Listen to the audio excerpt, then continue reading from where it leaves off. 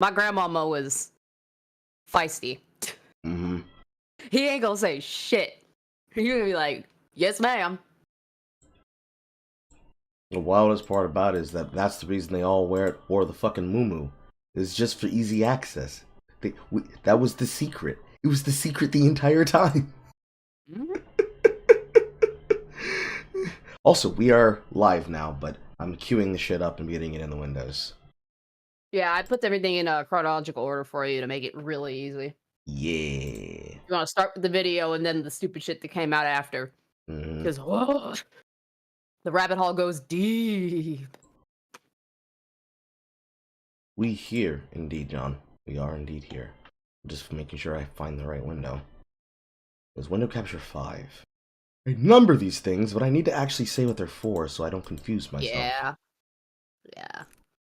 I made that mistake yesterday making some content. It was like, oh, that's the wrong thing. There's the other one.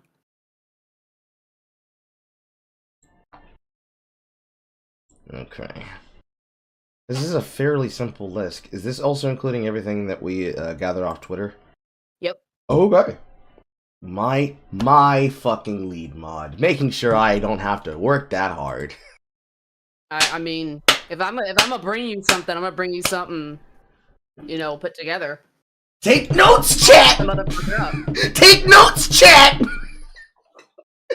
Hi, my name is Nicholas Diorio. All right, Nicholas Diorio. MamaMax lied about everything. Leak, call, fake video. Let's jump right in. Do you want a screen share? Nicholas Diorio. Oh, actually, I can. 1 second. Watch everything. Watch together. Create a room. Pick a thing. Copy paste this. I don't care about the fucking bullshit. Why does Watch Together have their own YouTube video featuring? Technically, this is not. It's not necessarily an illegal thing. It's just it's a way for you guys to use shit. Although, lo and behold, I find out actually it's a subsidiary of fucking Alphabet. Hi, my name. Alright. Inventory room. Copy paste. Here's the link. Yo, let's go. Let's go.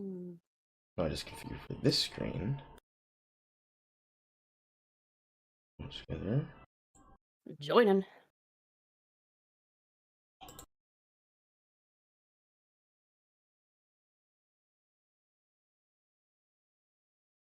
All right. I just need to adjust this side filter. Right. May I join? I'm going to keep things focused, and I don't want things to slow down, so I'm going to be only doing with people who have the rights to come in. I'm so sorry. If you want to get pulled in, you need to put your hands up so that we can drag you in if you have a comment on something that we haven't discovered that we'd like to see more of.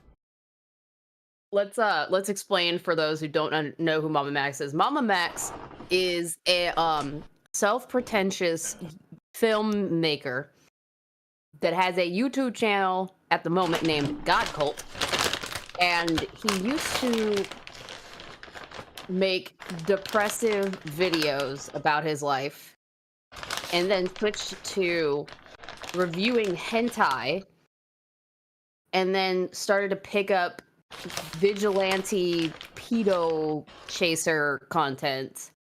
He is the dude that did Pick a Side YouTube, where he basically said, if you are with YouTube because they struck my video down for showing naked butt and breaking TOS, you're a pedophile. That's who MamaMax is. What a crazy fucking standard.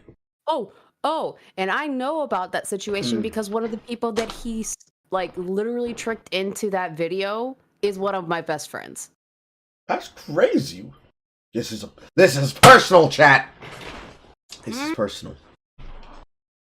All right, let's begin.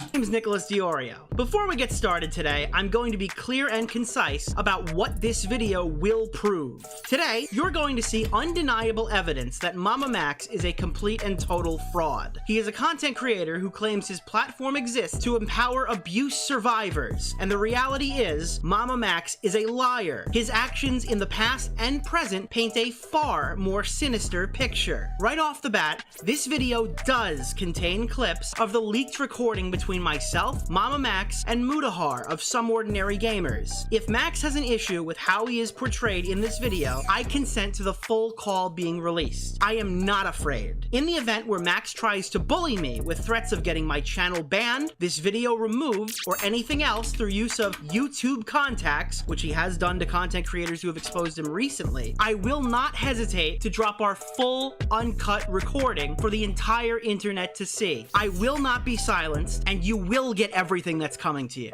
Max is supposed to be the one bringing the story across to everyone. And yes, if in the case that everything is actually... Why is it my job? Yeah, why are you putting it all on me? Because it's your case! One bringing it. Why are you... Absolutely, I am the first one. Why is it my job? Hey, excuse me, I'm... Hey, I'm MamaMax. I want to expose pedophiles on the internet. I want to have all the credit that comes with it, but I don't want to do any of the work. Why is it my job to do that? Why are you talking to the victims? I just wanted the glory and I wanted to have the credibility. Why do I have to do the actual parts of investigative research where I have to investigate and research and interview, take impact statements, record the impact statements for posterity in their full entirety, ensure I have a copy of it so that we can have the full breakdown? Why am I required to take the very simple steps that every single social worker, FBI agent, and archivist intaker is supposed to do in their job? I thought I could just shit on people on the internet, make a video, go, hey, click my no-nos and go home. What do you mean I gotta do work? Okay, a few months ago, the YouTuber named Dear Nick, I want to give you advance notice that I'll be releasing a video this Friday night. Tell your friends that this video serves as my response to those who spread disinformation for profit. Okay, that applies to you. Wonderful. It also stands as a cautionary statement for any of you involved in illegal or unethical behaviors targeting minors. But if they have nothing to do with it, and they don't target minors, since it's very clear Nicholas Diorio, for all the things he may be soy about as he starts pushing more leftward, the same way that Tipster has become the trans-related go-to commentary YouTuber for the left. That's not a, why, pause.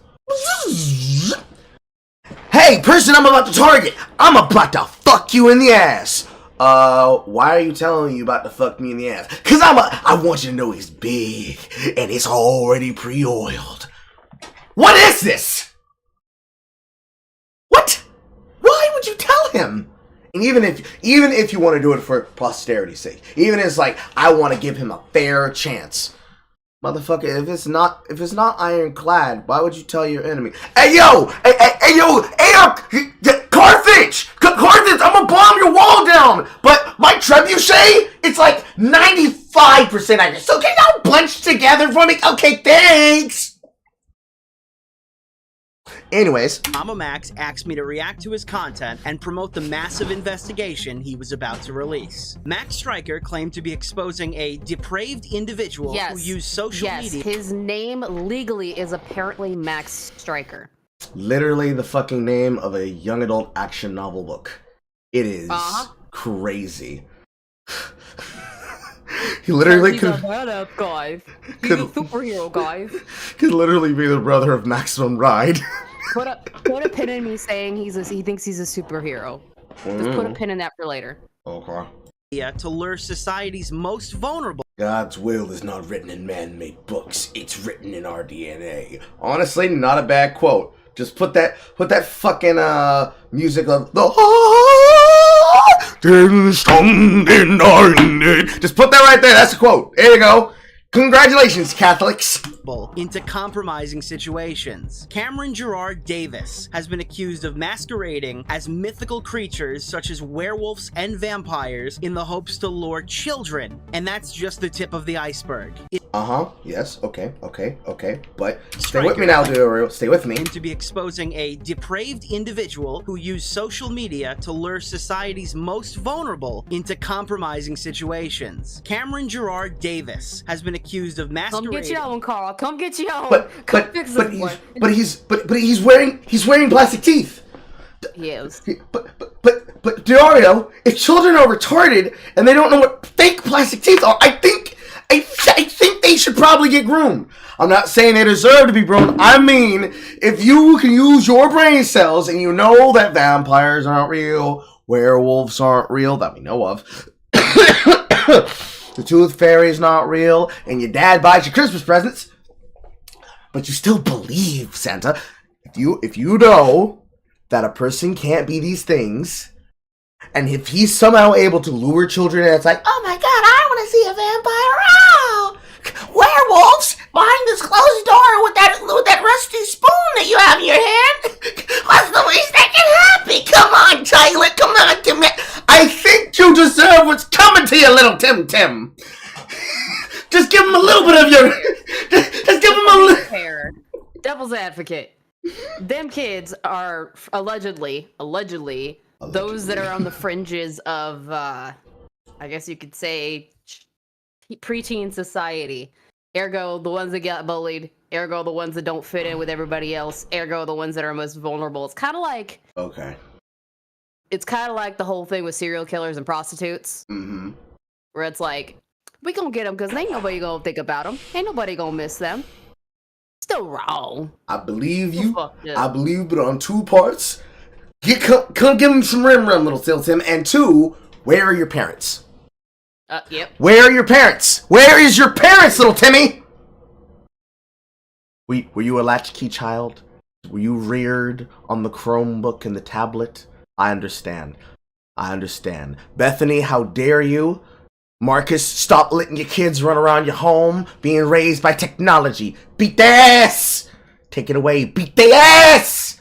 Do something. Because clearly nothing isn't the answer, because then this happens.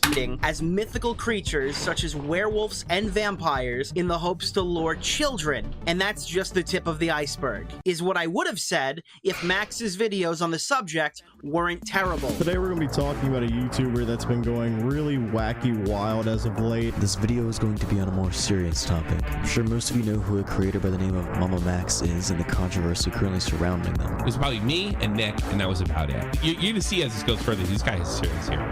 Good God, I love really Tommy. believes in his hero. Then you made the third video, which was calling out Moist Critical for not covering the story after you DM'd him like a spurg a bunch of times. Yeah, still here. You want me to talk about it a little bit? That rubbed me the wrong way. I spent 12 days not doing anything online in bed, and during that time apparently it changed his whole framing of the video in order to make it like a Trojan horse of cancel critical because he didn't respond to my messages and ghosted me. Imagine Anthony Fantano just watching this like that. You provided evidence that was some girl's testimony, and 4 girls, if not 5, came out with their testimony against you. What I'm saying is the burden of proof is on them, and they didn't provide any. And it just seems like... Whoa. Pause.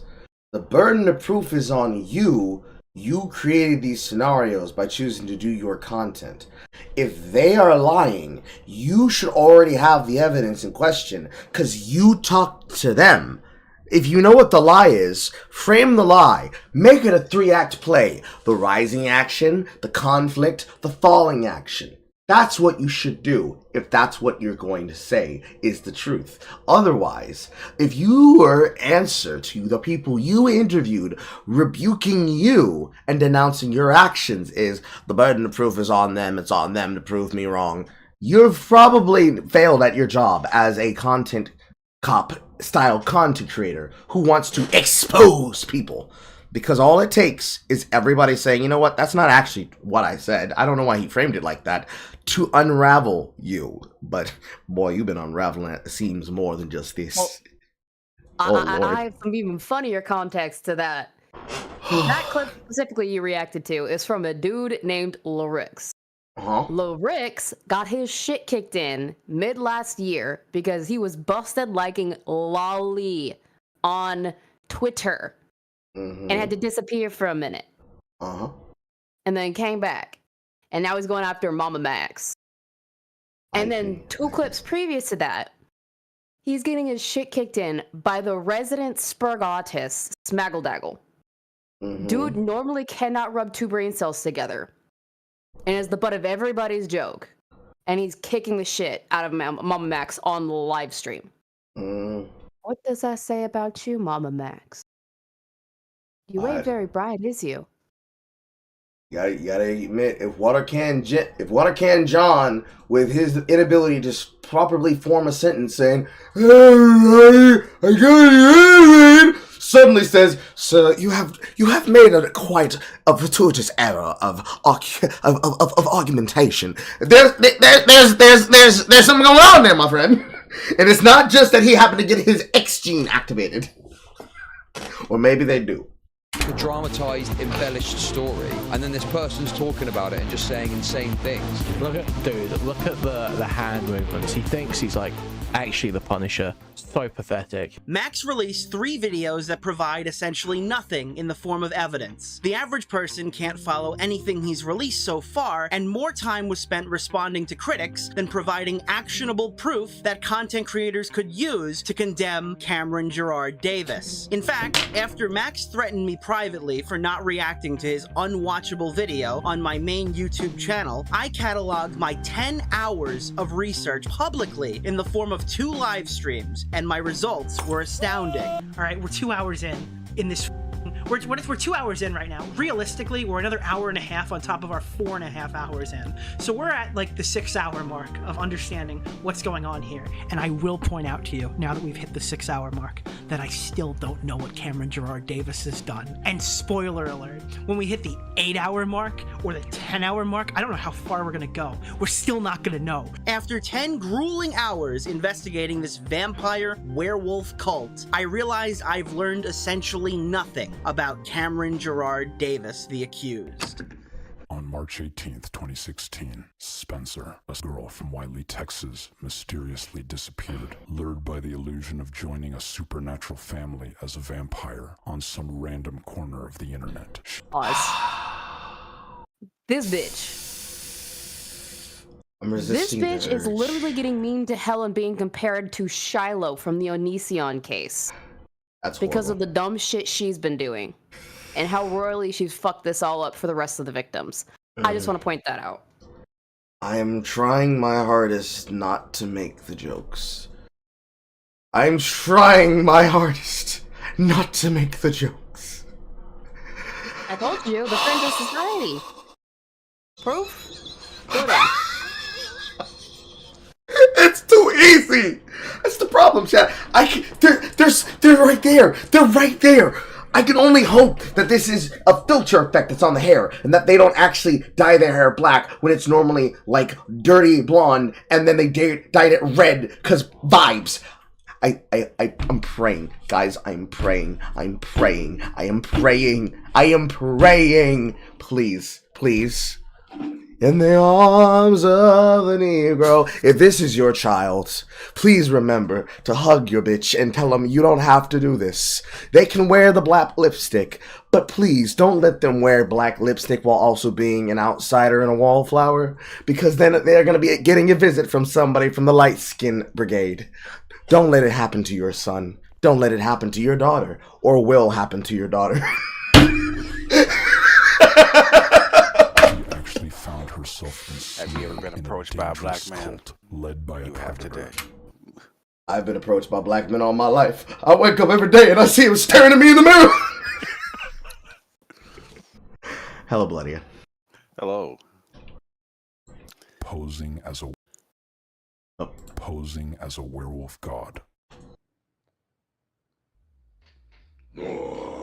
At least he blended those 2 clips together pretty well. Max, Pretty good work. It was very nice. Give him that. That's about all I'll give him. Like student film, like Mirror Access, a 15-minute feature short take before it gets adapted by 821 or Blumhouse Films. Yeah. But you're not convincing me you're a werewolf. I'm sorry. No. Stryker's evidence provides without a shadow of a doubt that this might just be a video of a black man roaring like a wolf with fake vampire teeth in his mouth. Along with this compelling evidence, we also know details about his family, including his mother's name for some reason. This video is for That's Spencer. I'd like to that's the one you was clowning on. This is how That's the victim that everything else. It's like being serial with a tire iron. No, Carl. No, but it's right there. No, You will not make fun of white women today! Let your feelings fly free, brother. Does anybody have a D-cell battery? Does anybody have a D-cell battery? That's all I want to know. I just want to make sure that these contact points work. All 16 of them. And you have to find out. But the fact of the matter is, your son, Camden Gerard Davis, has been victimizing hundreds upon hundreds upon hundreds. Okay, so that's like 300s of minors. Where's any of the victims, bro? They're apparently in a Discord server, being gaslit into following Max. But where is the man behind the myth and the legend? Ain't nobody know. People didn't even know if he was actually still alive until recently. Till somebody tracked down an arrest record. So the person that he was trying to expose, they didn't even know if he was alive. Yes, because he fucked up so royally in putting this across. Gave absolutely no information about this dude. Nobody knew if he was real or not. Or if he was even still alive. That's like step 0 of your case, is to define a person. What? Okay. Ah! Fed time, boys! When you're setting up a case of any kind, whether it's for a grand jury, or a civil case, or you are the person standing in a criminal case, or you are a key witness, you have information and you have evidence, physical paper trail evidence of anything, you need to establish motive, intent, and activity. Motive and intent is obvious, but you need to establish activity. If I tell you that I know a pedophile who lives next door to me right now, who's fucking a kid in the ass right now, I have to have proof to show that it's not only happening, but has happened and is an ongoing action. I can't just say, this man did a thing last Tuesday in the winter. And even if they're able to use that information to get a name, a date, a time, and an actual video surveillance example of it happening, if they didn't just publish a video of them being sodomized, I need to also show that it's actively going on. When you guys say things like, when individuals like this, say things like hundreds upon hundreds upon hundreds, when you hyperbolize like that, it's not impressive. To people who are stupid and don't know how scaling works, it sounds impressive, but to people who actually knows it works, hundreds and hundreds and hundreds means like 20. Granted, 1 is too many, but hundreds upon hundreds upon hundreds, what you mean is 20 people within a 30-mile area that he's given 3 different aliases to in the course of 3 months to a year. And some of them have no recollection, some of them vividly remember them, and some of them have physical proof of it happening, including the defensive scars they still have to this day of the assault, of the grooming, of the allegations, blah, blah, blah, blah, blah, blah. That's more concrete. And if he's fucking up this bad and you fucked up this bad, I can only imagine how worse it was. And really? All of you in a Discord server? Hey, girly. Cap cut, cap wing is free. It's free. Splice in proof. Show me something. You started to direct your chat to tell them. Let's back up a little bit. Has been victimized. Blah blah blah blah blah blah blah. Hundreds upon hundreds of minors. Blah blah blah blah blah blah blah blah. So chat, you see how he has a document in front of him? He's got links. He's writing things down. He's asking questions. He's writing down details of behavior patterns. He's asking questions that are important. He's demonstrating things. He's done research enough to have videos of fake cartoon in-con shit from IMVU. That's what you're supposed to do in this situation. Granted, this is a little bit slim. Most people are going to want to have nice little pretty pictures and transitions and effects and whatnot. At the very least, you need something like this, where you can be able to demonstrate with timestamps what's being demonstrated and being discussed. If you can't do that, what the fuck are you doing? It gets worse. It gets worse. We need to make sure that our voice meter is all the way up to make sure we sound like corpse husband. We got to do it. Can't get a picture of the suspect. Can't get anything other than just MamaMax is here to tell you about a story. Like, Jesus Christ, come on. He likes sucking corpse cousin off too. He likes Oh, I doing know that he does. too. Oh, I know he does. Yeah. So fucking funny. Men with deep voices have been a very simple blight on the internet and the libidos of young women, which is why I don't use my deep voice. Started to Y'all don't deserve it. Just my wife when she's bratting. like direct your chat to tell them to go reach out to the mom and to the brother to find out information about Camden. Is that that's true, right? I guess so. You don't have any You guess? You guess? Sasuke. proof that they're even involved, right? Correct. Thank you all for joining the stream and participating in this conversation. Can I just real quick? Can I just say, having the screen of your live stream feed of your concurrent viewers, the likes, and the performance of the stream, and how much money you made? Can I just tell you guys that's extremely fucking cringe when it's done. I understand some people, they do that because they have a very simple setup. It's just like camera, webcam, boom, we here, we live. But there's some level of not modesty, humbleness that you need to have. It doesn't matter if you're making zero. It doesn't matter if you're making millions. Don't do that. Don't do that. Don't fluff your self-importance. Don't do that. Because if you didn't tell me that this was, if they hadn't told me that this was the girl, I would have assumed that was his girlfriend. Because that's how bad it seems. This is how bad the setup looks. Nope. That or his pimp. That's the victim that lives with him. Yeah. What? Yeah, she lives in his house with him. He invited her there on the beginning of the investigation when he got in contact with her.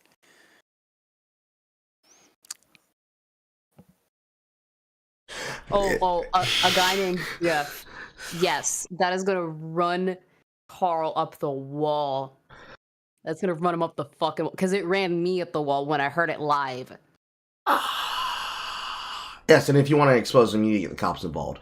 Not only do you need to get the cops involved when you're doing these things, you need to get the cops involved because you trying to do a citizen's announcement is one of the greatest ways to ensure a mistrial due to you fucking things up in discovery. Because if you show them things that they can't be able to properly file into police evidence intake and then have for discovery, you can fuck multiple things up. Even in the case of Tyrone Beard and Beard, Harris, Bullock, and Hughes dealing with Victor McNona's case, you noticed that when they went silent and made sure to let them keep tweeting, he didn't just announce them they were doing tweets, but then when that giant dossier docket of a palette full of tweets that you could be able to confirm were the tweets because they had pictures and they had printed it out in black and white because they didn't spring it for color. Color would have been expensive. That's what you do when you want to make sure you have evidence on hand. Also, getting more to the point of what I just heard, excuse me everybody, here is the victim and also my living girlfriend / cockholster. Yes, this is the victim that's living in a house with me after being supposedly groomed. No, there's no grooming happening at all. Ooh, suck it slow, girl, suck it slow. Yeah. Put a pin in it, man. I want you to see it as it comes out in the video because I want a genuine reaction. You will lose your shit. You're not. You can't tell me that they weren't fucking. You can't tell me they weren't fucking, guys. I'm done. We'll see you. Probably never again. And when people asked why his serious allegations were so over-dramatized and hard to understand, this was his answer. What even is this? So, the MamaMax universe was a cautionary tale that takes place in a dystopian future where child predators have seized global power, exploiting the digital landscape to entrench their rule. Guys, please don't do this in your editing. I won't make fun of you. Rising from the ashes of a society that failed to protect its most vulnerable, the children emerged. A covert network of vigilantes inspired by the style of Hotline Miami. Once victims, they are now hunters of the monsters who hurt children. They form a great dossier and kick idea for a story for Hollywood, but cringe when you're saying it. Oh my god, does it really just keep going? I told you he's pretentious. Seeking to dismantle the predatory. Pretentious? Yeah. Pretentious. I'm sure that helped everyone out. You bowl is claims to be pretentious. This guy's on a different level. I mean, you bowl got into a boxing ring to box his critics. What did this guy do? Basically took the money and ran. And protecting the 8 known victims out of Cameron's hundreds of Yes, because that's where you should put the picture of a supposed alleged pedophile and minor abuser. On Know Your Meme! Boomer website. That's how badly he fucked it up. potential abuse survivors, and yet we know next to nothing about him or really them. You can hear some spoken word testimony on a separate YouTube channel that was created by Spencer, who is... Did she get more piercings? Or is that no? That's a moon tattoo. That's a moon tattoo. I was about to say, what? I've seen vipers. I've seen serpent's fangs. I've seen viper bites. I've seen the single one fucking lip septum pierce. What the fuck is this on the side of the face? Are you just going full Little Wheezy right now? What's going on? But no, it's just a moon tattoo. Notice the bat tattoo on her tit too. We can't call it a tit. That's an upper torso area. I'm resisting the urge. I'm resisting the urge because if I make fun of her, it's like I'm making fun of my wife. Except my wife has ample breasts. That's not breast. That's a trunk. I'm trying to be nice. I'm not. I'm trying to be nice. I'm not. That's an upper trunk area. That is. You got to use clinical terms with this woman. Oh Her God. chesticle. Her chesticle. Chesticles. Yes. That's just a ink tattoo on the upper pectoral for reasons. Chesticle. Gotta keep it clinical. And I was right. They do like dyeing their hair red. What is it about? What is it about large white women and red hair? What is it about the color crimson that has you bitches in a chokehold? Because they want to be like Ariel. No. It's that hot topic. I just want to be seen energy. You know what I mean? I mean, if you want to be seen, you can do blonde highlights and shit. They're cuter and they last longer. That's like, I don't know if it's filter effect or if it's that fucking vibrant red, which good for you. It's not really staining your fucking scalp. Good job. You didn't fuck up the box dye. And if it's not a box dye, I don't think it's worth $200 for the salon experience. But if you're going to dye your hair red, you do realize you're going to have to do something about your eyebrows, right? Ooh, why'd you have to bring up the eyebrows? Because I love women, and I'm not going to let women make themselves look bad. There are ways to improve your look, girly. I don't know if it's the lighting of your camera system. I don't need to see the undertones of your black eye or of your fucking drowsiness. You can do makeup a little bit better. Just a little bit better. You forget, she's living with MamaMax, and he's a filmmaker. Yes. He made her look as unflattering. I know, that's the worst part. Like, you need to have lipstick to make your lips pop. You need to make sure to get rid of the dark shadows. Because if assuming that he knows nothing about makeup, and with all my sexuality, and me being a fucking thespian that I do, why didn't you do your makeup better? Because I'm assuming he didn't help you. And I'm assuming he doesn't understand how lighting works on people's skin tones, despite him having a similar fucking skin tone. There's so many things that are wrong, chat, and but it's not Carl I for the straight girl, okay? But I need you to understand, she looks horrible, and she did it to herself. Spencer, you ask? A survivor who is now living with those MamaMax. eyebrows are the real werewolves in this story. True. Offered because it felt like the perfect storm. Like, it felt like, okay, clearly this is happening for a reason. I figured if I can just document the prime subject of my documentary. And the only way for you to document the prime subject of your documentary and investigation is for them to be in your house while female and clearly sexually active. Carl, Carl, excuse me, Carl, said the voice in the back of my head that represents the straw man argument for the null hypothesis. What do you mean by that? You're just assuming they're fucking... Listen to me. Women that do their fucking makeup and their hair are people who have an inwards view of themselves. People who have an inwards view of themselves, which everyone has, are saying to themselves, I am attractive. I am beautiful. Because no one wastes $200 if it's a salon care or $15 if it's a bucks dye on themselves without the purpose of what it's there for, which is to make yourself feel better and also to pique interest. Because if you wanted to look normal, you'd pick a normal hair color, not neon fucking vibrant cherry blossom crimson red. Yes, that's the actual color on the wheel. Go find the hex editor and I'll point it out to you. They do it to bring attention to themselves, which she chose to do by making a channel, making a podcast, and being a public figure who wanted to go live with a victim narrative. She's living in a house with a man. And getting him to dance for 10 hours straight in another video that's posted on that channel, so she gets monetized. So, like, she's a woman, he's a man.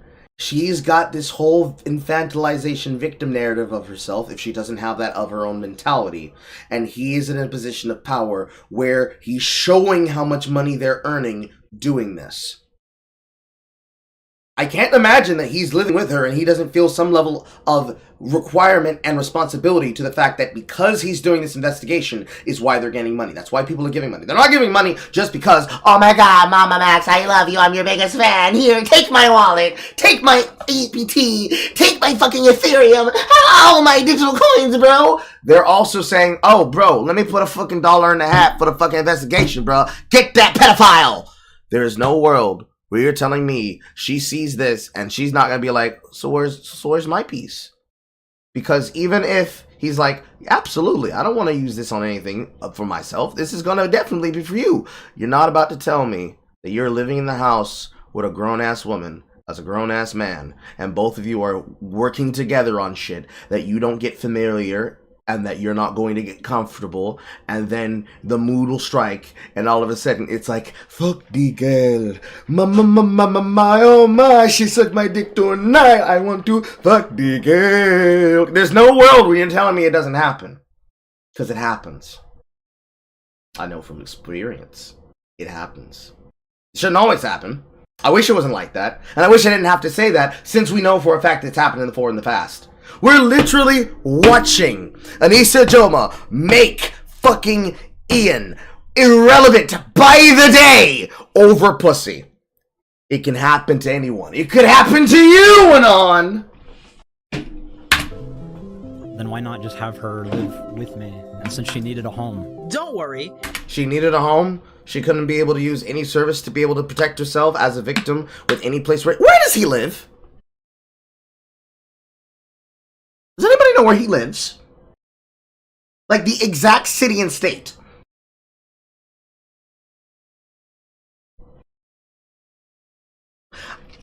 I'm gonna look this up on the side. I'm gonna look this up on the side, chat. Chat, I'm gonna look it up on the side. Somebody look it up with me, for me, if you can. I want to find out where they live. I want to find out where they live because I want to specifically find out if they live in a state where she would have had all the benefits given to her for being a victim, that it would have been easier for her to live in like a halfway house, which will easily provide for her because that shit will be free. All she has to do is fucking sign up, take the goddamn picture, just like I had during COVID. I think you just want to pussy on. I think you just want to pussy on call. That's what I think. I think you just want to pussy on call, Max. That's what I think. Don't care if you did out this oven so your heart. You just want to pussy on call. That's what I feel. That's my opinion. Locking in. This is bad. I really hope and pray that diehard Max fans stay busy spreading his message and hashtag we are real because everything is crumbling beneath this project about Ken and Nicole and Spencer's survivor stories. Creators are calling Max a liar, a scammer, a cloud chaser, cringy, manipulative, and even starting to question the authenticity of the previous investigations. That loudmouth ass YouTuber Tommy C basically rallied a group to attack and deep dive into Max's content to find any kind of lies, contradictions, and anything negative to basically harm, no, not basically, literally harm his credibility because his credibility deserves to be harmed because this brings him under scrutiny. That's what peer review means, baby boy!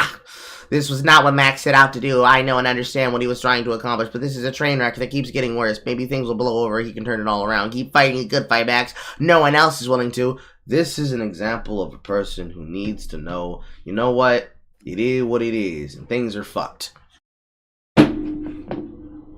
It's easy to have somebody like that, and it's a believable thing to have happen. But sometimes, guys, you just gotta look at the whole thing, and when you hear or Todd playing in the background, actually just know that it's so fucking over. It's so fucking over. He's hoping Spencer will be financially independent soon. That's not to say it's gonna be permanent.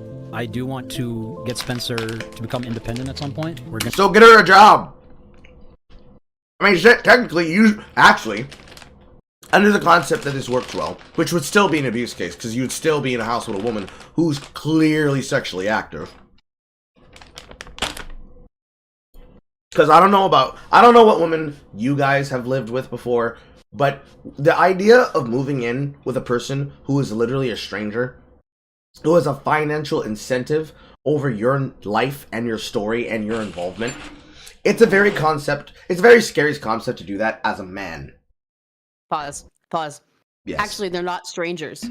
Really? They're family friends.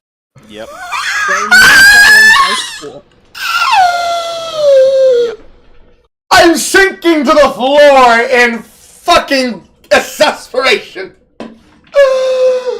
So you're definitely fucking. If they are, he's cheating on his girl because there's a clip of something that came out after all this. And that ain't Spencer. Yeah, that's not Spencer at all. Just wait, Carl. Just wait. It gets worse. It gets so yeah. Man. You're just touching the tip of the iceberg right now. Mm-hmm. But this is literally just the first video. Yup. I still want to know where they live, though. What state are they living in? I think Florida. She's got hella fucking places she could have lived other than in his house. Yeah, if they're in Florida, then you've got like shelters and all types of shit. You're a woman who's been abused. She's a woman who's been abused. There are like literally hundreds of places for her. Remember that girl from that Fresh and Fit After Hours, the one that was really upset and mad that Nick said the hard R because they kept goading him to do so. She's literally from a place in Florida that does care for women like this. There are plenty of places and plenty of things that she could have fucking done. She didn't have to move in with him. But this was also what I was about to say. Like, moving in with somebody who has a financial incentive to possibly milk you for all you're worth, living in your home. As a man, that's a scary concept, especially if they're a woman, because there's always going to be the X factor of, do they push themselves onto you, and do you say no? Because if you say no, maybe your housing situation is going to change rapidly and drastically. But now, amplify that factor by 10, because you're a woman. Doesn't matter if the guy is the most honorable saint in existence. The scare factor is still there. But yet she's just hanging out there. She's not fidgety, she's not antsy like any person would be, with the quirks of having lived in a situation where they're unsure of what's going on around them and they feel insecure about themselves, their bodies, their mind, and their position in the world. No, she's like bored. She's bored in the background of a stream where they've earned, at least at the time of this particular clip, $204 and some odd cents. She's just like, bro, when's the pizza coming? That's not the body language of a victim. That's not the body language of a person who's doing these things because they finally feel safe. That's the fucking mindset of somebody that's just bored waiting around for something to happen. We're gonna get all our medical stuff done. Basically everything. Like, you need to learn how to drive. We're gonna do that. Pause. I don't drive because I don't like cars and I don't like people in the state I live in and how they drive.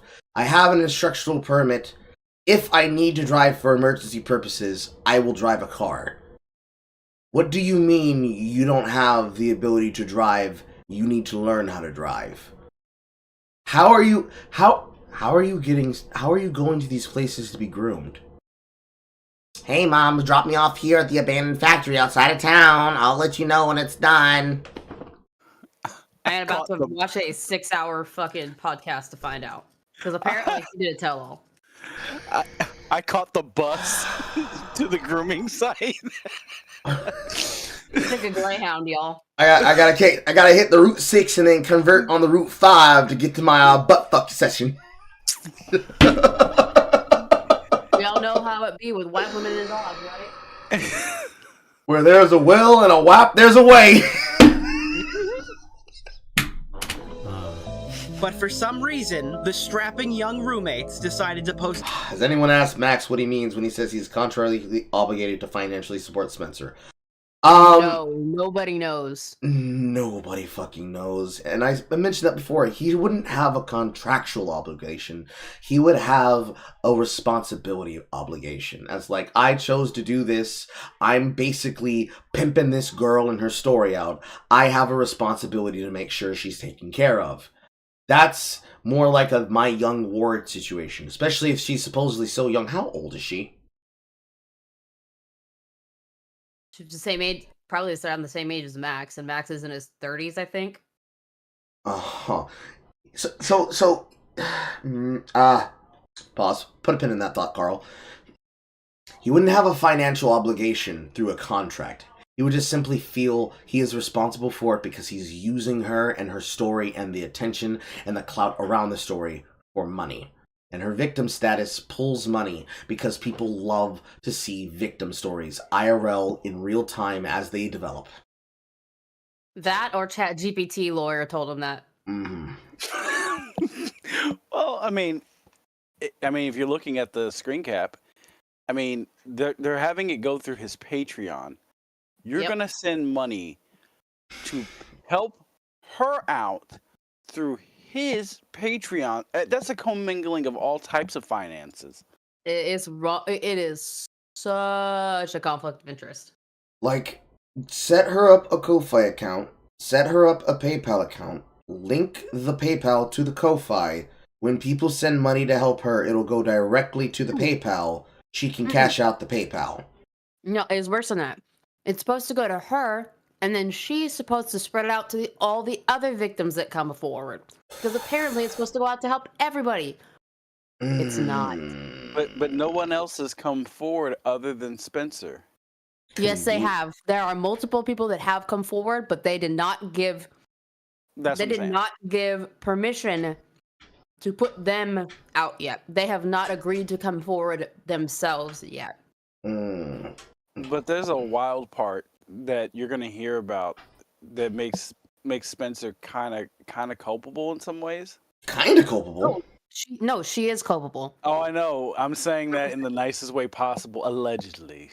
I thought you said you weren't being nice. Now you gonna be nice. Oh, now you gonna be nice to her. Oh no, I'm covering my ass.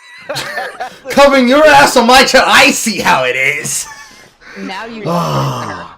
She said it out of her own mouth. She said it out of her own mouth. What she done did. I know. In his live stream, Max says twice he's contractually obligated to financially support Spencer. Has anyone ever asked what they meant by this contract or why? 4618, we're doing donations through my Patreon rather than GoFundMe because I'm contractually obligated to see this case through and make sure Spencer is taken care of. Spencer is moving over to me a couple days actually, and we're gonna find her own place, and I'll be paying for all of it. So this is my case. Camden's Cold is my case now. 2 hours, 24 minutes, and 44 seconds. This kind of case, and then we're going to build a GoFundMe for Spencer, and the GoFundMe fails. If she's not making enough, I'm contractually obligated to give her as much as needed. Again, you're not contractually obligated. You are... What's that word people don't like to use? What's that word? That word, that big P word. You... principles? Not principles. Principles is the P word, but what's that?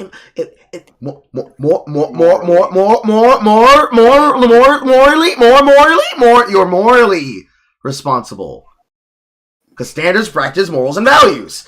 Are you the kind of person that believes that he can just use somebody for attention and then you're not responsible for what happens? Apparently, because you said, my case. Well, why do I have to do all this work, guys? Okay, alright. A 4-hour podcast. Unfortunately for the both of them, the biggest takeaway from that podcast is that Max himself is being investigated by the FBI. I literally got a card. Why does this remind you of Coney 2012? I don't remember what Coney 2012 was.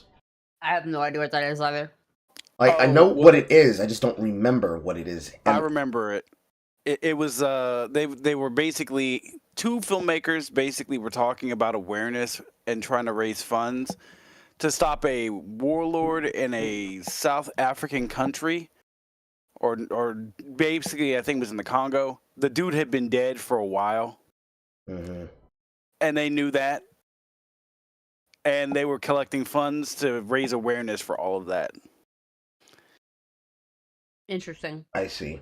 See, and that's it. I'm remembering now. Because, see, in that situation, you could argue on their case, if you wanted to be devil's advocate, and say, well, they were raising awareness for it. They didn't say they're going to go find the guy. He's already dead. But they're raising awareness so that it doesn't happen again. But that's very fucking soy. This is a little bit different, though. This is an abuse case of a content creator making a platform for themselves off of attacking other people's credibility and their moral standards, practice, values, and appearances, as well as their public standing, and then using that attack vector to grow his audience, grow his size, and become a bigger content creator that's meant to be relevant. But the second that he's being scrutinized and reviewed by a circle of his peers in the same space, he goes full bitch. This is different in that context, because this is basically the iDub standard. Who watches the content watcher? If he can't stand the same slings and arrows he sends to other people, you don't deserve to be a content creator of this standard. By far, by none. It is as simple as that. If you want to criticize other people, but you start mauling when you get criticized, and you can't defend yourself very well when you're in a call with other people who know what the responsibility factor is, you're not meant for this kind of content and need to find something else to do. It's as simple as that. On my front fence from the FBI, they didn't even bother to contact. It's also really unfortunate in this case of Spencer, because if you didn't tell me anything about this woman, I would have been like, oh, who's this alt life person? They seem kind of pretty. But now this just changes my opinion of them. Contacting you. No. That shows how much more they care about. Also, another thing. You're victimized, but you have the money for the piercings and you have the money to get your ears gauged and to stretch them out. I wonder how much all that actually cost you over the lifetime of piercings, including your tattoo. I wonder if it would have been enough to get a down payment for an apartment. Just saying. On my case than yours. And Spencer potentially admitted. People don't seem to understand the extent of damage MamaMax has already done to the Camden case. Even with all the criticism, a lot of people seem to downplay how bad it is and not realize it's too late. Max just needs to focus on the video seems like a crazy conclusion to me, because at this point, even a bulletproof amazing video can't do anything but remedy his own reputation. It seems overlooked that all these streams and videos are considered published statements by the accusers. This gives them serious weight in court, and any inconsistencies, slip-ups, hints of malicious intent, references to personal gain, etc. Oh, references to personal gain? You mean like putting the monetary amount he's earned from a live stream on camera? Ding! Thanks for that pass, Carl. You're welcome, current Carl. Yeah, it's kind of like that, ain't it? Damn! Etc. contained in them makes them relevant evidence to undermine the testimony and character of people involved. If their official statements differ at all from what they've said publicly, they'll look like they're simply lying. Any direct financial, social, or career benefit that came to them from this publicity can easily be proved and used against them as evidence against them. Exactly! See, 7 Takes understands. He gets it.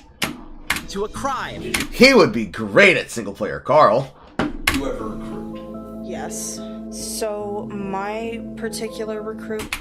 Spencer admits to luring a young girl she believes was assaulted. How much more they care about my... Go on Whisper and post about if you want to join a family Why is this blurred out? No idea. dynamic, hit me up on Kick. There was one time he did have me lure a girl, like, physically. That sounds fucking illegal. I lured a girl physically. Because it is. It's very illegal. We got an Uber and went and picked this girl up.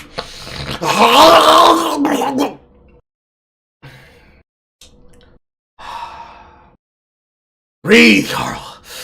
Breathe, Carl. Up from like 30 minutes away from us, and she was like 13 or 14, and he kept trying to convince me to convince her to have sex with him. Oh, hey, yo, whoa, Whoa. Is she talking about MamaMax or is she talking about Camden? Camden. Okay. That's why I say allegedly she is culpable, or he's. Excuse me. Bloody has said allegedly she's culpable. If that's true, she is full blown motherfucking culpable and all that shit. Yep. She might as well. She might as well be as fucked up as the fucking head fucking woman who was behind the Cocaine Cowboys. God damn! Put her under the jail. Put her in the wood chipper. Well, I mean, she comes across as, I mean, the way that she kind of put it out there, because I wasn't going to say anything. But she was like, well, I mean, I did lure them. All right, Ghislaine Maxwell. I mean, that's very, very interesting that you say that. How are you going to stand up in court? How's that all going to work out for you? Oh, Lord, have mercy. Put a pin in that question because they make some comments later that will tell you how they be thinking about this case. Honestly, pin in that, yeah. no. Thankfully, her parents got her the next day. What the fuck? Thankfully, her parents got her the next day when I was unsuccessfully capable of luring her in to have sex with this black man.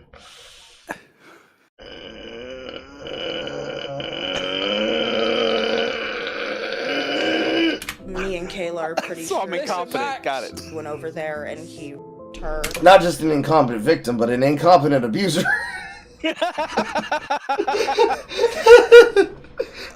I almost let's change the context. Let's say it's like she's bringing back unironically a victim of a vampire fucking Eldritch Lord. I fatal smashed her. I almost had them, but then your mother paladin came and rescued them. She didn't come out of the bathroom of that Burger King. You did a bad job, Renfield. You've done a bad job. After I was with my foster parents. When your victim is going to talk about something where they're potentially implicating themselves in a crime, I mean, I don't know what age they were at the time, but regardless, like, you should absolutely be seeking legal advice before you even think about bringing this up. Why this was uploaded at all, I will not understand. If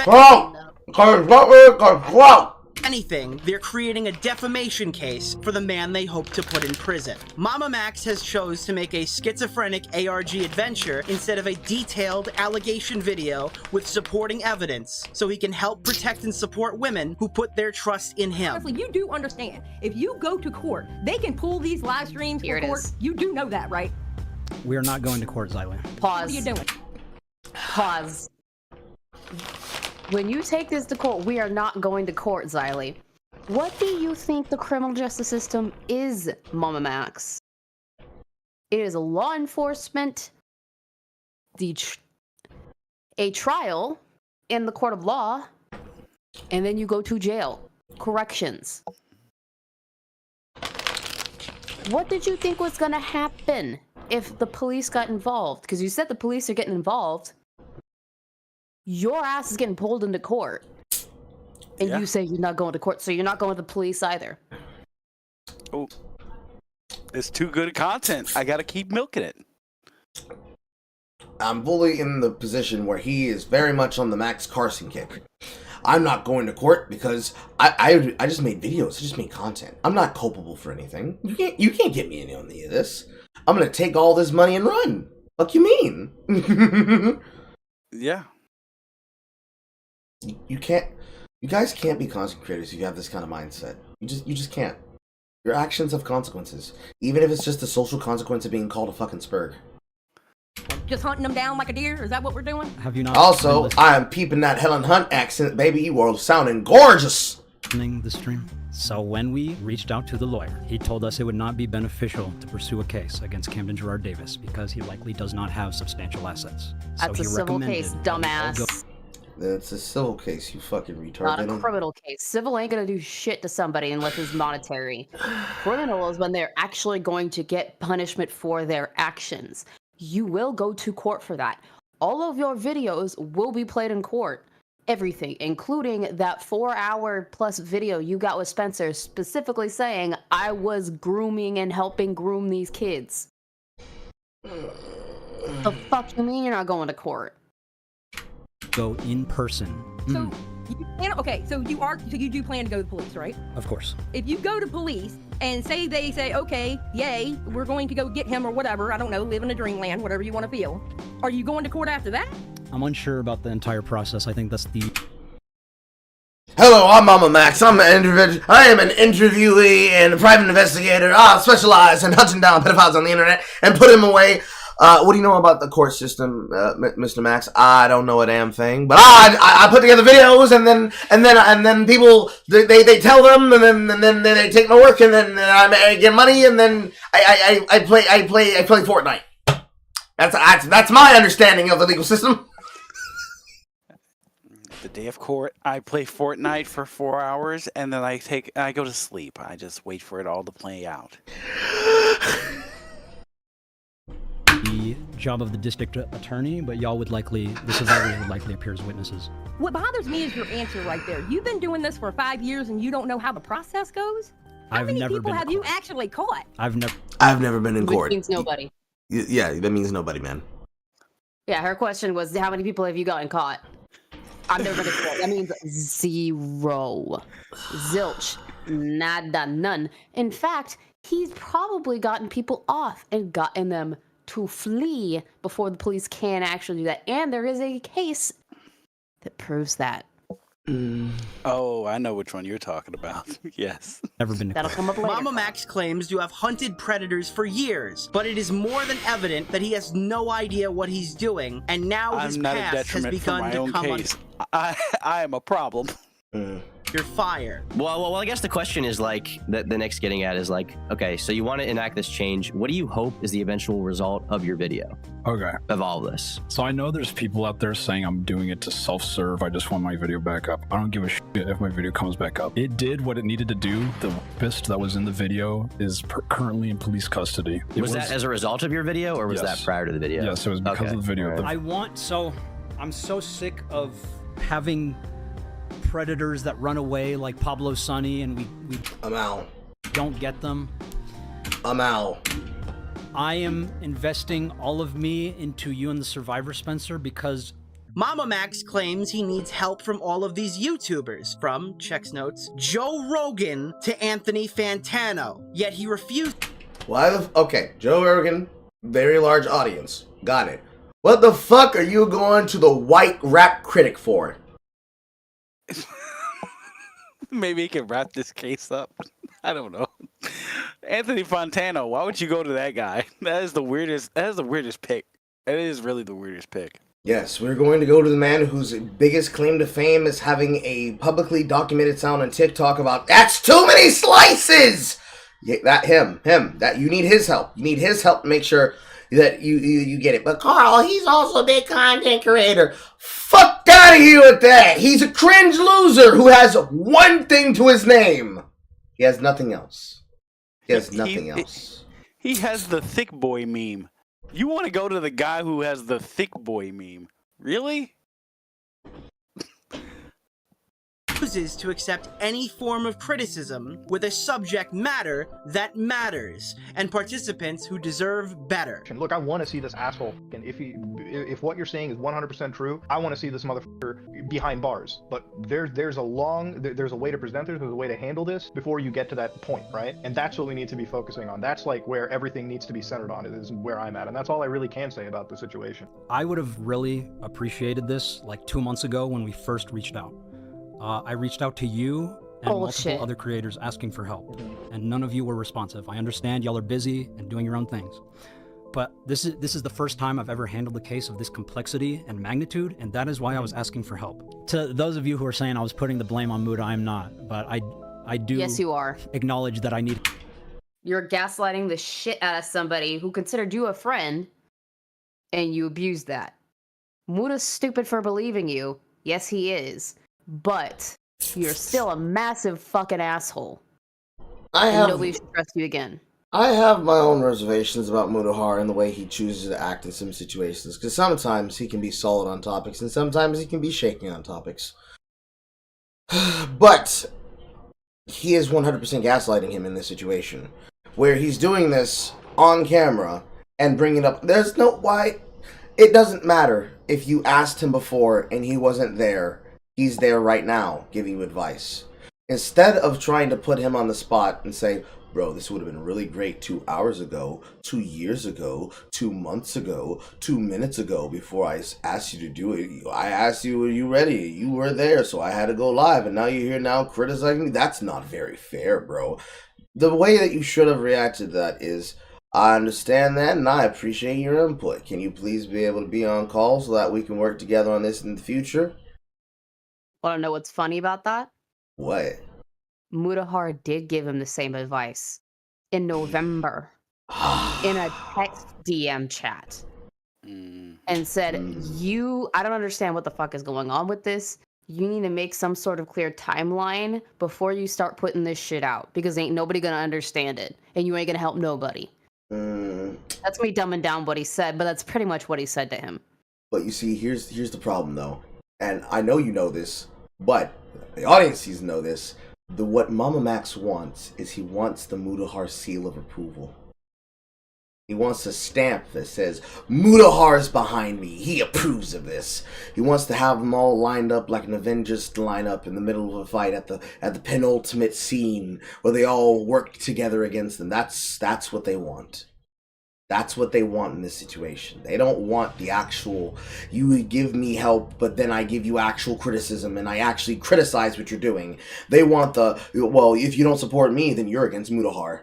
That's what he wants. Like the bitch he is. He wants to hide behind Mutahar's purse strings so that when he gets criticism, he can start throwing out names of people to make other people feel shamed. He wants the ability to shame you into supporting him, because if you're against him, you're against list of hundreds of names of big YouTubers. You wouldn't be against list of hundreds of names of big YouTubers, would you? Need help with this case. That was my point.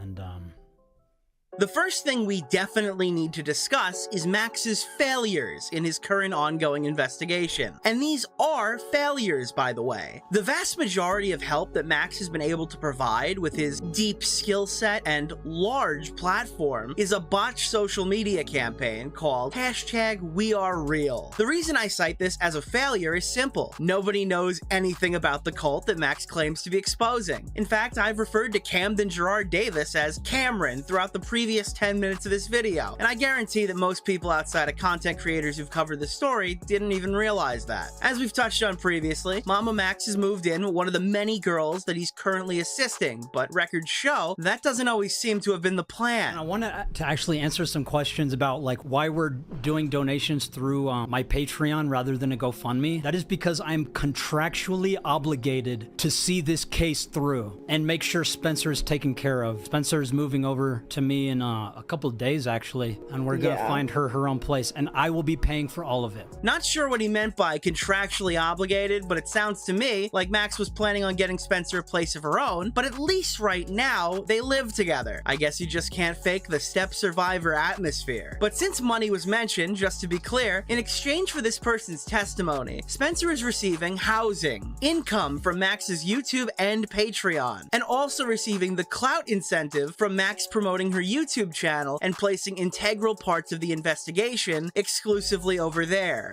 And dick! This information does not, however, mean that Spencer is lying. What it does show— Allegedly. Alleged dick. Alleged humping. Alleged dry humping. Alleged head. Alleged facials. Case is how unethical Max's alleged back shots have been since day one. Alleged devious back shots. Alleged Bugatti. Look, you can't look this woman in the eye when you fuck. You're gonna have to do it from behind. There's gonna be plenty of back shots. I'm just telling you now. It's gonna have to be the lights off too. Yes, the lights down low. Even though this motherfucker's hair looks like Nuka-Cola. Let's quote Wild Out. You look better with the lights low. Yes. With the lights low. As a member of the Light Skin Union, I cannot allow this slander to happen. Women are beautiful at any size. White woman. I can say whatever the fuck I want about this other white woman. I'm a all out of my kind. I don't give a fuck. You fucking up, I'm gonna tell you. Women are beautiful at any size and any angle, especially Especially from behind. I know the light skin credo. I speak it every day. If Max sweetening the pot isn't enough for you to get outraged over, I certainly wasn't expecting to find out last week on the MamaMax live stream that before all of— Hold on. Leaving chat. Carl, thoughts on Ethan Ralph defending MamaMax? He felched cum out of a man's ass. I don't care what he thinks. Carl, thoughts on Dick Masterson and Ethan Ralph defending MamaMax? Buster Baxton didn't get the clout he wanted off of Eric July and is now flying in the wind with Vito hanging off his ball sack, and he hates that he has to find ways to get clout where he can't get them normally. Moving on.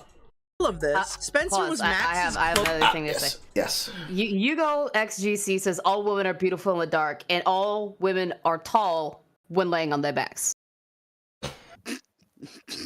This is not untrue. This is very true. I do have one other thing to throw in there. Yeah. So back to the Mudahar thing for just a hot second. So I can see why he would want Charlie and Mudahar to help promote his videos, since they were the bigger accounts. Because he's got like 75K followers on YouTube.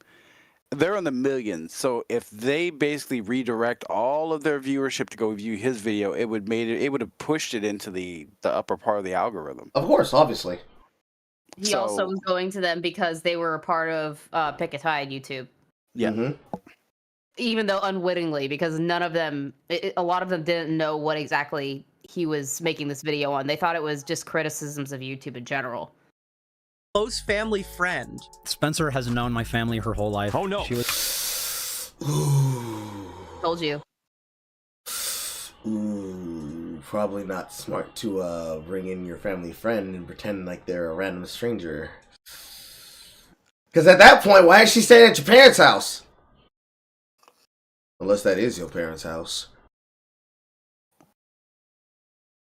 Was in the same kindergarten class as my sister. Yeah. Ooh. Same class as your sister. What was her baby name? You remember her baby name? Do you use it when you're standing behind her in the shower?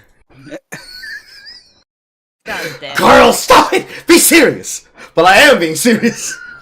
I don't think y'all understand, like, the relationship here. Oh, no, I do! That's what I'm saying, you fucking! They not fucking, they fucking. They fucking. My aunt literally knows his mom. Yeah. So you fucking. They fucking. Like, we were friends before we were, like, actually on a case. Like, Wee woo, wee woo, wee woo, wee woo, wee woo. This is your danger sign. Wee woo, wee woo. So, just to rip the band-aid off, this is not some stranger that Max is helping out of the kindness of his heart. This is a family friend who's getting a shiny new YouTube channel, some pocket cash to start, and a place to sleep. And for those reasons alone, we could and probably should stop here. Max is not fit to take this case on for Spencer. But it's not just about Spencer, even though it kind of seems that way. 23 days after Max launched the hashtag WeAreReal campaign, another survivor named Kai, from what is alleged to be her OnlyFans Facebook page, was begging for $20. This $20 would of course be used for wipes, diapers, and eggs for her 2-year-old child. Now, pause. I can actually attest to this. Baby wipes, diapers, and eggs, when you're talking about feeding a small child, is actually feasible under 20, but man, is it hard stretching. How do I know this? I have a friend of mine who owes me an exorbitant amount of money, but most recently the amount that I had given her until I stopped giving her anything several months ago was about $65 for diapers, wipes, and other incidentals you need while dealing with a child. And because I have a child, I know how much it costs. I know how much it costs me. I know how much it costs Star. And also, when we need to feed him, we scramble him a single egg and we put it on top of his tray, and whatever he does not eat goes inside the mouth of her dog. Baby wipes, diapers, and eggs on $20 is really feasible. But what should be the question here is, why are they having to post this? I can only assume this is either Facebook or Instagram. Why is she having to post that like that on there? It is Facebook. It is an OnlyFans Facebook. That's through That an was specified OnlyFans. just before the pause. Yep. An OnlyFans Facebook though. Yep. It's a Facebook page for her OnlyFans. First off, why would you put that on Boomer Book? Like, I mean, some people, they don't know how to do anything but use Boomer Book.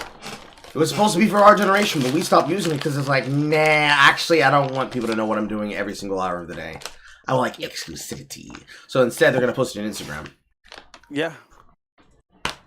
But at the same time, I respect her. I respect her in the fact she's like, listen, I will sell you my body for some shit. That's what a mother's supposed to do, guys. It might not, you might have some question about it, but Carl, you can't really be saying a mother should sell her body for change. Parents are supposed to do anything they can for their children. Mm-hmm. If you ain't fit for the Starbucks, you're gonna have to bust it open. You're gonna have to bust it wide open and bust it down in the Doonies for the 99 and 2000s if it means that you can have some cash stacked for your children. Yeah. You can't say that they're being, well, communists would say, but she's being coerced by the system. True, she is. And while there are plenty of things that she could probably be able to make use of, maybe she didn't have access to those things at that time when that post was made. And on the means of desperation, did the one thing that she knows she could do. Bust it wide open. Or even, or have a video of herself getting bust wide the fuck open, because some people are into that shit. Regardless, it should not be mocked that she tried to get some food and some fucking sustenance for her child. Period. There are now legitimate concerns to raise about how the funds are being distributed to the survivors. And Max, I want to see a paper trail. To support this effort, all donations received in October via our Patreon will be allocated for this legal process. Only in October and November, not all the way out through? Really? Interesting. All additional funding will be used to film this story. So just to be clear, guys, the money is going to make more of these amazing videos and not to little kids who need diapers. Also, here's a question. Here's a Where's question the there. donations going to? Story. So just use the hashtag #ReOurWill and don't stop to be clear, using guys, it the money until is we going find to you. make... How about have them DM you directly and then they share information with you that you can then follow up on? Why are they needing to use a Twitter hashtag when they can just approach you directly in your emails, in your DMs, in your Facebook DMs, in your whatever you're reaching out on all social media platforms, especially your Discord, since you obviously use Discord? Why don't they just reach out to you on all platforms with a direct source to you instead of hoping that they get the chance to talk to you directly through? Since there will be people who are going to obviously try to lie to you to get a little bit of the chunk change. Yeah. I mean, I guess the bigger question would be, at what point would you want this hashtag to trend? Because it's what you're kind of trying to get them to do, which is to keep repeating this hashtag so that way it makes it into the algorithm. Like, you're not asking them to reach out to you directly. That doesn't even make any sense. That's not professional. Hurley, I don't have opinions on that situation. I want to keep things focused on today's content. Not some side shit. Thank you. Make more of these amazing videos and not to little kids who need diapers. Where's the donations going towards? Not that I doubt it won't be going to a good cause for survivors. It's going to the legal case. Spencer's handling all the money. Oh no! I am sending it to her. She is the financial manager of the legal case. So now you're making her culpable for what is effectively a financial scam. You just admitted to financial scam, because if you can't produce the paper trail and the receipts of all that money being spent from your Patreon source, you both are going down for it. Yep. Oh boy. Oh god. Guys, you can't let your personal friends, if they aren't good with business, be involved in your business. But you forget. He said earlier, but why is it my case? Why do I gotta do all the work? Why do I gotta do this stuff? It doesn't surprise me that he would push this stuff on Spencer, because he doesn't want to do shit. He just wants to get paid. Mm-hmm. Yep. Why is one of the victims in charge of all of the money? Why are you not in charge of all of the money? Ethical complaints and money trails aside, I've already told you Max's videos on Camden are hard to follow. I've showed you an example of how Max responds to criticism as well. Now let's take a closer look at the actual content made for this investigation. Max has released a total of 3 main channel videos on the subject matter of the hashtag #WeAreReal campaign. The first of which is titled Brainwash Your Favorite Influencer Trigger Warning. Welcome to your programming. Kindly send this video to your favorite influencer. About a third of this 10-minute video is a criticism of cult psychology, and not even the actual issue. Only a few minutes of the video is dedicated to both Camden and Spencer, and 1 full minute of the video is Max begging for shoutouts from large YouTubers and social media icons. The second video is longer, 25 minutes, and it's predominantly a response by Max to his critics. Your profile picture already speaks volumes about where you're coming from. So, a picture of a person saying or having anything according to Kiwi Farms does not discount whether or not that person's opinion is there. It could literally just be a fiction, and they could be somebody who's completely unassociated with Kiwi Farms. Fuck out of here with that shit. Grow the fuck up. In it, Max it's a drama website, just like every other drama website. Just like Twitter is basically a drama website. Get the fuck over it. Complains about the first video bombing, and he bitches about the creators who won't drop everything at a moment's notice and cover the all of 0 evidence he's distributed thus far for the Camden cult. We proactively reached out to many different reaction channels, hoping to pique their interest in engaging with a topic of such grave importance. Yet the very purpose of the video falls short when these creators stop responding and choose not to engage. Only a handful out of the tons we reached out to gave any type of feedback whatsoever. Fun little okay, they're allowed to do that. Fuck off. Side note, this is actually around the time that Max reached out to me and sent a psychotically worded threat for not covering the story up until this point. Your silence will not be unnoticed. Well, how'd that end up working out for you, motherfucker? At the 21-minute mark, Max throws Spencer on screen to defend him from criticism. This video feels very exploitative itself. Your feelings about the video, without explaining further, are noted. Here's a message from the survivor herself. Oh no. Hey everyone. The survivor, not survivors. So now you're using her as defense for you not being able to actually answer proper criticism on your channel. It's your channel, not her channel. She can do it on her channel. More than once. Of course he does. He hides behind everyone's purse strings. Mm-hmm. I'm Spencer. I am here to talk today about some of the reactions towards the trailer. Can we talk about some of the reactions towards your choice of wardrobe?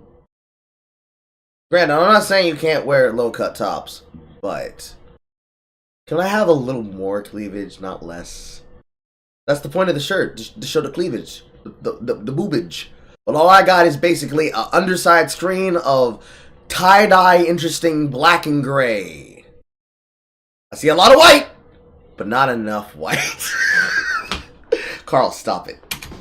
What I do not appreciate is people being offended on my behalf.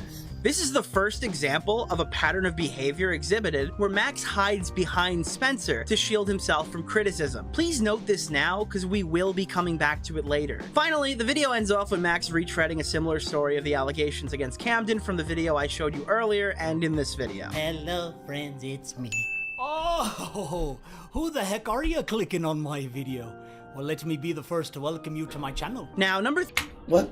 Cringe. The fuck? He does this. When he wants to criticize other YouTubers, he tends to put on a persona. This one's a little bit different, but he did the same thing when he was going after Tommy C for criticizing him last year. He thinks he's clever. Like, if you're actually clever, even then, you should treat things as seriously as they are. If it's an obvious joke situation versus a person who's an obvious joke, you can make obvious jokes against them. Because it's obviously a joke. But when you're talking about shit that's serious, like money and victimhood, you can't do that. Why did you pick the Irish? Or excuse me, why did you pick the Scottish? What's wrong with Scots, bro? I love their women. Like Tommy C, and Tommy C is of that ilk. Yeah, he's descended from Make fun Scots. of Tommy. Ah, fucking god. It might as well be from New Jersey, the way he speaks. Yeah. 3 is a weird one. I've gone back and forth on this, but I think I've settled on it being the worst of both worlds and a Frankenstein version of the previous 2 videos. It's another 20 minutes of weird, edgy cult psychology stuff that really makes Max sound like he read a book and a few Wikipedia pages and now thinks he's an expert. This one contains even less about the actual investigation and notably clickbaited Charlie hard. Like a predator hunter clickbaiting Moist Critical is fucking crazy. Yeah, so here, you want me to talk about it a little bit? That rubbed me the wrong way. We talked like a month ago about like what he was working on in his investigation, and then apparently when I had COVID, he messaged me a couple times and I never saw it, and now he's taken that as me ghosting him and ignoring his very important mission. I had COVID.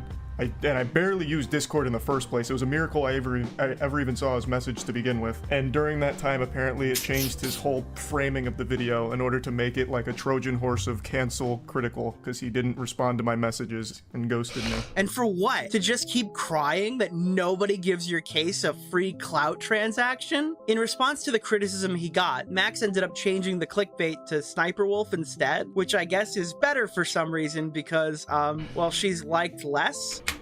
Well, duh. That's what it's always been about. Man, I attacked literally the golden god and his golden god child from his golden seed sack of many infallible, have never done anything wrong. So who can I attack next? Less holier saint. Well, he actually doesn't do anything wrong in public. Guy who documents every single action of every single moment of their life. No. He's gonna push in my shit. Oh! Blood-feud murderer of the X and A's! Yes! Yes! No one will come defend them! No shit! I guess it's a little better, because he doesn't just imply she's a predator like he did with Charlie. It's still weird in my personal opinion, though. Alongside those 3 videos, we also have the 4-hour podcast that I previously mentioned, and it contains entirely spoken word testimony and currently lives exclusively on Spencer's personal YouTube channel. This is the most information we've gotten about Camden's supposed actions thus far, and it contains nothing actionable that a content creator can use as a foundation for a video. Finally, there were the main channel live streams, and these are by far the worst of the bunch. Much of the same spoken word testimony exists here. Much of the same poor response to criticism exists here. It's also much of the same in terms of complaining about YouTubers not signal boosting him. But the variable here is that he brings in all of Camden's victims and makes them watch as he debates random people. Not signal boosting him, but the variable here is that he brings in all of Camden's victims. Every MamaMax new survivor just dropped live stream, got the snaggle debate viewership. Oh, Jesus! What a meme! And makes them watch as he debates random people. I just want to start off with this. As you can tell, I'm very autistic. I mean, you're holding a sentence together, which is better than most autists. And I just want to let most of them chew crayons. You guys know that excuse me. Crayons! If I slip up and say the R word, I have the pass. He has the pass, boys. Confirmed. So just so we're all clear on that. All right. I'm sure this was the productive discussion these survivors envisioned when you told us they wanted to be on the live stream. I'm sure it's what they needed to prove their legitimacy. The constant deflection and usage of survivors as meat shields is also a much more predominant issue on these live streams. There's a way to present this, there's a way to handle this before you get to that point, right? And that's what we need to be focusing on. That's like where everything needs to be centered on, is where I'm at. And that's all I really can say about the situation. But Max, me and Nux told you about this weeks ago, almost a month at this point, exactly what I just said right now. Right. And I am working at the, my platform is for the survivors. And if they want to stream, that is what we're going to do. My platform is what I call my dick. It is for the survivors. The survivor behind me in the chair to my right. We're gonna stream. The nature of live content is inherently volatile. Everyone knows this. At any moment, you could say something stupid, and now it exists online in some capacity forever. I imagine you're now wondering why anyone in Max's position would want to take civilian abuse survivors and subject them to such scrutiny. I mean, they're building a case to get Camden prosecuted, right? Well, actually, as of late November, an entire month after the hashtag #WeAreReal campaign started, it sounded like we were gearing up for a civil case. Or at the very least, no one was interested in getting police involved. When's the last time that any of this has been brought to any authorities like the FBI or police? Probably about 3 years ago. 3 years. So you guys, now that you guys have this, and how long have you guys been sort of talking to MamaMax, or how long have you guys all been talking? For like 2.5 years. Well, now that you guys are sort of getting a... we're in a real stream of reaction now. Tyrone, meet your brother. He's being abused.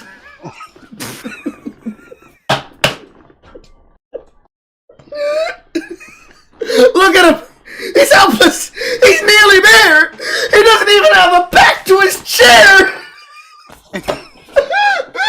case together, don't you think it'd be a better idea to, before the video, to give it to the authorities again, now that you're like all together and you can sort of go as a collective to the police? I mean, we could have done that, but at the same time, with the track record that we've already seen, it just didn't really seem realistic without having more of us survivors to do this. Yes, I feel the urgency of the matter requires all of us to start bringing the survivors together. I don't want to wait for the bureaucracy of law enforcement to take their time when it's already been... The bureaucracy of law. The bureaucracy, the legal process upon which victims are to be saved and prosecution is to begin with a person being held in custody for the trial. I don't want people to do things the correct way. I want them done my way. Also, give me money. Listen, Carl, he just needs more meat shields. He needs more deflection. I don't want the police to get all the glory and the clout because they caught him, not me. What this man needs is a fucking Manscaped lifetime subscription. Listen, guys, I just need more of them so I can build a harem. I just need to build this harem. I can't just have one of them. I need all of them. It's not even going to be a harem. It's just going to be a harem of all the same plus-size women of different races. Listen, I hate to say this aloud, but it is a brother, so it's going to be a lot of big women in that house. 7 years with multiple reports, like, that's ridiculous. And that's also why we're taking them to court as well, because this is You're taking the police to court? Did I hear that correctly? This is with multiple reports, like, that's ridiculous. And that's also why we're taking them to court as well, because this is... Okay, we're taking the court to court. Got it. No, I think he's talking about the mother and the brother, who, by all accounts, are not involved in the situation at all. Okay. This is absurd. Yeah, you heard that right. At the time of this stream, they had been working on this case for years and didn't think it was worth looping in authorities in any capacity. The last time cops even saw the Spencer case was well before she looped in MamaMax. While by all accounts this clip is absolutely unhinged, it is worth noting that Max said the exact opposite in his most recent live stream. In fact, I've already played you this clip. So when we reached out to the lawyer, he told us it would not be beneficial to pursue a case against Camden Gerard Davis because he likely does not have substantial assets. So he recommended that we all go in person to report him to the police station that is in his jurisdiction. Well, now that you guys are sort of getting a case together, don't you think it'd be a better idea to, before the video, to give it to the authorities again, now that you're like all together and you can sort of go as a collective to the police? So he recommended that we all go in person to report him to the police station that is in his jurisdiction. This means that after all the videos, streams, and podcasts were filmed, uploaded, and reacted to, Max finally went to a lawyer who basically told him his entire plan for these women completely sucked, and now he's dramatically changing course in real time. Once again, Max is unfit to be spearheading a case of this size. Also, I designed this trailer as a catalyst for meaningful discussion. Yeah.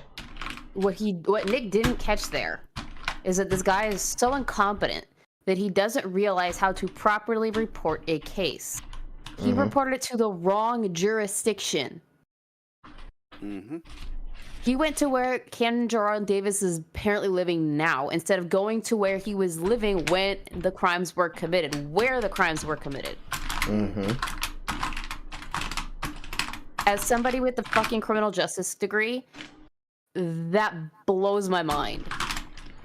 It's a mistake The that level of competence. Carl, don't get there easy. For normal people who don't know how law works, you'd assume, well, if I report it to my people and then they wire it to them, they'll give them my information and the information I give them, and then they'll start that. That's not how it works. You go to the jurisdiction of the place where it happened, because it's effectively a cold case that needs to be opened so they can actively start working on it with the evidence nearby where they are.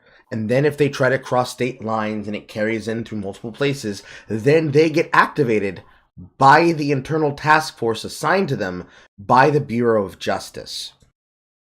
And if then higher agencies get involved to the point it requires a sting operation, ATF, FBI, Alphabet Agency number 367, then it gets to the point where somebody who would have been like me gets tapped, and then we start putting together the digital archive forensics team, who then starts hunting down your information. Because off that, most cases nowadays, they don't have to work off physical evidence all the time. They usually work off the digital fingerprints you guys leave over the internet, especially if you're doing shit where you thought you were slick and you didn't think anybody would catch you.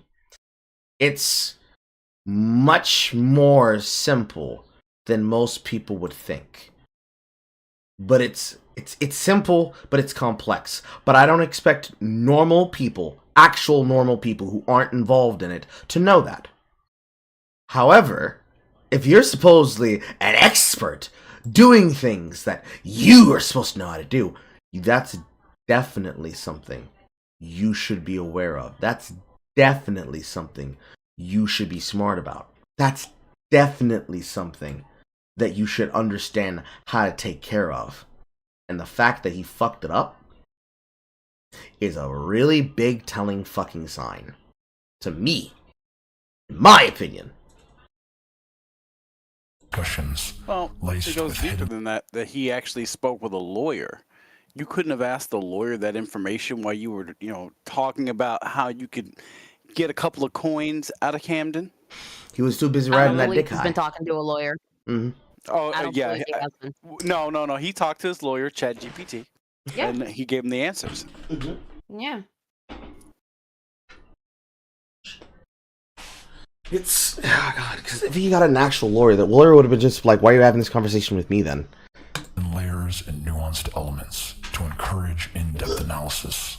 These secrets are breadcrumbs that guide viewers toward a deeper understanding of these. Can somebody just show us what he did? Since this situation was so poorly handled, there are still things I'm leaving out just to make the video watchable. But like, why would he change his channel name to God Cult? I'm sorry, I didn't mention that. After consulting with multiple experts in cult psychology, it became clear to me that many influencers employ cult-like techniques to build and retain their audiences. For this reason, You mean like you? You mean like you? Yep. Okay. chose to brand the channel as God Cult. Like, for his big investigation, he made all of the video metadata unrelated to the subject matter, and he's begging us to take him seriously? Because all that accomplished was making sure his main subscriber base didn't see his big video. In reality, most people probably thought they were subscribed to a YouTuber who was hacked, and this misstep was not just a direct contributing factor, it is the reason his video bombed. Instead of realizing this and course correcting, the narcissistic man-child in charge blamed literally everyone everyone else in this situation while acting like he's God's gift to abuse survivors in the same breath. I had hoped that influencers, especially those who've interacted with my content before, would... What a way to put them right there in the center of it and say, yeah, the gamer from Mars, he's responsible for why Simper's not getting shit. Mudahar, responsible for this. Charlie, responsible. Who else did you have there? Okay. We gotta slow it down. It is the reason his video bombed. Instead of realizing this and course correcting, the narcissistic man-child in charge blamed literally everyone else. Contributing factor. It is the reason berated by both the most people probably things I'm leaving out just to make the video watchable. But like, why would he change his channel name acting like he's God's child in charge? Blamed literally everyone else Obama. Instead of realizing this and whenever you're doing this with the search bar, it just disallows you from being able to pause with the pause bar. Course correcting, the narcissistic man-child in charge. Okay, let's read this as it goes by. Drag all the way down here. Okay, so shit, it's already turning before you can get to focus in. Okay, Nectar, Smart Alec. I don't know who that is. Daniel T Gaming, Tommy C. Augie, Comment Cop, Mr. Sen, Harley TBS. Some of these people I've never heard of, some of these people I know. I know who they are. Vosh of all people! Some Ordinary Podcast, which is Nux Taku. I keep forgetting that he calls himself Oompaville. and some Ordinary Gamers. Podcast The Lose Eaters, which is Sargon of Akkad, under the name Carl Benjamin, his actual name, and that also includes all of his employees, the most common one being here on the screen, being Callum, Oompa Loopaville, Omni, Mudahar himself, Scarce of all people, Philip DeFranco, Charlie of Penguin Z, really, all of them, you're blaming all of them because your shit fucking bombed. Wow, what a bitch, what a big bitch! Massive bitch. To abuse survivors in the same breath. I had hoped that influencers, especially those who've interacted with my content before, would step up.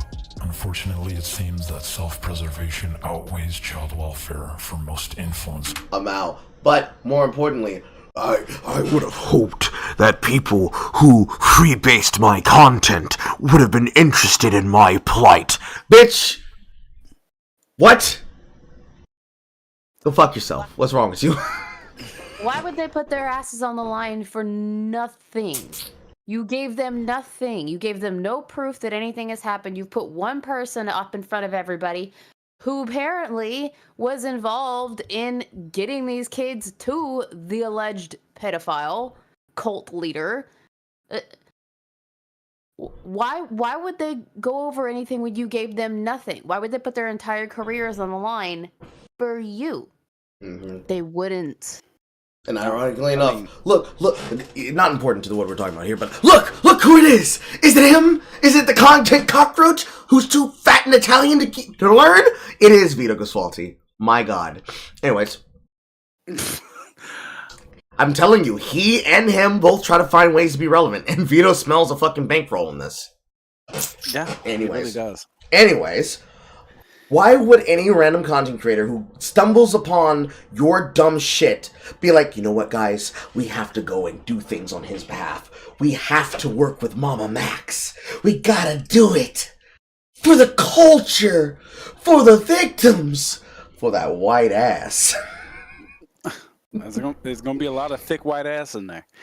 But for someone who claims to be so righteous and humbly asking busy YouTubers for support, imagine my shock when Muda and I sat down with Max, only to be berated by both him and Spencer for not doing more. Yeah, why are you putting it all on me? Because it's your case! The one bringing it. Why are you Absolutely, I am the first one. Yeah. You are the only one! You haven't convinced anyone to come on board yet! You haven't convinced exactly. That's because you haven't been listening to them. That's Why are you putting it on me? Because it's your case! But I am the only one doing it. Yeah, exactly, bitch. Nobody wants to jump out of this shit. You gotta do the work.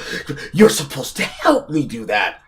No, You are supposed to help you do that. They're not supposed to help you. It's like Shark Tank. You have to sell the idea to me. You haven't sold the idea.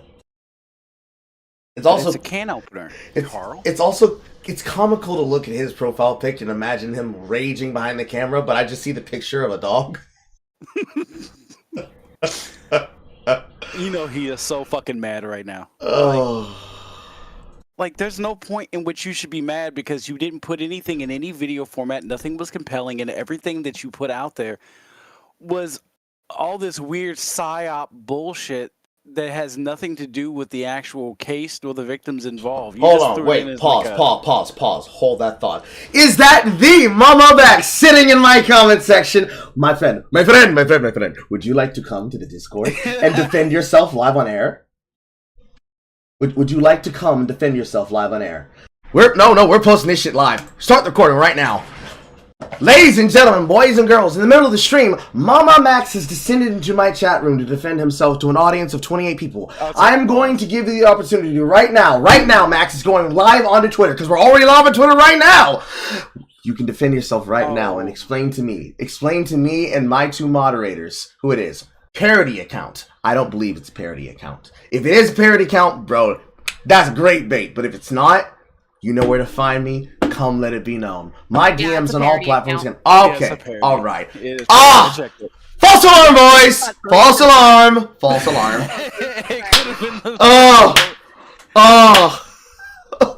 That was a good bit, though. It's a good bit. It's a good bit.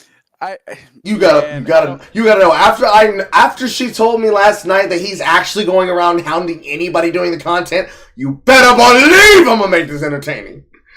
Anyways, it's not other content creators' jobs to make your shit more popular if you can't even do the base level work. It can be frustrating in places, especially if you're somebody who would relatively have a smaller audience. It's ideal that you would have bigger content creators be able to do it, because the idea there, and the reason why he's doing that, is because he wants them to co-sign his shit so that it gives him social credit. Not necessarily social clout, but social credit. He wants the social credit that comes into being involved with the story, having people behind him, and then being able to hide behind the purse skirts of all those people associated with the content now that are helping him along. But it's more to the social currency and the social credibility for it. It's the same reason why Nicholas Diorio has all those different picture transitions of himself as different content creators. The one that he has himself of, where's the heart? Yes, Tommy C. Yes, Tommy C. He's got, Nerd City. He's got He's got Keemstar. He's got the Dr. Disastrous character of Nerd City. That's why he does that. He's aware of the scene that he's a part of and he's quite literally referencing them as he does so. That's on purpose. But it's not just him doing it because he wants to have recognition from them. It's because he's referencing them.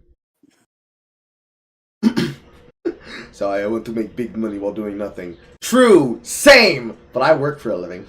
I'm working right now. I'm suffering. I ain't got no water, and I'm suffering. In fact, I gotta refill this water.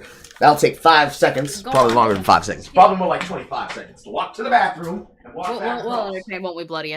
Yes. We'll entertain. I promise. As the white woman, I won't call the cops on you.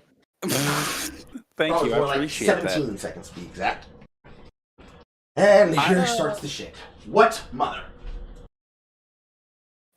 I'm sitting here in absolute awe of the fact that he's in a room on a podcast, and 25 seconds because I had to walk out the room again. Welcome back. But anyways, you know Carl, damn well this man is seething right now. Oh yeah. And you know, absolutely fatal. I was strapped. I was ready and strapped, eagle-eyed. He was ready to pull the trigger on it. Absolutely. How about this, Carl? Well, if we see other MamaMaxes pop in here, yeah, we'll go and look and we'll verify. Okay. But he should have a verified check mark by his name if it's the actual MamaMax, because he's got 700,000 subscribers. Mm-hmm. Yes. For now. Because I can't tell on side of the OBS Outlook, I'd have to double check through the thing. Because I just saw the name and I'm like, he did change his name, but maybe he changed it back. got you, Coral. We got you, Coral. We got you. Because you He did change it back, actually. haven't been giving anybody anything. You're the only one. Too bad he You didn't haven't think about convinced that anyone to before come on he, board. you know, got completely. Everybody thought he was hacked. Like, that was the reason why nobody watched the video. Ego is a crazy thing. Ego's a crazy thing. Board yet. You haven't convinced exactly. That's You haven't. because made you any- haven't been listening to them. That's because you haven't been giving anybody anything to work with. Like this for months. Yeah, and Why I've had a would 2-hour Muta long like call, and I'm Muta? not moving any. Why is her screen cap just her video? Because they were watching it, apparently. There should be 5 windows then. It should be a window for her and her chat box, and then their chat box, and then the videos. That's No, how. she's in the same. No, she's in the same room as MamaMax. So it's Okay. MamaMax, which is the dog, Mutahar, and Nick, and they're watching the video from I Spencer's see. channel. So when she's speaking, he's just zooming in on the pictures to reference her. I see. Anywhere close to the situation. Muta, why can't you take initiative? It's actually pretty fucking funny. Honestly, it's like she's speaking from the fucking frame of YouTube Premium. she's like, oh, possessed to the system, trying to get you to understand why you're not giving her more money. To talk to other survivors. Well, I'm Why do we talking to you have? right Why now do they more have than to? anybody else. And mind you, this is after Max broke Mutahar's trust by using Mutahar viewing evidence privately and signing an NDA so he can't discuss what he saw as like a clout transaction so the audience will believe the evidence exists. We have evidence in a Discord server. With other influencers as well. Yes, you can ask Mutahar if he's seen some of the evidence. This is like beyond messed up. Here's a prime example of Max using Spencer as a human shield. Well, I'm asking why you did not directly contact me, but contact us only in public streams. Let's see. I contacted you November 27th. Max, I've seen your latest Spencer? video. I've caught up with this whole situation. I have texted you. What it felt like seeing him on streams? You went on with. That is snaky. It's real sneaky. Oh, can you tell him what it felt like seeing him on camera? It's one of the funniest shit. She'd be like, I touched myself. You just, can you tell him? All you hear is this in the background, just like, come on, man. It's more like a wet slap than a jiggle.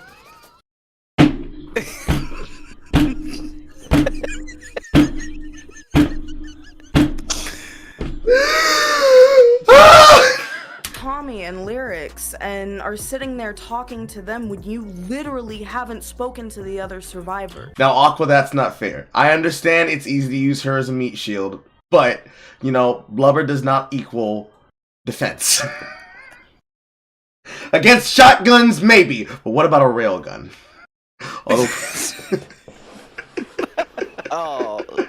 Otherwise known as Maurice from downtown. It goes straight through her, in and out, one way. This is getting too easy. Hold on, can you put Max on for a second? I'm right here. That was snaky as fuck, dude. Oh, I'm coming after you, Mutahar. Stand back, stand back. Spencer, can you tell him what you felt? You are literally just a little snake hiding behind her, dude. That's disgusting. Can you listen to me? Can you listen to me? Max is upset that Muta is going against him and flinging Spencer at him like a rag doll. Since you already know about the leaked recordings, you should also probably know about the nature of Max's evidence and how Max has come to his conclusions that he's expressed about Camden Gerard Davis. Well, I addressed him as a cult leader and sexual predator because that's how he has been described by the survivors, and even testimonials themselves serve as evidence in a court of law. So Do they? To me, that is all of the evidence I need to say this man is a sexual predator and cult. Eyewitness That is testimony. a flamenco argument. Oh god. Eyewitness testaments are not necessarily something that are very useful. Because in order for eyewitness testimony to be more valid, you need to have physical things to go along with it.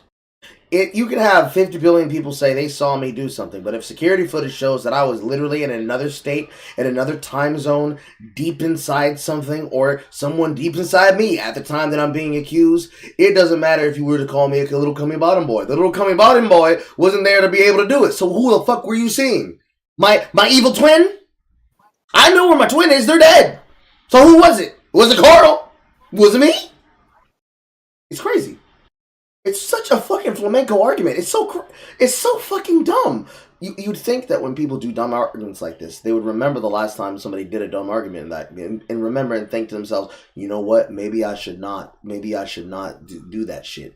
Maybe I should not make that argument. Because I remember the last time somebody made an argument, they got fucked. So let me not do that. But of course, the carousel comes around again. Leader. So you're saying the allegation in and of itself is the evidence? I'm sorry? So you're saying the allegation in and of itself is the evidence? It was everything. It was the... But it's not everything, though. It's just words. It's he said, she said.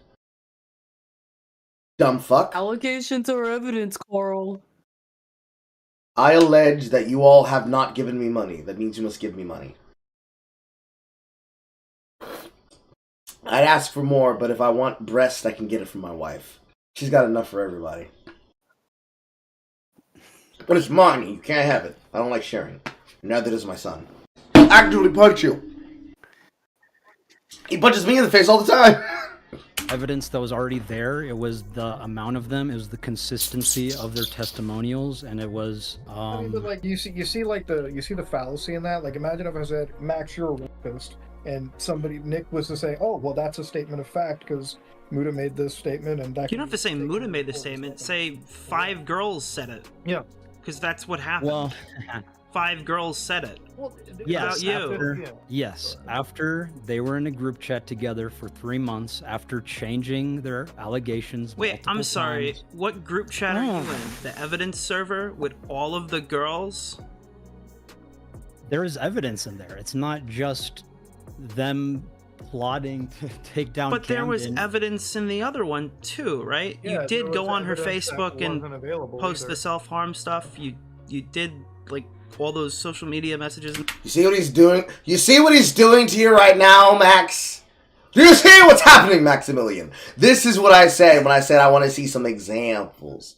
He's taking your words and cross-referencing them in the edit with the He's fucking you! He's fucking logistically, horizontally, and vertically. And stuff like that. That was you, right? Be it not the most important part of the story, clearly, but like, it's not like... Even though he has me blocked, Nicholas DiOrio would be great at SinglePlayerCarl! like they just lied about you. I'm sorry. Could you repeat that? You were like... Man got so bamboozled. He's like, no, can you just repeat how you just fucked me? I didn't hear it the first time. Can you tell me again? I'm slow. Oh yeah, that accusation fucked him extra bad. I don't know what the fuck. Well, you let him airwalk you in to the kill room. He walked you in. Oh, don't worry about these meat hooks. There's no big deal in here. Just come on in. Just come on in. The social media part where you put like the self-harm video on Haley's thing, that was real, correct? Oh yes, that was real. Oh man, allegations are evidence. Our professional P-word hunter has gone to the same law school as Flamenco. Yes, your ears do not deceive you. A man who himself has been accused of abuse by 5 of his former friends and exes. Max believes that spoken word testimony is more than enough to make the claims he's made here. This justification has been used to dox Camden's mother and swing his audience of rabid abuse survivors in her direction. According to Spencer, Camden's mother had absolutely no knowledge of Spencer living in her home for the entirety of the 4 months she was there. According to Spencer, Camden does not even live with his mother currently. There is no acceptable excuse why Camden's family was doxed and maliciously targeted by MamaMax. While discussing this case, there have also been real concerns at who Max refers to each time he talks about lawyers. Okay, so look at what I just sent you. Yeah, you sent me a ChatGPT prompt, not a fucking legal definition. I mean, we can argue legal semantics all we want. It's a bot. It tries to give you answers collated from the internet. If you were to... yes. Finish what he says first. Okay. Finish what he says first. Streamer moment. Look at what I just sent you. Yeah, you sent me a chat GPT prompt, not a fucking legal definition. I mean, we can argue legal semantics all we want. We are not lawyers. Semantics. We have to look at exact definition, Max. You're going in with evidence that can't be 100% corroborated. You're going in with allegations as an evidence. Courts would bail you out. Are we talking to your lawyer, ChatGPT, right now? Like, what the fuck is going on? You know, if I make a video on this, this is what I have to work with. How do you honestly think I can take your side? Logically, if tomorrow I was like, oh, where's Max getting his legal definitions? Oh, ChatGPT. We'll read it together. ChatGPT understands the legal system. While I now pause. See, now I gotta start all the way the fuck over. I gotta start all the. Ah! Why, God? Why? I contacted ChatGPT and this is what it told me. You're gonna have to hold that L, friend.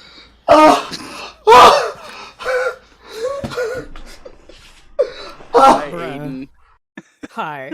I look, like I was watching the stream and I saw you got to the part where it's ChatGPT understands the legal system. Yes. Welcome to the shit show that I have painstakingly correlated together for Carl to die upon on stream. See, people can tell. It's impossible to not die laughing at this shit. It's fucking hilarious. See, people can understand how long the stream is getting because I started with a fully washed and uncombed head of hair out the shower, and now it's getting more and more disheveled as my headset keeps falling off. Well, we're all aging in real time. I think it's 2x speed though when you do with MamaMax shit. This whole fucking story is so goddamn insane. Like just the levels of depravity and just ridiculousness of this man. I've never seen anything like it. ChatGPT understands the legal system. Sure they do. So is it? I don't know because I'm a little bit behind, right? You know that he's sent supposedly his lawyer, his legal team, is sending messages to YouTubers. We're gonna go over that, Aiden. We're gonna go over that. We have everything in chronological order. We are just starting with the video. Let's go. I'm very, very, very seriously saying I have painstakingly put this in chronological order for Carl because I've been watching this from the inception. Yeah, me too. Unfortunately, I just hate that. I hate what a shit. I love what a shit show it is. I also hate what a shit show it is because if at one iota of the stuff that the victim or that the alleged victim's claim is true, he fucked this so bad, it's incomprehensible. And that's not funny, but holy fuck! All right. But it is funny, but it's not funny. No, it is not. Listen, my lawyer ChatGPT told me not to speak to you under the grounds that I could get in trouble for this. Oh, it's the best legal school ever. Yeah. It's so I love ChatGPT attorney at law. It's so painful. Let's try and get through this. We've still got like 40 minutes. And then there's more videos too. It's not even done. I mean, how can I watch your stream? How are you streaming? I say I just have to watch it on YouTube. All right. YouTube or Twitter, yeah. Yeah. I don't have the $20 to get the 5 links to do it everywhere else today. If y'all want to make sure Carl gets paid today, consider something for my fucking sanity. Why am I watching this on 1 times speed? I swear I have a death wish. I mean, you can speed it up. I don't give a shit. See, I'll tell you the reason why. It's because Jay doesn't like it. So when I bring her in, she's like, "Why are you watching it like this?" Because I can understand it at double speed. Speaking to legitimate lawyers in some capacity, sending us something like this to explain his position is absolutely absurd, and I find it funny that he wants us to take him seriously. Quite possibly the biggest bombshell in regard to the Camden case, and no, shockingly it wasn't the allegations or evidence thing, is that MamaMax hasn't even seen all of his own evidence yet. You are putting words in my mouth. I'm not putting words in your mouth. That's what you said. You said you only verified Spencer's evidence. You didn't didn't even properly analyze or timeline the evidence of the other victims. That's not putting words into your mouth. That's literally repeating. Can you allow me to clarify then? Sure, clarify this, please. I am in the server where they are posting evidence. Not all of them have walked me through what the evidence is as to what the context is. Okay. So you can't verify the evidence then? What does that mean I can't verify it? You can't verify if what they're posting is legitimate. It means that there's a much Verify- larger issue here. Not only do we have no idea what's going on, it seems like you don't know what's going on. I do know what's going on. I don't know the complete story. You're the complete story. That's your job, just to get the complete story out there. You understand how crazy this sounds? That is what we are working on. Why did they come to you? I don't understand. You clearly have never done anything like this before. And that is why I've been asking for help, Nick. Why the hell did you make a statement of fact calling somebody a pedophile when you couldn't even properly watch? Are we gonna keep arguing this? Yes! Yeah, we are. Yes. We have to keep arguing. They have because to. you clearly don't understand the ramifications of what you're doing to this case. Because you're setting it up for the guy who potentially, like, molested and abused tons of women to take the money you've given these victims in court in a civil case. I'm going to tell you right now, I actually believe the victims. I think that yeah, there of is course some they have to malfeasance argue it. involved, It's insane. But how you've handled this case and how you've You can't been make doing claims like call this so without far, evidence. You know, you need real. This is serious legal You know who claim. has some credibility to win now? Yeah. Camden. Not only is this guy not gonna go in jail, you're gonna end up paying him, bro. You're gonna give him money. Do you want to read what you read to me earlier? Yeah, this case is a shit show. It feels like every single answer creates 10 more questions, but what I refer to as an unacceptable negligent failure on the part of MamaMax, some others might try to dismiss as mistakes or being in over his head. So we're gonna have to go deeper, which is fine for me because these things are usually 4 to 6 feet deep anyways. Did you notice something? You pause here for a second, Carl. And I'm just putting this out because you're going to see this going forward. It's going to be a pattern of behavior. Whenever Max doesn't know what to do, he asks Spencer to talk for him. Yeah. Oh no, we saw. We've been seeing it. Go ahead and put us on 1.5. Put it on 1.5. Go for it. Speed it up. I've seen it before. I already know what happens in this. Your power, influence, and the favor you owe me, I just couldn't help myself. Remember when you reached out after years of not speaking to me while I was at the hospital tending to my sick girlfriend, and you kept trying to rush me home to do you a huge favor? So how about you do me the fucking favor this time and talk about something besides yourself for once? It will give you a good look. I legitimately have no idea why people are surprised. This guy literally does this every single year. He does weird shit like this every single year. This was another video about predators. Max clout begging is not something new for this case. In reality, Max has been doing this for years in his stupid fake voice. In fact, a lot of the creators he had on board jumped ship after the hashtag #PickAside YouTube fiasco just last year. Susan Wojcicki, stop fucking lying to us every time you have to give a statement. Either do something good for this site once in your fruitless life, or step the fuck down. Dude, I think that's why she quit. You got him. You talk about the YouTube controversy? Is it the whole pick a side thing? I said this about the last thing he did. I think that's the absolute worst way of going about anything ever. Look, Max being a cringy clout demon is already common knowledge for most, and not really worth investigating further for this video. I just wanted to point this out for newcomers. The real tea on Max's history is related to his previous investigations. Since Max is representing at least 8 survivors currently, how many predators has Max put away in the past? Is there any proof or evidence that MamaMax has not just got anyone charged or prosecuted? Is there any proof that he's even got anyone arrested that we can see? Well, 2 years ago we spoke, and he claimed a man by the name of Pablo Sonny was arrested. I don't give a shit if my video comes back up. It did what it needed to do. The rapist that was in the video is currently in police custody. Was that as a result of your video, or was that prior to the video? Yes, it was after the video. I don't know if the police asked him to come back, or he went on his own volition, or they forced him to come back. I don't know any of those details. I just know he went back to Canada and was in police custody for a certain amount of time. That's all well and good, but Max has been doing this for 5 years, and one single arrest is not really substantial. We also don't really know what happened to that guy. Hardly a success story, wouldn't you say? The main takeaway that I want people to understand is that we don't know how many predators Max has even caught. Look, people can test this, but unfortunately, we just don't know. We don't have proof of how many predators Max has caught. Do you think that MamaMax has any arrests? Like, do you think he's ever actually gotten a predator arrested? I have no idea. Obviously, you're gonna say no, right? You were in one of his videos, right? Like, he had you in a video. Yeah. Had you ever, like, watched his content before you agreed to that? A little bit, but it was pretty hard for me to get through, honestly. In one of Max's Predator expose videos, the Discord Max infiltrates, quote unquote, isn't real. He created it with footage to retell his story. Which basically forced my hand into joining these closed-off communities where they could easily get to me. So basically, he says he's in this roly-poly's Nanakarobi Yoki, but this is his server that he set up. He's the admin or mod for the server because you can see he's got the cog icon. Go to your Discord.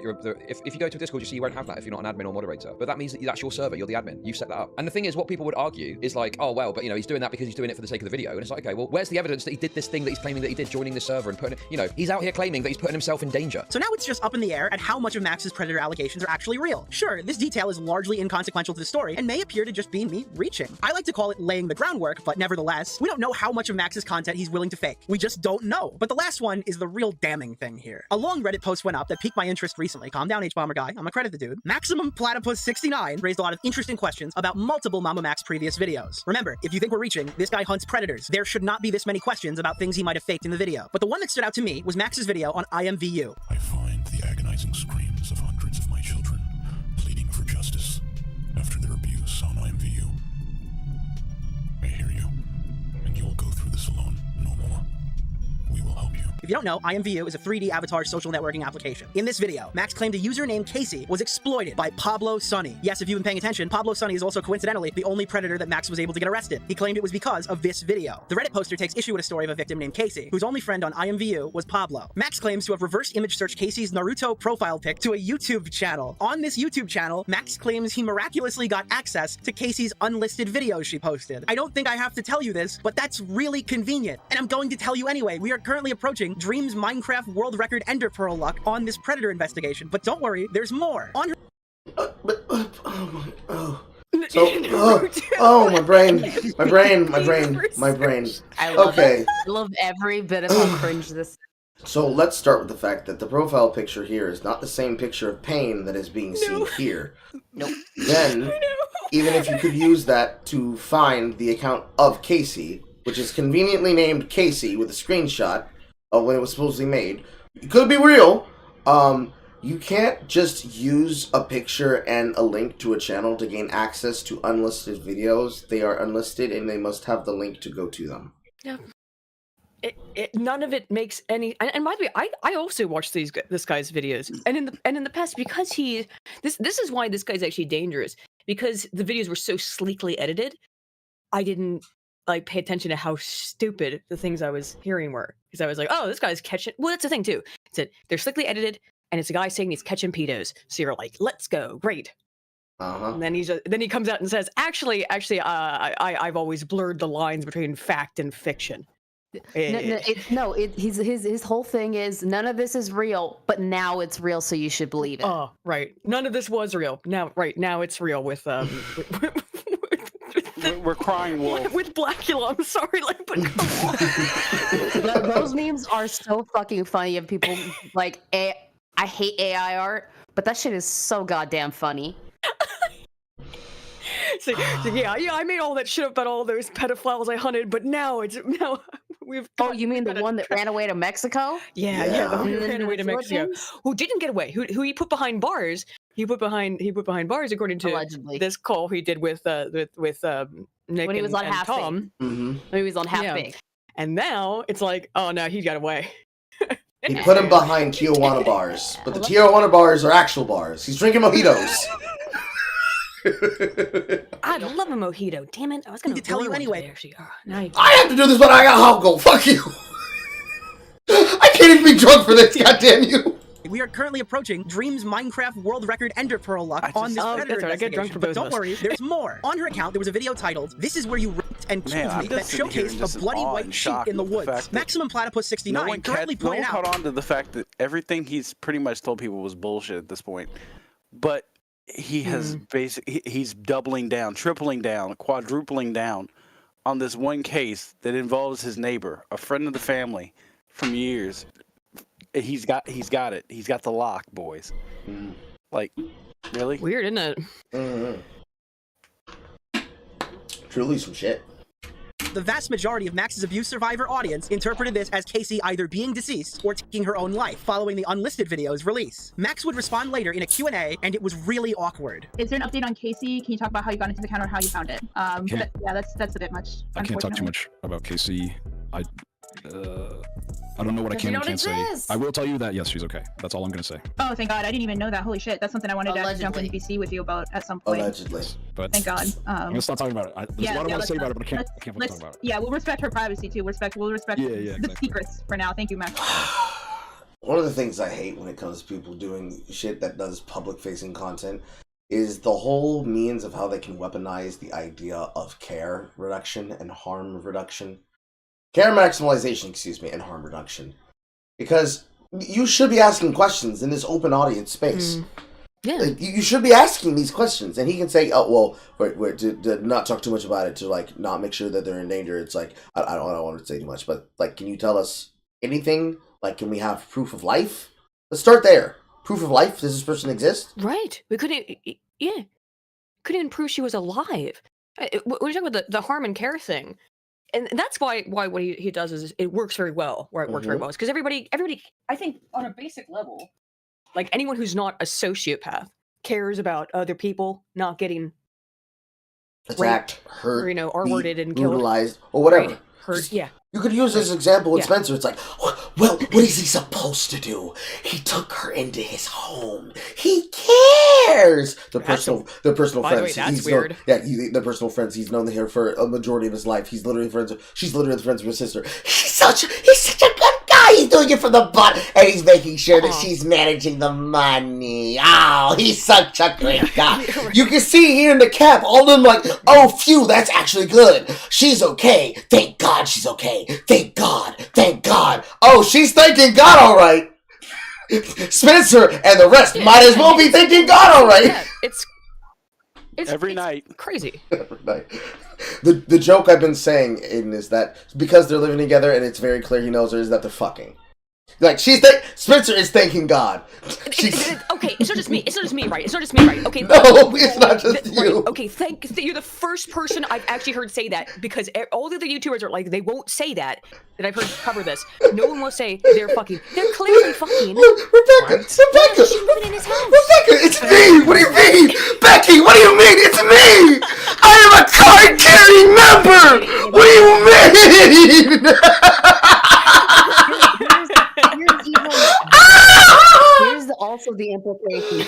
I don't know if you've seen it, but at the end of one of those videos that he put up recently, with him apologizing for the situation, quote unquote, when he only just apologizes to Charlie, at the very end, there's a woman hugging him, and that bitch ain't Spencer. So if that's his girl. Oh, they live in a polycule. We got a Destiny situation going on. When he was or he's just straight up cheating. When he was mocking the voice of Corp's husband, was that the girl that he had the picture up on the screen of?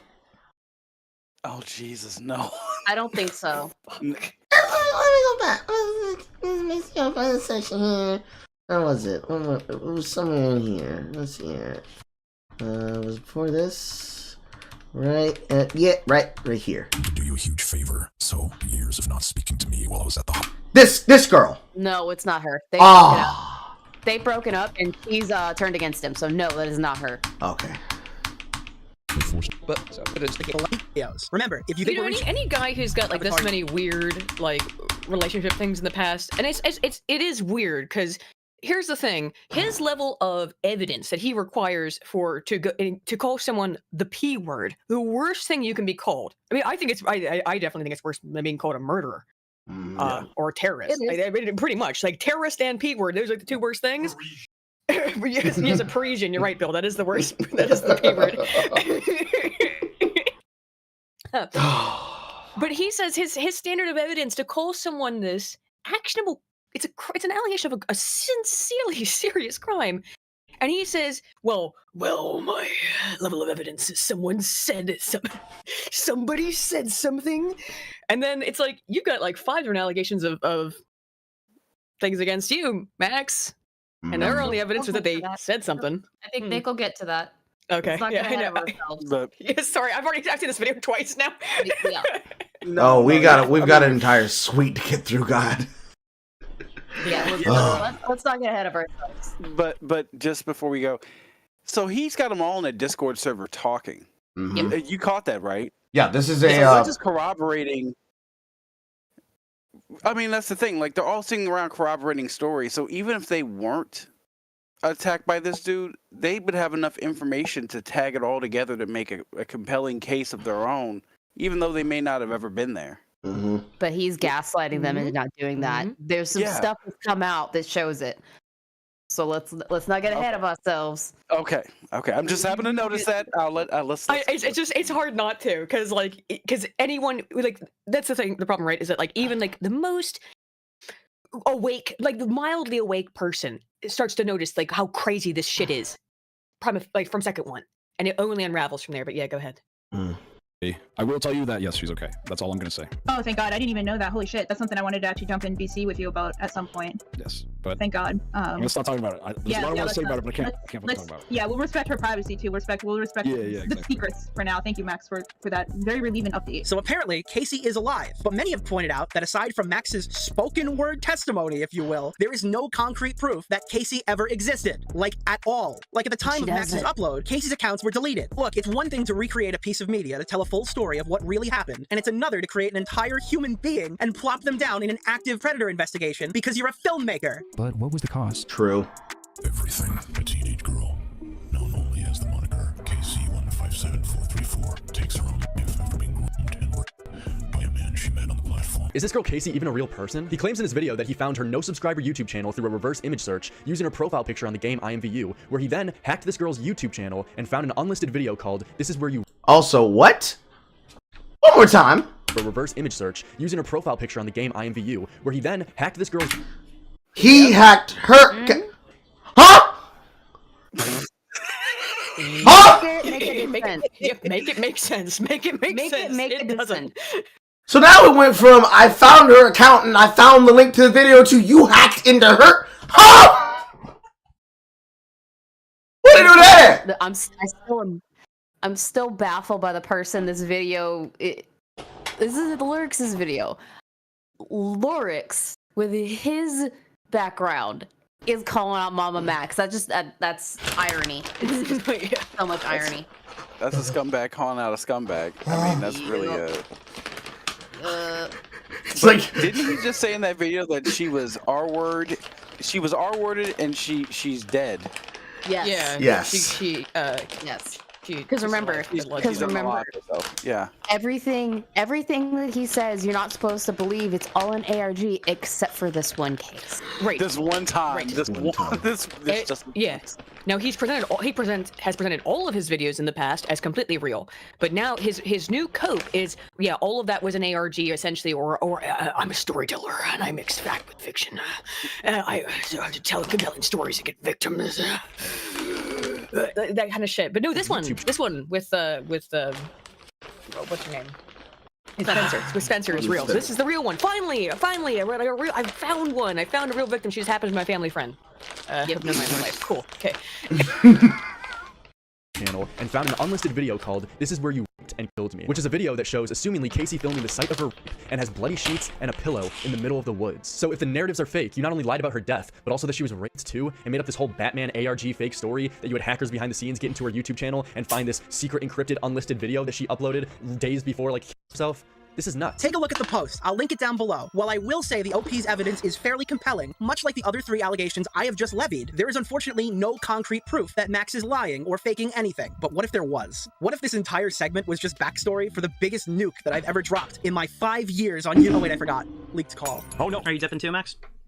I'm down to keep talking to you if you have more questions. Don't be fooled now, you haven't seen anything yet. In fact, any of the 3 upcoming reveals in isolation would be career-ending for really any YouTuber in Max's field. I also think what you're about to see will be fairly shocking to his audience of sexual abuse survivors that he's farmed for cash month after month on Patreon. For that reason, alongside transparency, I will allow the next 8 excruciating minutes to play unimpeded, and I will only rejoin you after Max Striker's reputation has been thoroughly eviscerated. At the 1-minute mark, your mind will be blown. At the 5-minute mark, you'll be thinking it can't possibly get any worse, and around 2.5 minutes later, you'll realize it can, and it is. Enjoy. So recently, people have been saying that your investigations kind of skew the line between fact and fiction because they're finding things that you've created as context for the video. I think people are pointing to the Discord server that you were an admin of when you were showing it.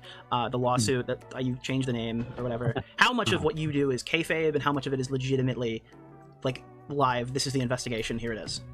So the investigations themselves are real, but obviously the films have fictional elements. there's multiple reasons. Like, for example, the admin thing on the Discord server, I had to recreate it. Yeah, that was a recreation because I didn't have the originals. The IMVU thing, I wasn't. I don't know why people are saying like it's a film. Like I am presenting it as if it were to be real, but I didn't think people would take it as that. Like, Okay, let's start from the top. See? Elements. Investigation, here it is. So the investigations themselves are real, but obviously the films have fictional elements. Okay. This is pain. You did investigations, so you had the things in question, but there are fictional elements involved because you have to illustrate. Because he's an entertainer. There's multiple reasons. Like, for example, the admin thing on the Discord server, I had to recreate it. Yeah, but some of it's real. He can't tell you how much the line. Mhm. Yeah. So you're an investigator. You did investigations, but you didn't record the real thing or lost the recordings of the real thing. The footage was on a mislabeled folder. You accidentally. Enough, so you had to redo that. Yeah, you didn't have the thing. There wasn't enough spice to kick up the what you got cooking in the kitchen. So you just took a little bit of this, a little bit of the yellowbird blue agave sriracha I have at the desk. You just did a little, you did a little dollop. You said, how much do I want? That's not enough. I don't know what I know what I'm gonna do. Right in your mouth. You know what's crazy about that? The real world is so much stranger than fiction. You don't have to make this stuff up. He's just lazy. Yeah, I mean, he could have spliced in some real evidence while also using some mock-up stuff. That would have been understandable, right? You can't. Yeah. If he had to have recreated the server because the server was deleted, that would make sense. But he should have said on the screen, "This is a recreation of the server because the server's been deleted or it's all been wiped." But had to recreate it here for storytelling. Right. It's not laziness. It's not laziness. He's a liar. See, it would make more sense. You're right. I I called him lazy. You're right. He's a liar. It would have made more sense if he showed footage of. Okay, hold on. Pause. Put his big cheese roll in my mouth. Ladies and gentlemen. Oh, I'll put some up. He loves to put the balls in his mouth. Yeah. I do love to put the balls in my mouth. Okay, so anybody who's been aware of my channel, where's the fucking search bar? I hate that the fucking search thing doesn't highlight if you don't have it directly up here. But anyways, those of you who have known my channel, you might have remembered when I got actual Jake and his girlfriend dead to rights in a call demonstrating something that I wanted to prove, which is that he is a disingenuous debater who lies and then sends his audience to harass people, which is on Big Papa and the Fam. This is about 9 hours of me inside of then named Hugo and Jake, now named Hannah and Jake's server. He put this onto his content. You can see it right here, live on the screen. You can see it's right there. Later on through this, you can then see that he's talking and that he is harassing at the same time while I'm talking to him, while I'm inside the server, talking to him. You can see right there in the top corner, he is quite literally live on his Twitch channel at that moment. I don't need to recreate shit in this situation. The entire reason of me putting this here is that he was such a fucking lolcow that he tried to lie about someone without realizing he was being covered on air. And after the halfway point, you can just see all throughout the chat room his entire audience harassing.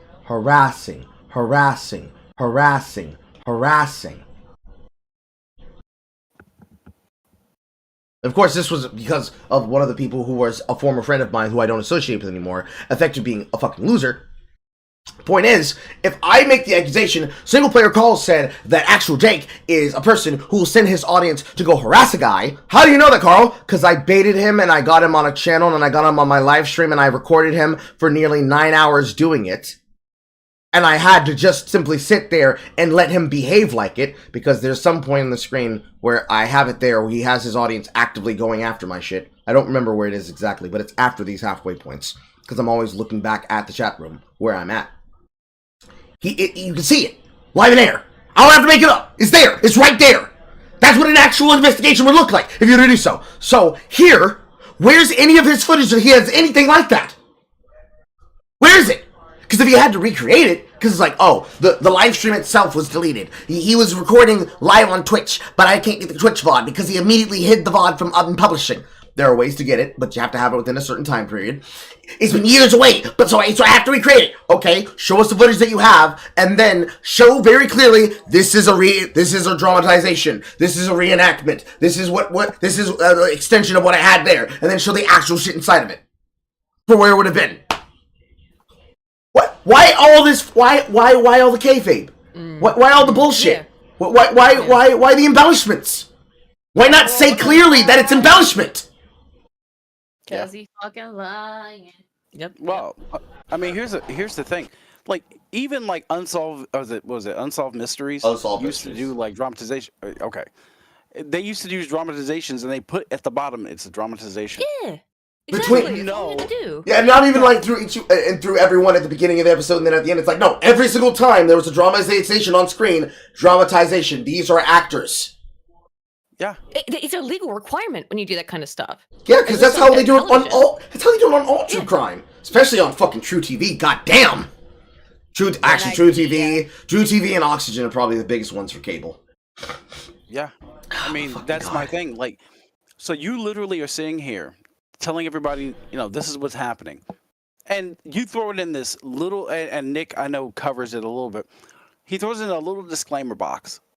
That flickers right by. You don't know that it's real or not because he puts in a disclaimer. I told you guys it wasn't real.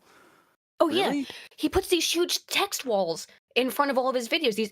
And flashes text really fast. And sometimes that will be your indication this is fake. And you were supposed to. Yes, and QR codes that you gotta find. And you're supposed to figure this out. That's not media literacy, dude. No. You're being obtuse. Alright, so I have to lie because I didn't do the proper research of an investigator because I don't have the investigation material on hand. So I had to lie about it. I completely made it up. Or I completely made it up. What's your reasoning for it, though? Keep going. Because I didn't have the originals. The IMVU thing, I wasn't... I don't know why people are saying like, it's a film. Like, I am presenting it as if it were to be real, but I didn't think people would take it as that. Like... I am a filmmaker. I didn't think that people would take what I was presenting inside of a case with serious allegations with the kind of threats of livelihood and ruination behind it that it normally... I didn't think that they would consider that to be real shit. Like, real shit, bro. I didn't think that you'd believe me. Like, bro... You can't. Like, I didn't think people would take my allegations that children were being abused seriously. What? Bro, what? I think the tell was that giggle right in the middle where he was just like, oh, they caught me. They got me. I wouldn't even say that's the... I wouldn't even say that it was necessarily the, oh shit, he caught me. It's more like the, but bro, are you serious right now? It's like, come on. He's terrible at it. He is look, I've studied comm, as you know, like that's my field. But that whole idea that you can like tell when someone's lying and stuff, normally that's not really the case. But Max is such obvious tells when he's lying. It's so bad. Like that, you know. It's like the obvious. He laughs. It's like the obvious kind of thing. My head's headset off, bro. I'm rolling across the room to pick up a fucking switch to put it down on the face. It's like one of the worst things. Like, if you know you have bad tells and you know you're a bad liar, you just avoid doing these things. And it's like every single time he tries to speak, he just starts speaking and he doesn't tell. He just can't help doing it because he's never been pressed like this before. Yeah, everybody just believes him because, I mean, the idea is you don't want to be the guy who's like, I want to just, disprove everything about these victims and the crimes and the things like that because that makes you look like an asshole. But at the same time, when you've got so much compelling evidence that this is all made up, this is all kayfabe, now you have this inherent, like, you're starting to look at the holes, and these are pretty big holes. Like, these are gigantic holes in the script here. It's the kind of thing that makes you sit down and say, I have a vested interest of, what's that word I used to get? Morals. I have a moral calling that is telling me to hold you responsible. To hold you responsible for this thing that you're doing. Because you're saying this is real. So if it's real, we have a real implication and a real duty to make sure that justice is done. Because if we don't, we're underserving people. And that's bad. We can't let people just get away with doing crimes and go free. That's not what we're about here. But then at the same time, well, money though. But money. I want to have money. I want to have clout. I want to have interest. Clout goblin. I want to keep people involved. Goblin. I want to keep people involved, and if I admit that this wasn't true, I'm gonna lose access to it. So I can't do that. So I gotta still play the side of, if it's real to you. Can I say what's actually really extra screwed about that when you know a lot about this guy's history is that he tried to start another adpocalypse with his pick a side YouTube thing. So he was like, I don't care if I just want the clout. I don't care if everyone else loses money on YouTube because I've made some shit up about how, look, are there predators on YouTube? Absolutely. That's unquestionable. But he muddied the waters on this. And now people aren't going to take this shit seriously. He tried to start an adpocalypse just to get clout. He tried to do it, and then he tried to cancel all these other YouTubers just to get clout. He doesn't care if it costs other people money. He did not give a shit. Calling out Anthony Fantano? You out of your mind? True. Just because I think he hoped on some level that he hurt them financially. Yeah, As long as he benefits. this he does this a lot. But I mean, haven't you noticed that he does the corpse husband voice in mockery of corpse husband because he's pissed at corpse husband? Everything he does is in some type of deriding, mocking tone or some type of attack. Like it feels like he's mad that he's not where they are, and he just feels like he wants to lash out at them. And listen, I know armchair psychologist here. But like it's so thinly veiled. Like you're sour grapes, dude. You have sour grapes about where you are, and you're just lashing out at everybody. And you want these million viewer, million follower accounts to big you up to protect you, so you can hide behind them like a meat shield, like everybody else. You hide behind Spencer. You want to hide behind Charlie. You want to hide behind pretty much all these people. And it's messed up and it's weird. It's really weird. It's also weird because he's not like a small channel. He's got 800,000 subs. So Nope, it's he's not got like he's 716,000 now. Has he lost like 50,000 subs? Based. But he had like 800 and something thousand subs. So it's not like he was a small channel. This guy had clout. He had influence. And he had the ear of a bunch of YouTubers. If he just did what he's supposed to do, I still, to this day, I cannot figure out what the hell, what he was trying to do in the first place, other than just try to get more clout by, like, how do you expect Charlie and Charlie and all these other people to talk about something when you haven't told them what the hell they're supposed to talk about in this incomprehensible schizophrenic video? Jesus. Because reasons. The only reason possible. I'll use them one. Because reasons. You work with me because I said. Well, wait, you hunt files. You don't think that people are going to think your videos are real? So that's the thing. So I want everyone, when you watch my video, to assume everything is fake, except like when I show a people's face and what they're doing. Like, because obviously I want you to assume that everything is fake until I put something in your face. So I should always ignore what you say unless somebody else corroborates what you're saying. Because you're dishonest. What if that person's an actor? What if that's part of the play, the theatrics? How are we supposed to know? We're not. Exactly.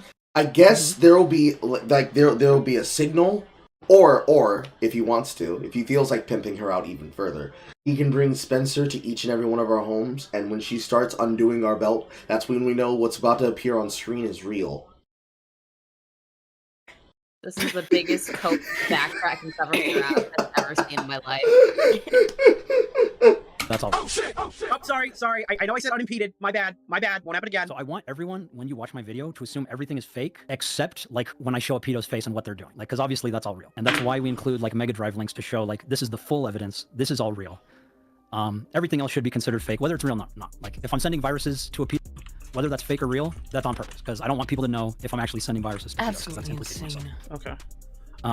So I guess the next logical question from there is just asking, because now it's come up saying like, well, did you hear they said specifically, you should consider everything to be fake unless I say it's not fake, but then I might be lying about it being fake? Yes. Or real? Yes. What? It's very fucking autistic. Yes. Outcome of a predator hunt that you've done. What is the final nail in the coffin? You're like, if you had to go tell somebody, oh, what do you do? What does Max Striker do? What's your proudest moment? Honestly, the hunting pedos isn't my proudest aspect. The thing I'm proud of is inspiring those who are CSA survivors to fight back. That is my goal. Have you ever gotten someone arrested? Did you go over that Max Striker's not his real name? That he changed his name to that already? One could say that if he changes it to his legal name, it's his new legal name now. But what was his birth name? What was his original government name? I don't know his birth name. I only know because I was in Chud Logic's chat the other day, and I said, "There's no way this dude's name is Max Striker. That's like being named. It's like, look, my beautiful baby boy. I will name him Chad Thundercock. Like, that's no way that's some guy's real name. So I don't know what his original birth name was, but it's not Max Striker." If somebody can do the research on that and bring it to me, I'd love to find out. I don't care enough to dox this guy's like original name, but yeah, he changed it because Max Striker, yeah, Chad, Brick, Thrustcock. I don't know.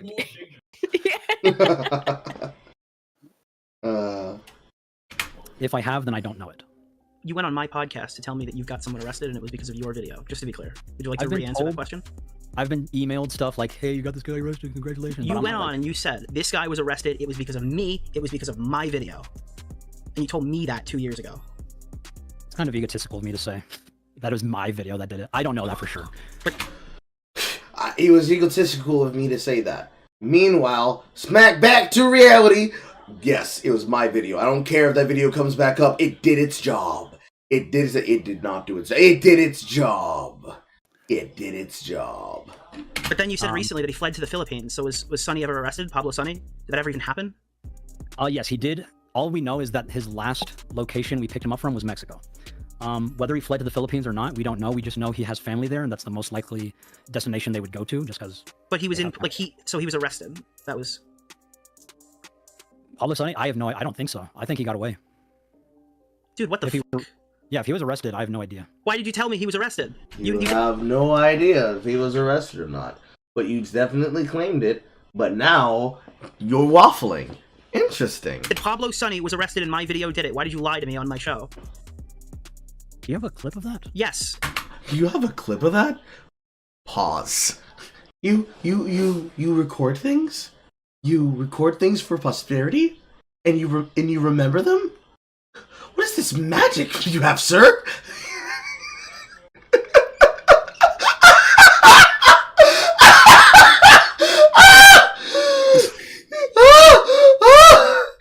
It can't be real! It can't be real!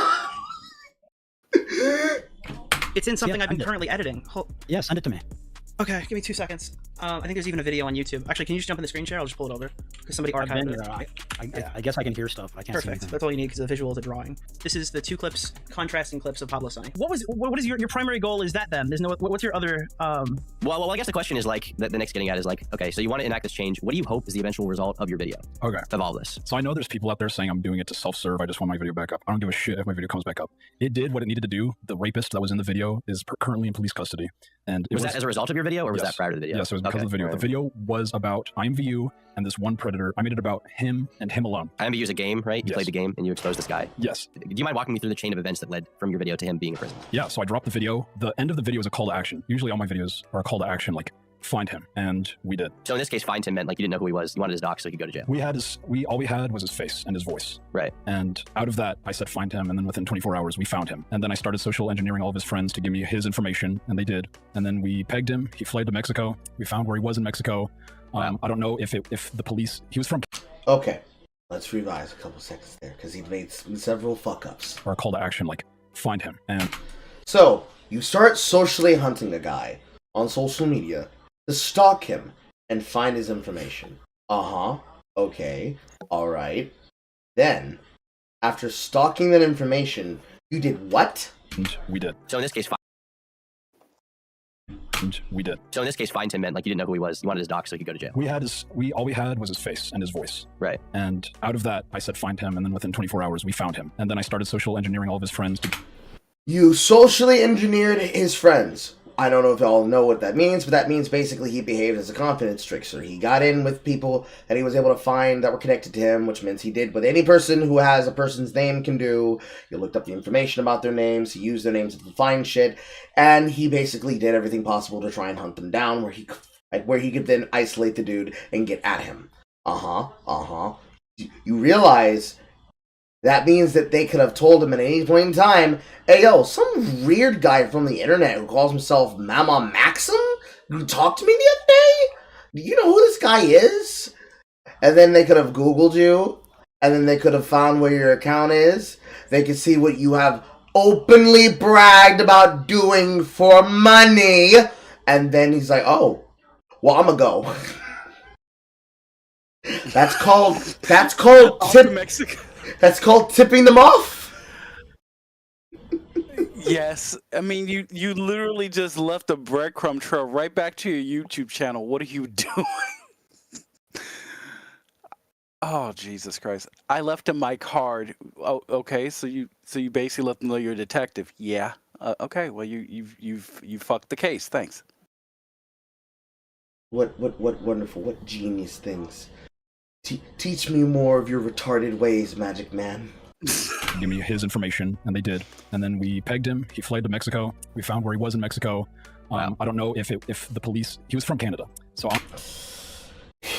We pegged him. We found out where he fled to. We didn't contact the authorities because we implies you and a bunch of other people. Who are you and who are these people, and why are you not going to the fucking authorities? Basic questions. Basic questions. I don't know if the police asked him to come back. That's all terrible people are. I don't know if the police asked him to come back or he went on his own volition or they forced him to come back. I don't know any of those details. I just know he went back to Canada and was in police custody for a certain amount of time. So you lied. So that was what I was told through Instagram posts when I was in contact with his friends. You didn't remember that until I showed you the clip? You didn't remember that this is your biggest crown achievement that you got a pedophile arrested? I didn't remember the details, no. I just remember he fled to Mexico, all the police custody shit. That was only shit I was told. I couldn't verify any of that. So you just got on stream and told everybody it was me, I did it, MamaMax, #1. Yeah, that's not cool. You can let people know I think that. So you just took credit for shit. You just said it was you. It was all you. You did everything. You won. You were just confident, able to lie. Yeah, that wasn't cool. It wasn't cool that I did that. Maybe I shouldn't have done that. I'm only thinking of it now since you've got me dead to rights, and I am here, and nobody can say that I was tricked into coming here. But yes, I indeed did do that. That was cringe of me. I agree. That was cringe of me. Why did I do that? Why am I saying this? Why am I saying this publicly aloud in this situation? But yes, that was very cringe of me. I shouldn't have done that. I don't know. Did he agree to this call being recorded, or he just live in a state where it's okay for Dioro to record him? I don't know. I don't know. But assuming that he got into that call with the rest of them, I have to assume he has to understand that other people can record things of him as well. Yeah, the only issue is, and this is for Nick's part and a concern for him. I assume Nick's not a stupid guy. He's a relatively smart cookie, so I presume he knows what state Max lives in. Because there's one-party consent states and two-party consent states. If Max lives in a two-party consent state and Dioro recorded this without his knowledge, he could be in trouble. The one legal thing that Max Stryker that Chud Thundercock could actually manage to do is to sue Nick Diorio if he lives in a two-party consent state. I think Nick's smarter than that, but. What? I mean, he does this all the time, though. So yes, but to the end of that, Aiden, we have to assume that Chud Thundercock. It's so funny. See, now you got me doing it. That Chud Thundercock knows. I'm gonna pull up the what's it called? The guy from Mass Effect 3. There was a name generator for him, and they were all those names. I'll see if I can find it. But I know the real name, but it's the point that really, come on. It's just funny when you say it, but. I have to assume that Chud Thundercock knows that if he comes after him saying, I didn't know that I was being recorded, that it's unfair of you to have put me in front of people like that. You mean like you put everybody else in front of other people? You mean like that? You mean like that? You? These fictional people that you just wheel out on a fucking flight, in dinner flight every week to go, I've caught this man. He was a bad man and I've caught him. And it's like, okay, do you have any proof? Do you have any proof that you caught this man? Yes. His friend said he went to big boy jail. Like, okay, thanks. You really helped us out here. And if he tries to fucking attack him for this fucking footage and tries to take it down, because he's already tried it before. He's already been trying with other people. If he tries to keep following up the way that he is, to try and push to stop the information from getting out there, it's going to make him look even worse. But I don't think he cares about that anymore. No, I mean, because dude, let's be honest. Even if he gets them to take it down, someone's gonna put up a mirror the next day, takes that one down. Yeah. The next day, another mirror on another website he doesn't have control of. The next day, it's gonna float. Like it's the Streisand effect. You're not gonna be able to get rid of all those mirrors. Mm-hmm. No. Again, I checked in with his friends. And they said, look, he's in big boy jail and he'll never get out. He'll never hurt another person on IMVU again. I promise. Yeah, trust me. T roll fizzle beef. It's me. You can trust me.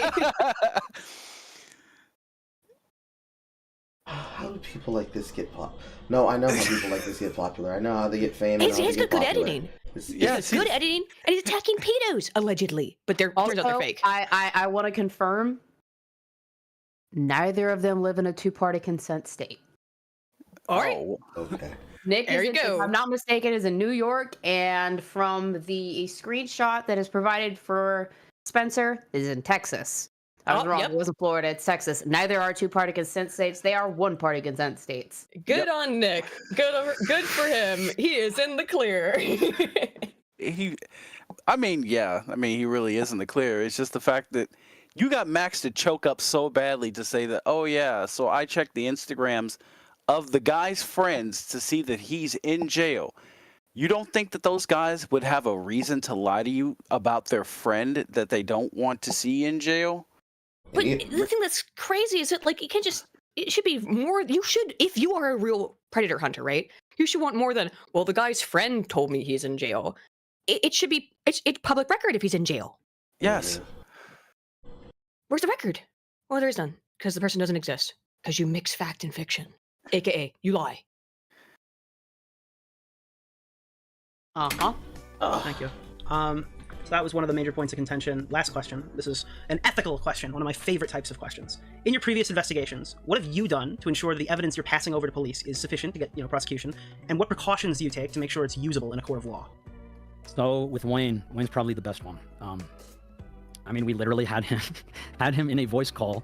Like it's like the Mega Drive. Like it's literally us saying we're 14 years old. He's saying, yeah, I want to see your pussy. I want to see, I want you to ride me and shit like that. To what he thinks is a 14-year-old, and we verified that by telling him, like, I don't know, I'm young. I don't know, I'm only 14. Did you hear that giggle again? Yeah. I think that should be sufficient to put him in prison. But the law says otherwise, I suppose, because as far as I know, he hasn't been imprisoned, and people have been I received an email that someone was going to talk to the deputy about why he hasn't been arrested, and I'm also actually going to start by that token then police. Would all the people that said against you, especially Haley, yes, you should be in jail then. Yes. Yep. By his own logic, if you have a couple of if you have 5 victims who've gotten, or alleged victims who get together and they all have the same story and they accuse you of a serious crime, well, we have to listen to the victims according to Max's own logic. We don't even need 5. By what Haley alone says and has been able to corroborate.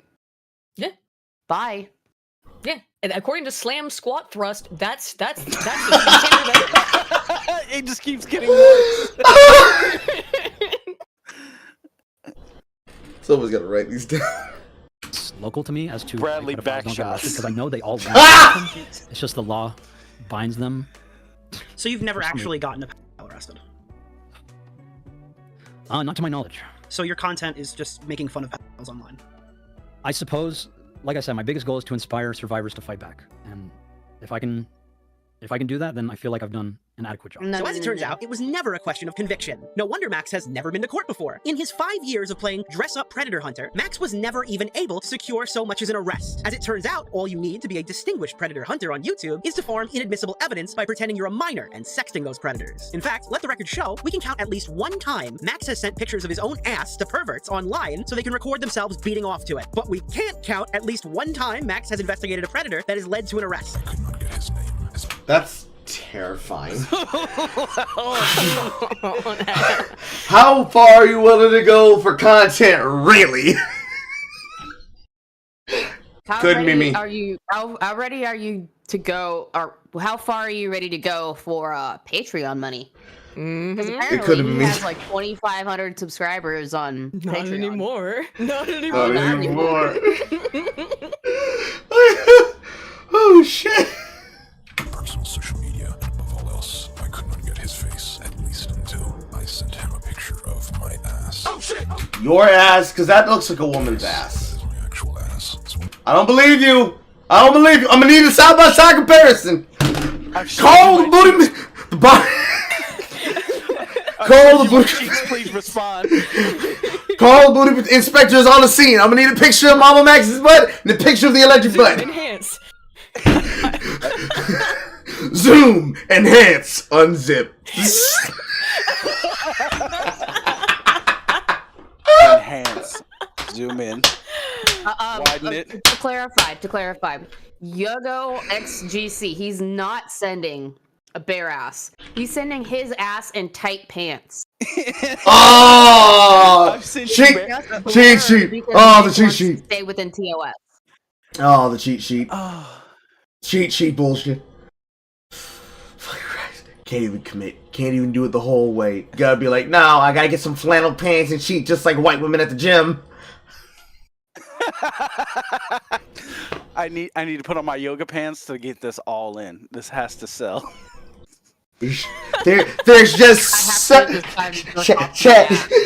gotta understand. Chat, you gotta understand. You gotta understand, chat. There's just so much. There's so much, chat. Wait a minute, hold the fuck up. Okay. I can actually see a little bit there for a second. Okay, I'm gonna fuck your shit up real quick, okay?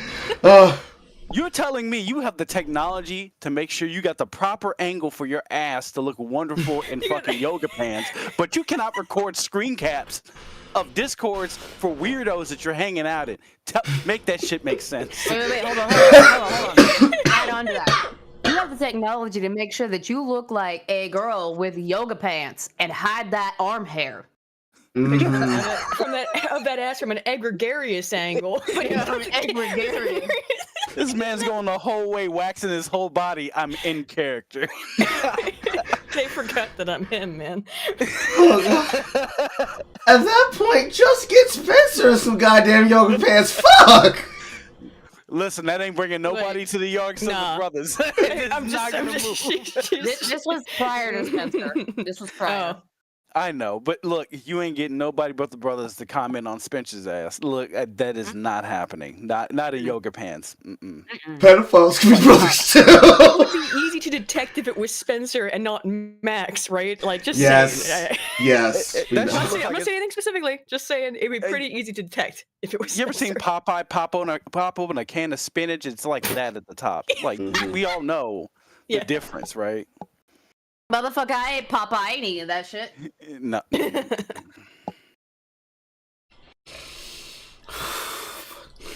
Popeye the fucking Pog Hunter. That is a horrible idea that popped in my head.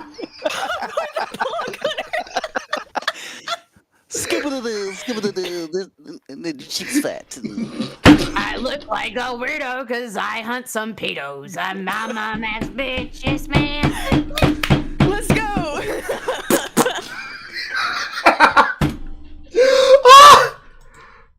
Why don't you go to Patreon and support me sling my ass? Like you said, you're 16, did you? Yeah. Why do you have a muffin top? I don't know. They make that at 16. You gotta make them think you're a 14-year-old girl, huh? 14-year-old bodies have changed. Right. We'll talk to it apparently. Ma'am, I don't. 14-year-old bodies may have changed, but a C-section scar is very discernible. Somebody get this guy's Patreon. We need to fund this operation more. So just to clarify, the vast majority of Max's content is fake. He's flabbergasted that you stupid viewers thought it was real. He's also lied about getting arrested to try to bolster his credibility in the past, and he can't even keep his story straight now. Finally, when asked what he does to make sure his investigations are ethical and could lead to prosecution, Max more or less confirms that he's a content vigilante with no ethical framework for serious stories. I hope now it's become evident why he responds so dramatically to the slightest criticism. Max is a liar. Max is a con artist, and now everyone knows it. Is there a single person that MamaMax can point to that he can claim conclusively was arrested as a result of one of his investigations or reports? Have you ever gotten someone arrested? If I have, then I don't know. If you actually watch sources, I made it the fuck up. The exact same thing. Because it's a scam. Because it's a scam. Tommy, did you know that? Love you, Tommy. He claims he got one person in jail, but he won't reveal their identity. Yes, because it's a scam. Dude, speaking to Tommy, Tommy called this shit 2 years ago, didn't he? Yep, he called this out when MamaMax did the Pick a Side YouTube. Yeah, that was 2 years ago. Tommy saw right through this BS. He's been saying for 2 years, and I've agreed with him the entire way. Dude is a scammer. That Pick a Side YouTube thing came out, I was like, what is this? Because I had been watching his content before then, and like I said, I think it's because it was so well edited and because everyone hates pedophiles, obviously. So you want to side with Max when he's saying he's hunting pedos, obviously. So you kind of, okay, good for you. You found a pedo and put him in jail, but you didn't do that. Yeah, Tommy though, Tommy's an older guy. He's been through the military. He smelled a rat a mile away, and Tommy was right on the money. Yep. I don't know why people are saying like it's a film. Like I am presenting it as if it were to be real, but I didn't think people would take it as that. Like, so I want everyone, when you watch my video, to assume everything is fake, except like when I show a pedo's face and what they're doing. What bothers me is your answer right there. You've been doing this for 5 years and you don't know how the process goes? How many people have you actually caught? I've never been caught. Oh, well then bullshit. That makes sense then. There you go, folks. I'm glad you're a vigilante for views only. You're a vigilante for views only. So you've never actually gotten a pedophile arrested? Not to my knowledge. So your content is just making fun of pedophiles online? I suppose, like I said, my biggest goal is to inspire survivors. It did what it What's that woman's name? Who absolutely devastated him? I don't know. Oh, that's her name? Mama Xylee, channel Xylee Gets Real. Oh, I see. Dude, she mogged him so hard. Oh, she mauled him. She just dropped his ass. I appreciate her Helen Hunt voice. That's her actual voice, yeah. That's what I'm saying. She is a retired woman who likes to fuck around with people who are stupid as shit on the internet. Mm-hmm. Good for her. Is currently in police custody. And was that as a result of your video, or was that prior to the video? Yes, it was because of the video. You went on and you said, this guy was arrested, it was because of me, it was because of my video. It's kind of egotistical of me to say that it was my video that did it. I don't know that for sure. But then you said recently that he fled to the Philippines, so was Sonny ever arrested? Pablo Sonny? Did that ever even happen? Pablo Sonny? I have no idea. I don't think so. I think he got away. I'm using you to deflect criticism. I am still getting criticism. Bro, how are they shielding? They're not shielding me from anything. I am still getting criticism. People have been playing that card for so long. I use survivors to shield from criticism. I've never shielded myself from. I almost always just get criticism. Well, I'm asking why you did not direct me. I think he got away. Only in public streams. I've seen you got caught up with this whole situation. I have texted you. What it felt like seeing him on streams. You went on with. Hold on, can you put Max on for a second? I'm right here. That was snaky as dude. Oh, I'm coming after you God. hard. That Stand shit, back, Spencer. Can you tell him what you felt? You literally, Spencer, please come here. Shield me. Unbelievable. Spencer, can you please give me a hand on the table? I'm feeling threatened. It's scared. It won't come out. What a gross. Like, okay, let's take it. First of all, this whole vampire werewolf cult with Blackula in charge of it. Let's just pretend this is real, okay? No, because if there is anybody who got hurt by this guy, and I think that it's a very real possibility, this makes a mockery of the whole thing. And he says there's 8 other survivors, and apparently Mudahar has seen their evidence, right? Because he signed the NDA, which is not legally enforceable by, I doubt, by the way. The NDA he supposedly had Mudahar and everybody else sign to get access to the back end to see these other 8 survivors. It's grotesque. If Spencer is a survivor of SA and all this other stuff that they claim, him hiding behind her, I mean, it's gross. Why He's is a Spencer? bitch. Yeah, why is he's a bitch? Why is Spencer doing your emotional labor? I'll use a leftist term. Why are you having Spencer do the emotional labor for you? Because it's your job. Because she's a He's a victim, bitch. and it holds power and weight, and he's a pussy. Yeah, no, I agree. It's because he's a bitch. That's why. Well, yeah, because who's gonna check a victim? No one's gonna ever check a victim and say, "Hey, you got to give me more evidence." And you've got 8 other victims in this server, right? All cross-pollinating each other with information that may or may not influence their stories go forward. And you're just sitting there going, "Well, I mean, you can't talk about it. It's an NDA." Like, bro, you're using them as a shield to get them to not be able to talk about any of this. So you are hiding behind victims. While demanding that other YouTubers talk about it. It's like, I demand other YouTubers talk about this, but if you want to have any of the information so that you can talk about it, you have to sign an NDA. Oh, what a scumbag. Never before have I seen such a big bitch act like this, and I've seen the worst of the worst of some of the fucking rejects of YouTube and the internet abound. My lord, why? Why is it that it's always people who have no reason to want more than they should have, that just get greedy for just a few more drops of clout? It's always a few more drops of clout. Please, sir, can I have some more? The majority of MamaMax's diehard audience are sexual abuse survivors, and he's currently taking advantage of them. It's There's the a perfect subtle grift. irony to this. What's that? Just to make it brief. The subtle irony is that if he had never brought this to Mutahar or any of the other guys, he could have just skated right by. Do you ever think about that? Exactly. If he hadn't done this whole Charlie and Anthony Fantana. You can't even keep it together. Because what the fuck was Anthony Fantana gonna do? He was like, if you're enjoying the banger track that you're listening to, Anthony Fantano talk about rape victims. What the fuck? Insane. He's just a clout goblin, man. What is he going to do once he gets to talk about it? Yeah. He's gonna have What him if he record a hadn't new. done this? Yeah, have him record a new voice line being like, "That's too many penises." Like, what's supposed to happen? I rate this vampire werewolf cult a 6 out of 10. That's fucked up. Oh, Jesus Christ. Really? Why would you criticize a guy who's going after predators? Why would you put in work to do it right? That doesn't pay well. Just blame the police. I mean, people already hate the police, right? I don't want to wait for the bureaucracy of law enforcement to take their time when it's already been 7 years with multiple reports. Like, that's ridiculous. And that's also why we're taking them to court as well, because this is absurd. Keemstar, remember when you were making out with your first girlfriend and you came right as she touched your leg? It was me. I jumped you off at super speed, so it seemed like you nutted at just a woman's touch. There's one more topic on the docket that we need to discuss. I mentioned earlier This is a lie, by the way, this going to court shit. No evidence behind any of this. Because they can't. They have to fall in the jurisdiction, which he admits that he's not done. But he has his reasons, I'm sure. But it was only until he talked to Muda, and Muda's like, you gotta go to the police. Together to accuse him of abuse. Have you It's gone to not the something police I feel equipped to discuss at this moment in time, and that would be it's for a only separate after he video, talked but- to Muda that he's like, yes, we're going to the police now. You didn't? Yeah.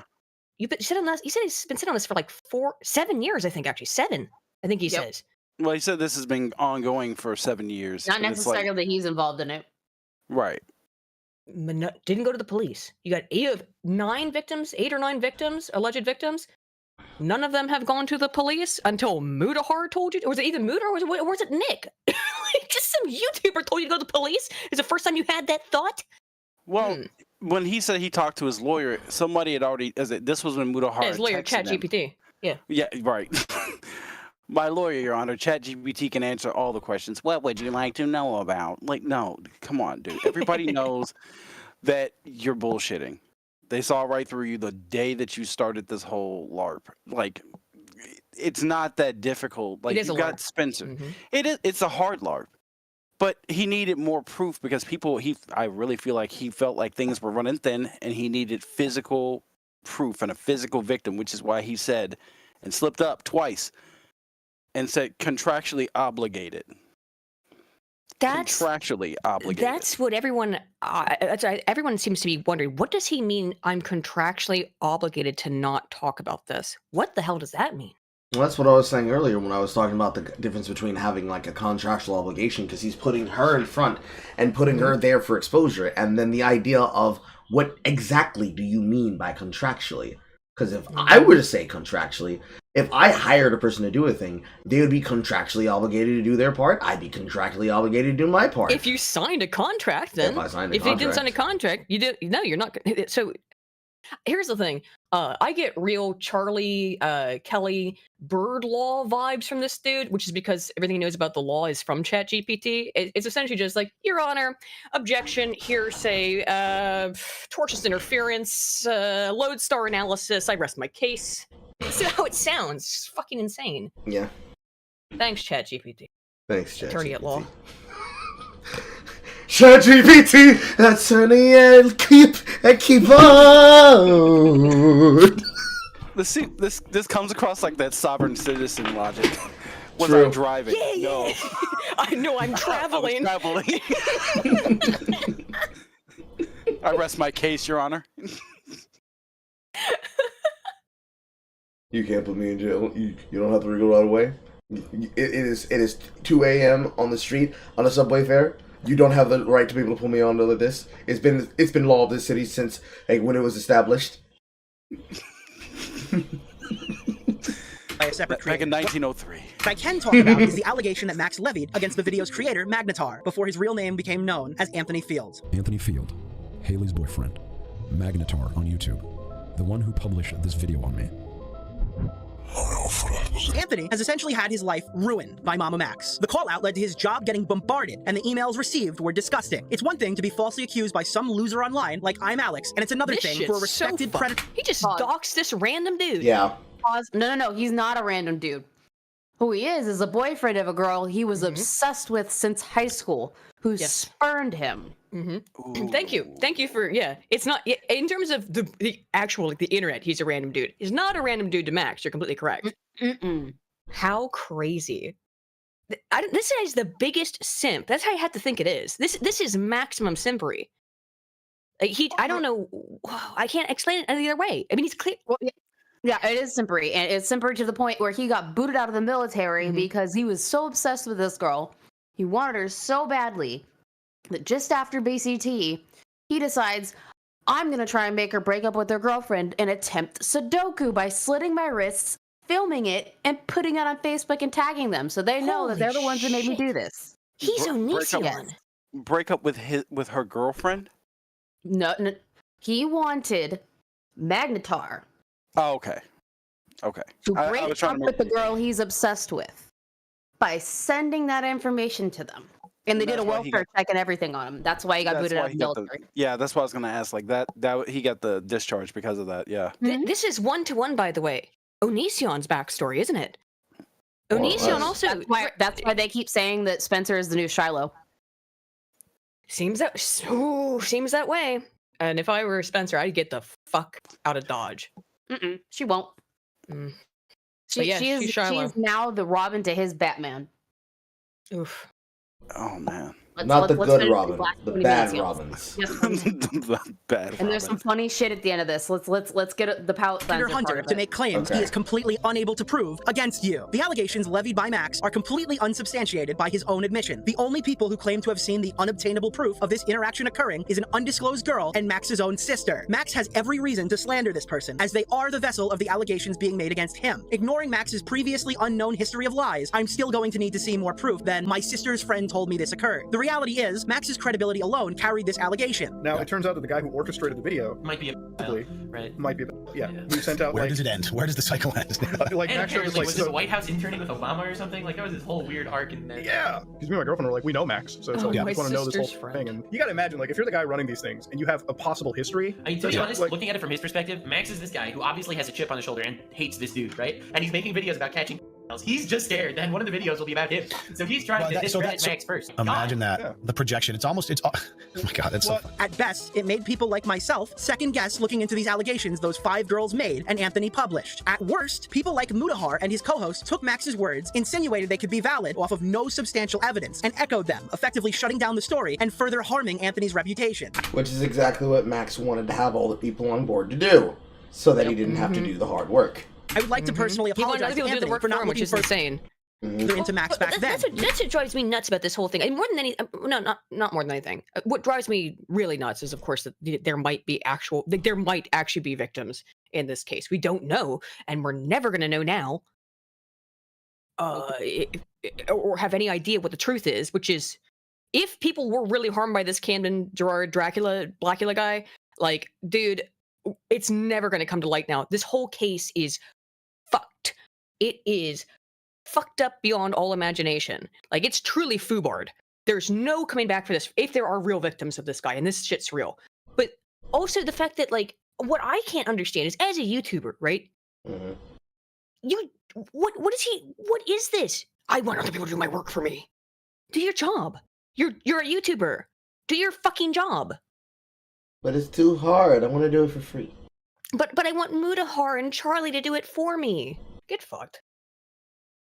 Maybe we could have salvaged this situation, and maybe we could have saved the current 8 girls a lot of trouble. I am, however, proud that we could get Magnetar and Mutahar together, just to hash out their differences. It is worth noting that Camden Gerard Davis' alleged abuse victim Spencer, who's also Max's roommate and friend, who's also friends with Max's sister, who's also friends with Anthony's alleged victim, claims that Anthony dressed up like a student after graduating to eat lunch at school with freshman girls. Oh, and because this is MamaMax, of course there's no evidence of that either. The dude apparently dressed up in a school uniform, snuck in multiple times, and not a single person snapped a picture of him. Nice. So this is what I'm saying. There's multiple things against Anthony Field. For me, I feel comfortable saying he is a pedophile. I don't feel he could do anything to me legally for saying that, because if he were to, the girl who made the testimony would come forward and testify. So she has his dick pic and has timestamps of when it was sent. That's real. That exists. He does not have his dick pic. So what does she have that she could come forward with? Just her memory. But wait, so you don't think that you could legally be held again liable about for the statement? him just saying shit like this, right? Is that, like, he says, well, no, there were just allegations against me from 5 different women, but they're just allegations. They don't mean anything. But he can just say, well, someone told me, therefore I feel confident saying it's true. Wow. I mean, that's slander in the highest order. Like, you're basically saying, hey, I can prove this, and there's action, and you can't do anything to me. I really feel like, did Chat GPT tell you that too? He's not very bright. No. Well, come on. Like, you really thought that you were going to get away with that, but I don't know. This is getting interesting. I like this. It's going to get funny. Just let it finish out. You're making if he were to sue you because you have someone who can come forward and tell you it happened? Well, I am just documenting what she said. No, you are calling him a pedophile. Correct. And to be able to successfully sue me for defamation, he would have to prove that I am lying, which I am not, because the girl. That's not how it works. DMs. Now that the serious stuff is out of the way, does anyone remember the time that MamaMax tried to shill his beats to Anthony Fantano? Well, as it turns out, MamaMax made an entire song about how he wants pedophiles to perform oral sex on him. Initially, this segment was just going to be cut from my video, but then I got an idea. Yeah, in terms of that's not how it works.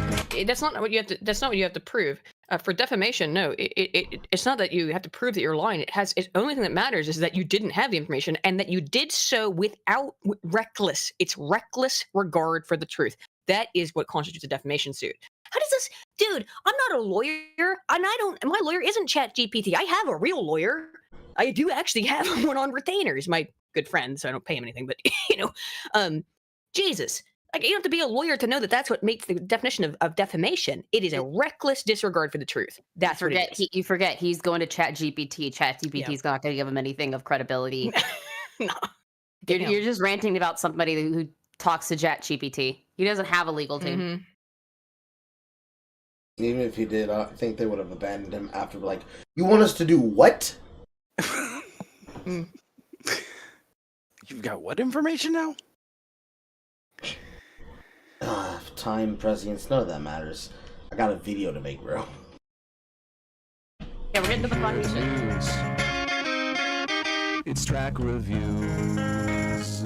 Hey, hi, and hello, everyone. Anthony Fantano here, internet's busiest music nerd. Hope you're doing well. The man, the myth, the rage legend. As everyone knows, he has a brand new LP coming out just around the corner. He is being a bit mysterious about its drop per usual, but we know it's close because he's putting out new indie ace.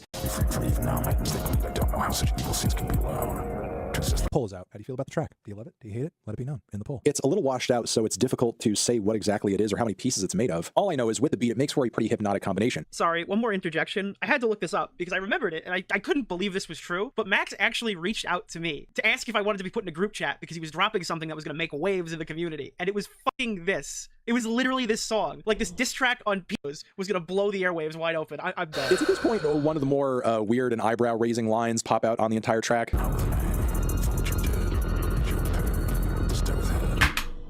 In hell with me for what you did, and you will pay this debt with head.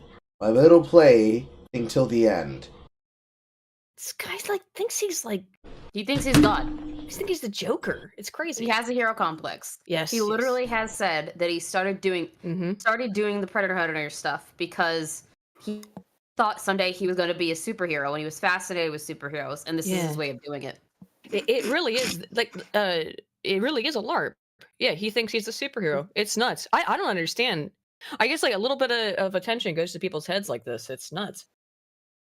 I'm flabbergasted, Chad. Carl's face is my face right now. I swear to God, I'm like, what? It's all over faces.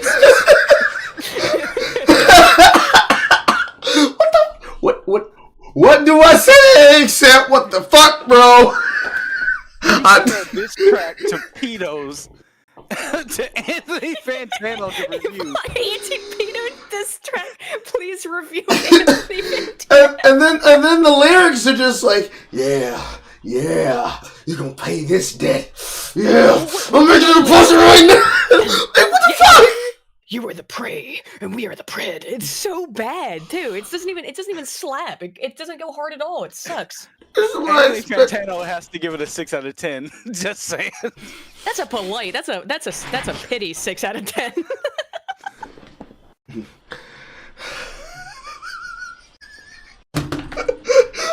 gets funnier. It gets funnier. Oh no. Trust me, it gets funnier. Fun. Oh no. Anthony Fantano, MamaMax, forever. In conclusion, this video proves that Max Striker is a complete and total fraud. His persona MamaMax is a freak who does not help children prosecute their abusers. He hunts predators online as a soldier of fortune. He lies about his accomplishments to bolster his credibility. He manipulates his audience of abuse survivors by not disclosing large portions of his content are completely fake, and he uses credibility he never deserved in the first place to silence and ruin other people's lives. Just look at how he treated Tommy C. The man was Max's first real persistent critic, and during the videos he was supposedly hunting predators, Max took time out of his day to create a QR code campaign about Tommy and talk about sexually dominating him. The stuff on screen right now is completely psychotic, and even more so with the information we now know about how fraudulent Max's activities have been. I mean, look at the comments. Look at what people said to Tommy, just because he spoke up and questioned the current narrative. MamaMax does not deserve anyone's support. MamaMax does not deserve a second chance. This is not a community that can offer one. This is a malicious person who preys on his supporters. He is the predator to them. To the girls Max is helping fight against Camden Gerard Davis, you claim to have escaped one cult. Don't be foolish now and fall into another. And MamaMax, this part is me, speaking directly to you. I know you, Max. I know how you operate. My friends and I know what you're about to say, so we have to spell it out for you. Yo, John Swan, drop the bass. Though we are different, we are all the same. Because above all else, there's one thing that holds us together. We don't like B-words. Camden Gerard Davis is a child predator that has molested hundreds of children under the pretense of a vampire werewolf cult. It's absolutely crucial that we spread awareness of it. Camden Gerard Davis's time is up. He's about to be exposed. Camden Gerard Davis, you're going to jail. There is a pedophile pretending to be a vampire. So if you come across Cameron Gerard Davis, be sure to contact MamaMax immediately. I love this shit. He literally got all of his big YouTuber friends and people cameoed for some of these to be a part of this bit here. That's great. That's he got what he wanted, didn't he? Yep. Mm-hmm. I love that they used Deji's picture though. At the end of the day, did not Max get what he wanted? He wanted all the YouTubers to talk about this, but now they're all talking about it. Smash, what was it? Jet smash cock? Like, there you go, dude. You're doing great. No, it's buried back shots. You didn't get it right. Buried back shots. Yeah. I like to call him Build a Bitch, so. Build a bitch. It's like Barry back a smash cock is like his civilian name. What's your government name, Barry? What's your street name? Chad Thundercock. Casey Bone blast, man. arrested for charity fraud. Camden, who are you? Someone in my chat was just talking about you. Thank you for the prime. God, he's even got your girl mortified, walking on the treadmill. Happy to see you in some clothes, girl. A rare occasion. Basically, don't feel depressed just because you're a vampire werewolf and people are saying to you, the Leviathan will come for your enemies. Getting patient. Camden Gerard Davis is a stupid name and he gets no fucking bitches! You vampire piece of shit! We are real. Shoe nice. The paste eater. I love Ricky. I'm happy to see that he didn't take too much of a concussion from that blow he took from that fucking wrestling match he was at. Oh, from yeah, I know what you're talking about. When he got slapped, yeah. Hey, if you interrupt the match, you are in prime Triple H territory. Move at your own whim. May not have done. I'm not really sure. Camden Gerard Davis. Those teeth are fake. They make you look stupid. And there's no such thing as black vampire. Cameron, Gerard the completionist. Where's the charity money? The Leviathans are coming for you. How's it going, everyone? Here in my garage. I wanted to give a quick shout out to Cameron Pro Jared the completionist. Shout out to you, my dude. It's time for action. That's Tyler. That's Xylee. That's the one you said you like the voice of. Yes. Now, MamaMax needs our help. Yes! Camden Gerard. That is exactly what I thought she would look like. Yes! Davis. MamaMax needs our help. Well, hello. Xylee's Pause. Yeah. This shit fucking sent me. This sent the fuck out of me. Because Foodie Booty is a shit human being. Foodie Beauty. I've been watching this bitch for years. Because she is a fucking dumpster fire and a half. So as soon as I saw that somebody paid her in Cameo to get her to do this, and look at how, like, she has no idea what the fuck is going on. No.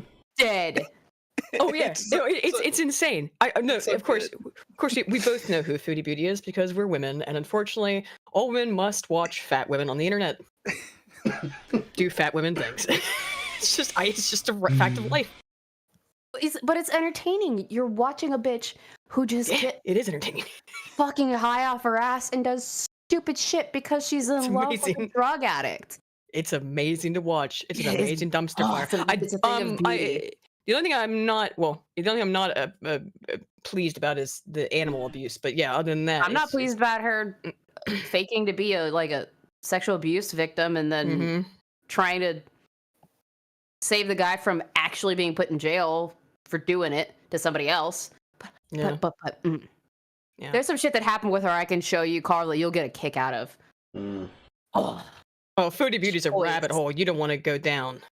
If you don't know Carl. This is a rabbit hole that Carl will get the biggest fucking kick out of. He probably would, to be fair, because it is. Especially the shit with her current husband. Yeah, we won't. Yeah, no, let's not do that today. Let's. But that's another time. Let's finish this.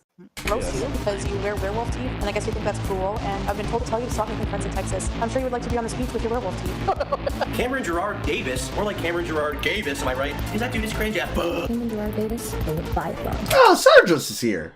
This time, whatever happens, I wasn't giving much context. As a member of the Chinese Communist Party, Camden Gerard Davis, we are coming for you. Honestly, I have no fucking clue who Camden Gerard. Even Sky Williams is here. Damn! Where'd your hair go? We got everybody.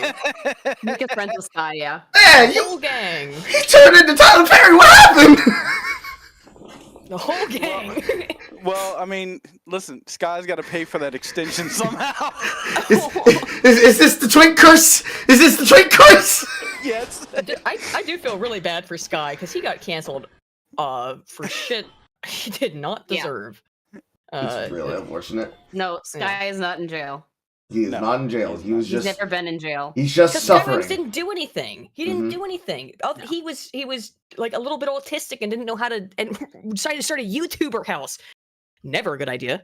Don't do that. Nope. Anyway, let's see who else is here. Gerard is, but I'm just happy to be included. Camden Gerard Davis. I am standing on your plot of land purchased from established titles, and I will be notifying MamaMax when you arrive. Goddamn, the established titles. Hiding in your local inner cities could be Camden Gerard Davis, who's not only a vampire file, but a vampire werewolf hybrid. Not many people know that fact about him. We'll see you Probably never again. We are targeted. Hey, what's going on, guys? While I was editing my video, I found out that Max tried to beat us out and post a really poorly edited video where he claims to be taking accountability. Shockingly, not much accountability was taken. The video was panned. He tried to launch a GoFundMe. That was canceled by the time I woke up this morning. I think the only people who donated were a $5 donation that was anonymous and then Max himself. It's pretty clear he just tried to get out ahead of what was inevitably coming because there's not really much he can do to salvage this situation. And I mean, in the future, if I make a part 2, I'll definitely go over it. But for now, I'm just going to leave you with the hemorrhaging subscribers he's losing on his main channel after posting it, and this absolutely hilarious ending that had to be scripted. I simply don't believe this happened naturally. That's not Spencer. That's not Spencer. Did you hire a woman just to hug you? Does Spencer not want to hug you no more? Is that a black woman? No. No. Okay. That had to be scripted. I simply don't believe this happened naturally. Okay. Just want to make sure. Those are white hands. Okay. Yeah, so that is the question. Who is it? It's clearly not Spencer. Yeah, it's too thin to be Spencer. Current girlfriend. I mean, like, I'm not trying to be rude, but just being honest. Like that is not Spencer. The hands, like, she's too thin to be Spencer. See, I told you. If he was hugged by a whole ass fridge, that would have been Spencer. Where is Billy the fridge in this? He should be involved. Everyone else is. She's in the cut chair on the other side. That little plastic chair just screaming. Do you think? Because the way his stream was is that he did have her sit in like the cuck chair, like over the corner. She wasn't even allowed to sit next to him. She had to sit in the back. Oh, Jesus Christ! It's all horrible. It's all horrible. Fortnite code on top of that. God damn it. Oh, and just a reminder for people who on a scale of 1 to 10, this is about like the second great video from Nicholas Diorio. I think the Bunty King one is still going to be number 1. Yeah. Nick does good work. He really does. When he wants to. When he puts his mind to putting a video together. Yeah, not dropping 5-hour live streams on you. I mean, I think this is the first video he's put out in 2 years or something like that. It's the cheat code. When he says he's working on the video, no video. When he says, I'm done, I absolutely cannot stand this, I am so done with it, new video. Mm-hmm. Yeah. We got the code, but boys. when you do not want Diorio to go after your ass like this, because when he releases a video, it's always a banger. So. Hold on, pause. Speaking of Diorio, I just refreshed my Twitter page, and he's literally said this like less than 30 minutes ago. MamaMax is one standard deviation away from being Mouthy Buddha investigating Pizzagate and Hillary Clinton on BitChute. Legitimately. The thing that's weird about that is that I knew Mouthy Buddha back when that shit was happening. Like, I talked to him a little bit, and I was like, what the fuck are you doing, dude? He started all that weird Jew thing. I was like, what the fuck are you doing? Are you seeing the patterns? Are you seeing the patterns, Aiden? Mm-hmm. Sure am. Real weird. I think it might be called schizophrenia. Really? Or egotism. I don't know which one it is. Probably egotism in Max's case. I call it desperation. I think this is pretty much it for the video. Sometimes you just gotta learn your place, and you gotta learn it sooner than later. He learned it later. Yeah, he built up an entire army and then pretty much got decimated. I mean, I don't know what to tell him. That was a crazy thing about it, right? Is that like a couple years ago, everybody was on this guy's side. Even though he is a relatively smaller YouTuber, 800,000 subs is not small, but like, even though he's relatively smaller, he got people to come out and talk about the stuff that he was talking about. The last domino was pick a side YouTube. When he pulled that shit, he turned everybody against him. Yes, he did. Because as a YouTuber, there's no way you could have looked at that any other way than, well, the way that I did, which is trying to start another adpocalypse, asshole, over nothing. Now, if this is true, I mean, like, obviously we know that there are predators on YouTube. That's true. That is absolutely correct. You don't have any evidence. You don't have anybody to go against. This is what he's done this over and over repeatedly. He's like, go and attack. Who? Over what? Where's the evidence? Never has had any. It's like he tries to send out these calls to action, but he doesn't tell us if you make a call to action, you have to have a directed, specific thing that you're telling people to do. That's what the action, you have to tell us what the action we're supposed to take is, besides just to talk about it, which is all he's ever cared about because he's a clout goblin. Well, I mean, I think the call to actions were always just to stir it up.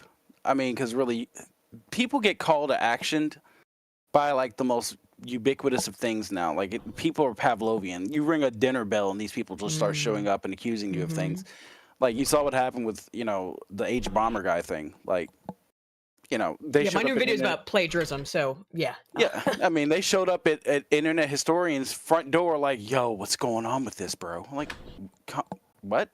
Oh, I'm sorry. He took from an article about a historical event. Now, I would say just my one piece on that is that yeah, he should have cited that article. Then he fixed it and did. I think he's learned his lesson. Hopefully, he'll continue to have learned from that.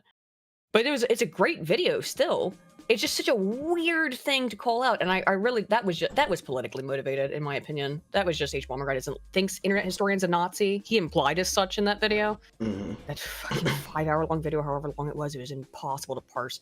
But I think he just doesn't like Internet Historian because he thinks he's a conservative of some sort, which there's no evidence for. Just think so. People get accused of that, like Wendigoon gets accused of being a right-wing conservative nut job just because he's a Christian, and people run with this shit. It's nuts. It's all just speculation and conjecture. And now that we've made it to the end of the video, now comes the legal segment. Regal segments section. No, sexment makes sense. True. Let's see here. Going from there is the Mutahar legal threat. Here we go. Let's see here. Since we're past the point of caring, I want to advise me receiving vague threats before uploading this video. I don't care what damage you cause to me or my brand. Please hand this off to someone who's capable. Please, Muta, take some time to think deeply and clearly about this case. Other well-known documented cases and yourself, I admit to my mistakes. Please reflect on yours. I'm not going to attack you publicly, but if we're forced to a position where we need you to respond, we absolutely will, and we are not afraid to do so. And I promise you, it is going to get very ugly for you and your brand. We had a call. Pay attention to his use of the word "we." He does that a lot to imply. It implies a group. It implies there's a whole bunch of them. Yeah. It's just him and Spencer, is what he means. No, it's him and ChatGPT. And ChatGPT, right? No. At this point, and it'll be shown a little bit later because we have the screenshots. He is trying to get the other victims that are in that Discord server to like band together as like a class action lawsuit against Muta. Which is insane. Yeah, I know that he threatened that. That's not what that actually doesn't constitute as a class action lawsuit. No, though. It doesn't, but that's what he's trying to do. Yeah, because he used ChatGPT, attorney at law. Not a class action lawsuit, you dipshit. The worst part of it is that since this was developments ongoing within the last, I think it was 48 hours, 72 hours that we've had, all of the cringe is coming together now. It's like the last 3 days. All of the cringe. It all will be revealed, chat. Don't you worry. We saved everything. She saved everything, too. Let's see here. We call each other brothers. Please treat me as such as I've been doing for you. This is absolutely time and a place for conversations on false accusations. I am a literal victim of this phenomenon, and I would love to have a public conversation about it, even on your podcast if you'll have me, but this case is not it. What do you mean it's going to get very ugly for me and my brand? I'm literally asking you for evidence. I'm never stating Camden is innocent. You made a poor job of presenting this. How is it bad for me to tell people to think critically and demand concrete evidence from blasting an individual? Let me be clear. That is not a threat. It is what has been being discussed between the survivors and myself when we were making these things it's public. Literally a threat. It's literally a threat. It's legitimately a legal threat, you dip. I'm not threatening you, but I am threatening you. It's not a threat. It's a promise. Yeah. Or in his Batman brain, that I guarantee that's what he thinks. It's not a threat. Or my personal favorite, it's not a threat. It's a statement. What you do next makes it true or false. God, that was cringe. I hate it. That is so cringe. That's what I believe the kids call a big yikes. Big yikers, bro. Yikes. Like, I am not getting coom thighs from you. This is not an oomphy situation, Mr. Backshots. I don't this want is, this. In fact, not skibbity toilet. This is no riz. Yeah, hell no riz. It's horrible. Then it goes to the next one. Cue it right here. More leaks about the legal threats from the Omnibully. Update. Max's delusional plan to steal millions from Mutahar is falling apart as his Discord server full of rape victims don't seem interested in the grift. Let's discuss it, but Swooper is absolutely right and the money will only help you guys. How would it have impact on the case? Good question, Amanders! Swooper Spencer, by the way, if you don't know. Okay. Yep. We're pretty sure. It is. Like my. Oh, wait, that's been confirmed. Okay. Okay, Eli, my question too. Max, the case against Muda would provide resources of the criminal case against Camden. It would also shift public perception and get the attention of the general public like national news, not just YouTube content. Sure, Max. General public national news stories. You're going to cover this on NSNBC and C-SPAN. I believe you. AOC is going to mention it on the House floor any day now. Any day now. Get that big booty Latina to talk about it. Let's be honest. It's average sized. It's okay. It's a little above average. Come on. Let's she's working with something there. Come on. She has like at least half a cake. Yes, give her the respect. I don't like AOC. Give her the respect she's due, though. She got half a cake. It's fine. Half a cake. She needs to go to the gym and work on it. Right? Tighten it up. You're right, baby.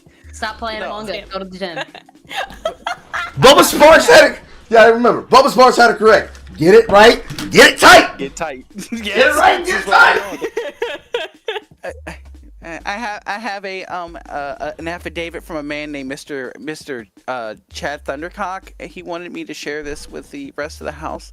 We've got to move on this. There are victims involved. Victims, lots of them. Like, where are you even going with this? Yeah, please approach the bench, Mr. Grunt. Grunt, call the bitch. Get your ass up here. You are the court of Judge Modala now. The memes are balling out of control. I love it.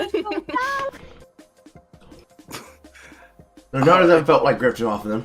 What a horrible L for Max. It really is. He dug himself a hole. Like, if he had just, again, I really love to state this. How quickly people would have never really picked up on this had he not reached out to every bigger YouTuber to get him some type of clout. Well, if he had just done this on his own. It's not that he reached out. It's that he reached out and then he had the purpose of putting them on the point and saying, "You don't care about pedophiles." Yep. You all. What he said is that you all tacitly support pedos on this platform because you won't talk about some shit that no one understands because your video was incomprehensible garbage.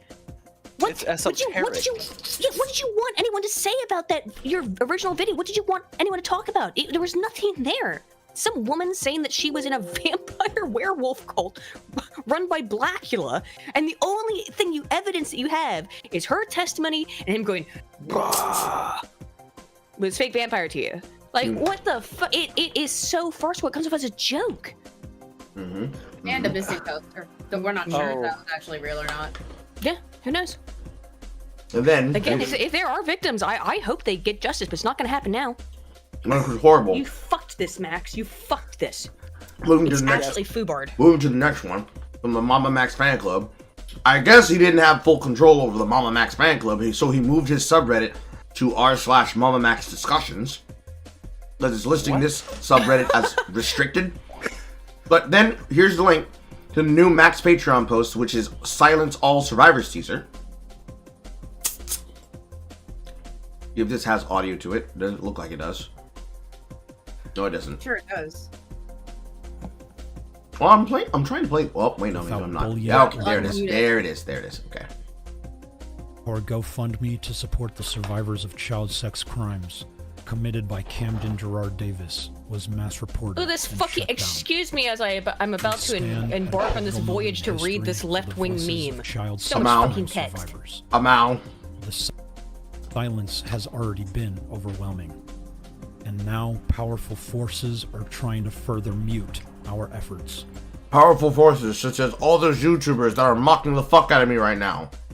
They get mocked, dude. To those who question us, we acknowledge your concerns. We know this these issues this are new opener for the delicate. Return of the Jedi But our is really goal strong. isn't to sidestep True. justice. It's to create a space where survivors can begin their journey by speaking. Could out you just without put it in bullying Comic or Font, harassment. Comic Sans text? He should have put in Comic Sans. Would have made it so much better. Mm-hmm. And easier to read. 1,000%. It's nice thick block tests and hard white and black with moving pictures. Oh, actually, I don't know when you got in on the URL video, or if it's in that video or not, but he uses a very specific text font, and then it turns out that like some of the evidence he supposedly got from a victim is in the same font. which means it's he his bought the fucking font. text. It's not a Windows font. Yes, and it's paid for font. Yeah, it's not because I use a similar 8-bit style-y font. I don't know what it's called, but it's a basic one. Can't remember what. God, I use it all the time. Now I can't remember what it's called. I have to open up my text editor. It's a derivative of Roboto. Yeah. And this is a precise paid for font, and then also Victim uses that font. Weird. Weird. We are asking you to at least hear our side before coming to a conclusion. In the expansive digital landscape of the internet, a disturbing trend of cult manipulation proliferates, often going unnoticed as people are engulfed in a sea of misinformation. Everyone seeking guidance and truth are increasingly entrusting their beliefs to destructive influencers, mistaking their manipulative messages for authentic information. Yes, very interesting. Very interesting. Not like you've done that. No, it's everyone else. It's not you. This dangerous dynamic is I fucking love the exacerbated by fact parasocial that relationships. I know pretty much everybody that he Followers keeps elevate the screenshotting words of in the their background. favorite online personality. It's weird, right? It is bizarre. It is. Just like, oh yeah, I know everybody, everyone involved in lies this. are often Some of them indistinguishable from personally, or truth. at least somewhat interpersonally. Some of them. Followers find No. I know them extreme personally. actions, Like, oh wow, including a lot of harming them. the innocent. I've had under the influence quite a few. of those One of them they is one of my perceive as their virtual IRL gods. friends. Oh wow, We have been meticulous. Yeah. This whole thing's insane. I mean, it's just like the whole thing. It's ludicrous. It's ludicrous. It is personal for Hellfire, because since it's personal friends that he's trying to fuck with, she has an incentive to make sure I see it. Well, you know, fucking A, good on you, Hellfire, because I can understand why you're particularly interested in this. Then, but this guy's got to be. Why can't we go 3 months without some YouTuber catastrophically embarrassing themselves? Is this worse than Colleen Ballinger's ukulele apology? I think it's worse, because this is supposed to involve pedophiles. As opposed to just being a weird creep pedophile. As opposed to just being a weird creep. Yeah. I think he might be too, who knows? I don't know, well, I don't know. Maybe he just likes them. Like, maybe he just likes them thick and large. Who knows? I mean, from what we see, he likes one of them thick and large. I think that's because the other ones don't want him. All the other girls that have come out that have been dating him aren't thick and large. It's just, let's pretend, just for the sake of argument, that all this is real. There really is a vampire werewolf cult that's been run by Camden Gerard Davis, Blackula, and he helped this woman escape, and he's trying to help a victim. You don't move her into your house, dude. Like, move her into like an outside house. Like, you can move her like an outside house. Like, have a guest room that's completely separate from the main building, so she can have her own privacy. Or there's so many services all throughout the country. Now, I wish that we had better services for this. We don't, unfortunately, but there are a lot of charities, and there are government organizations. I wouldn't go with the government. I'd go with a charity, not with the government, because I hate the government, but that's aside. Find a charity organization that can provide it with housing, which absolutely exists. There's tons of them. There's tons and tons of these organizations that are there to help, particularly women, and they are all women shelters that could give this woman a home and food and shelter and medical care. Why is she staying with Max? You forget that would take work. It doesn't take work. Just call them and go to the shelter. But that's just so much work. It's too much work. Aiden, have you not seen the other shit that he's got going on? Yeah, I know. It's too much work. He's Why gotta we make manage YouTube the videos. finances? Just let Spencer do it. Yeah, Spencer, you do it. You go find yourself a halfway house or what? By the way, again, the term halfway house has negative connotations, but like there are actual shelters for victims that she could go to. Why is she living with him? Like you said, money, too much work. Money, convenience, pussy, money. dick. I saw that, money, Carl. motherfucker. I love that. I love you threw that in, Carl. But I mean, my first thought would be not even that. Like, don't get me wrong. Like that's a great secondary, but why haven't you gone to police? Like, again, if this is a crime.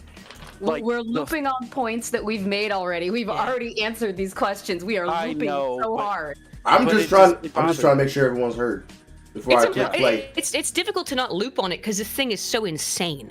So like it makes you feel like Max You're is on crazy. crazy pills. Yeah, so he makes you like trying to pay attention to all this makes you feel like you're taking crazy pills. Mm-hmm. And themselves compelled to extreme actions, including harming the innocent, under the influence of those they perceived as their virtual gods. I'm upset with this. I don't know, bro. You put virtual gods there and Mudahar in the background. I don't know if they're gonna be like, Baji, I pray to you. I know my dad's real, my god. Carl, that's racist. No, it's not. It's cultural. We have been meticulously documented. I'm just sitting here just in awe of the fact this man is sitting here. This is another thing that I mentioned earlier. I know we're looping back, but god dang. Haven't you noticed that he keeps on putting everybody who ever disses him in everything that he does in some way, shape, or form? Again, he's looking at a lawsuit at this point, by the way. He's looking to catch a charge. He is. There's already discussions for Magnetar about taking him to court. Good. Magnetar absolutely should. He called him a pedophile straight up. I agree. And put his name out there. On Twitter. Yep. And brag that he wouldn't be able to do anything about it. Mm-hmm. Yeah, because he thought that that he had the YouTube community on his side. Well, he doesn't. So he thought he could just destroy this guy's reputation. This dude who he has like personal beef with, who just happens to also be a YouTuber. Yeah, he should catch a fucking charge for that shit. Clout's a hell of a drug because it makes you feel like you're superhuman. You can do shit that the law can't touch you on. Yeah, the law can reach out and touch your ass real quick. Behaviors and cross-referencing them with Robert J. Lifton's 8 criteria of thought reform, commonly known as brainwashing. Our evidence, even when applied to some of the most reputable influencers, reveals some disturbing signs. I can tell you about some thought reform we the should work on. counter-narratives in an upcoming film, Silence All Survivors. Our ultimate mission is to shatter the shackles of fear and shame that silence child survivors. We advocate for the empowerment of survivors, encouraging them to share their stories when they feel ready, and to know that we are with them at every step. We all contribute to history. I know people use the term pedojacketing, but he is like victim shielding himself. Is that a good word for it? It is actually. Yeah, it is victim shielding. He's using these alleged victims, and I don't know, and like I said, if they are victims, we'll never know now. He's using these alleged victims to just say like, you can't criticize me. If you criticize me, you're a pedophile. That's what he's been doing this whole time. It's crazy. It's pedojacketing and victim shielding, and it's gross. It's really gross. There used to be a word that went along with it, which is like accusation ageism. This would, because ageist is a form of shield. A special word that people can be able to use for alliteration. Yeah, that's a good one. A victim ageist, and a pedojacket. One's for offense, one's for defense. Exactly. Yeah, he's got his offense and his defense set up. Child exploitation. Those who are standing on the right I've just never seen anything sides. like this. This is oh my this god, is it's new. so fucking cringe. I love that he added in this whole like, have you ever read a book called Dianetics? Like, what the fuck was that?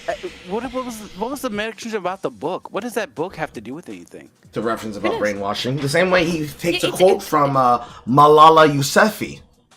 Yeah, Malala Yousafzai or whatever her name is, but like that girl who got real famous probably like 15 years ago for being she was like an anti-trafficking advocate or something. Yeah. But she's from a place where trafficking actually happens. And by the way, let's not get that twisted either. Trafficking happens in the U.S. all the time. There's thousands and thousands of people who are human trafficked in the United States every single year. This is not like a fake issue. It's why I got really mad about Eliza Blue, right? Mm-hmm. Because she claimed to be a victim of trafficking, and it's a really serious issue. It's a sincere thing that happens. Trafficking, child predation, these are real things, but they need to be handled seriously and with care, and not flippantly. By a guy with a Batman voice changer. Yeah, with a Batman voice changer. Which then brings us to another fucking MamaMax fan club clip. Eli victim Ave live reacts to Nicholas DeOrio video. Because remember that Eli does not desire to be interviewed at this time. Do not seek her out or harass her. I think it's valuable information because it offers a small glimpse behind the scenes at how others may feel. They were on a stream last night and Realive reacted to Nick's video. Is that link still live? It is, but that is 6 hours, and one of us is going to be leaving in like 2 hours, so we'll instead read the clips directly from the transcript. Eli says that her and Ishmael were not briefed on what the streams would be like or what would be happening to them. Those were the two people from the original post over here. Do you find the choice of names interesting? Because I sure do. I mean, this is the names Eli they chose. And Ishmael. I know. I find the names quite interesting. I'm not sure what it means, but I do find the names interesting. These are all biblical figures. Eli says that it's valid to criticize Max for using ChatGPT to write his scripts for the recent videos. True. Agrees that the evidence in the server is not concrete enough to hold up in court. Believes it's unprofessional for Max to have moved Spencer into his house. Does not know what Max means when he said he's contractually obligated to see the case through. Doesn't understand why Spencer is in charge of the money and not Max or a financial manager. Doesn't understand why Max reached out to reaction channels and influencers instead of actual predator hunting channels that could have been helpful. Questions. Says that the live streams were not what she expected and that she had no idea that she was getting into. She expected to tell her story, answer a few questions, and then leave, which would be reasonable. Eli says that one of the survivors told Max to wait and not do streams because the lawyers said to wait. Eli says she feels directionless, says she doesn't feel satisfied by how Max is handling the situation, says that when she found Max's Charlie cancellation video that she thought it was a joke at first and was confused by the approach, agrees that the survivors need more evidence and that it needs to be more organized. I thought it was a joke too, by the way. I thought it was a joke as an outside observer. If one of the alleged victims thinks it was a joke, what the fuck, Max? Agrees need more evidence. Was in disbelief that Max said ChatGPT understands the legal system. Eli questions the entire case was for show and if Max is ever going to actually try and catch Camden. Man, those 8 minutes must have been the longest 8 minutes of her life. Camden is so secure now. He can sue Max. That's yeah. If he exists, he's a person. If he even exists, we don't even know. Who is this dude? Well, they had a handle on his mother's, allegedly, so we have to know that. We do know that he is in prison somewhere. Possibly. Whether or not he knows that he's being attacked like this, who knows? Eli says that they should have gone public with videos and that the lawyer told them not to post more videos, but Max and Spencer did anyways. Surprise, surprise! Surprise, surprise! Because lawyers ChatGPT, bruh. Also, more victim shielding or whatever, victim agacing, in terms of having that live stream go up on Spencer's channel, not on his. That's cute, Max. Well, the whole point was for the channel was to get her monetized. Yep. Let's see here. Yeah, you have to do videos within a concurrent length period. I forget exactly what it is, but it's inside of your the additional benefits of your channel when you go to your additional features. There's things you need to do to be able to have the ability to upload videos longer than 15 minutes and then have the ability to be monetized.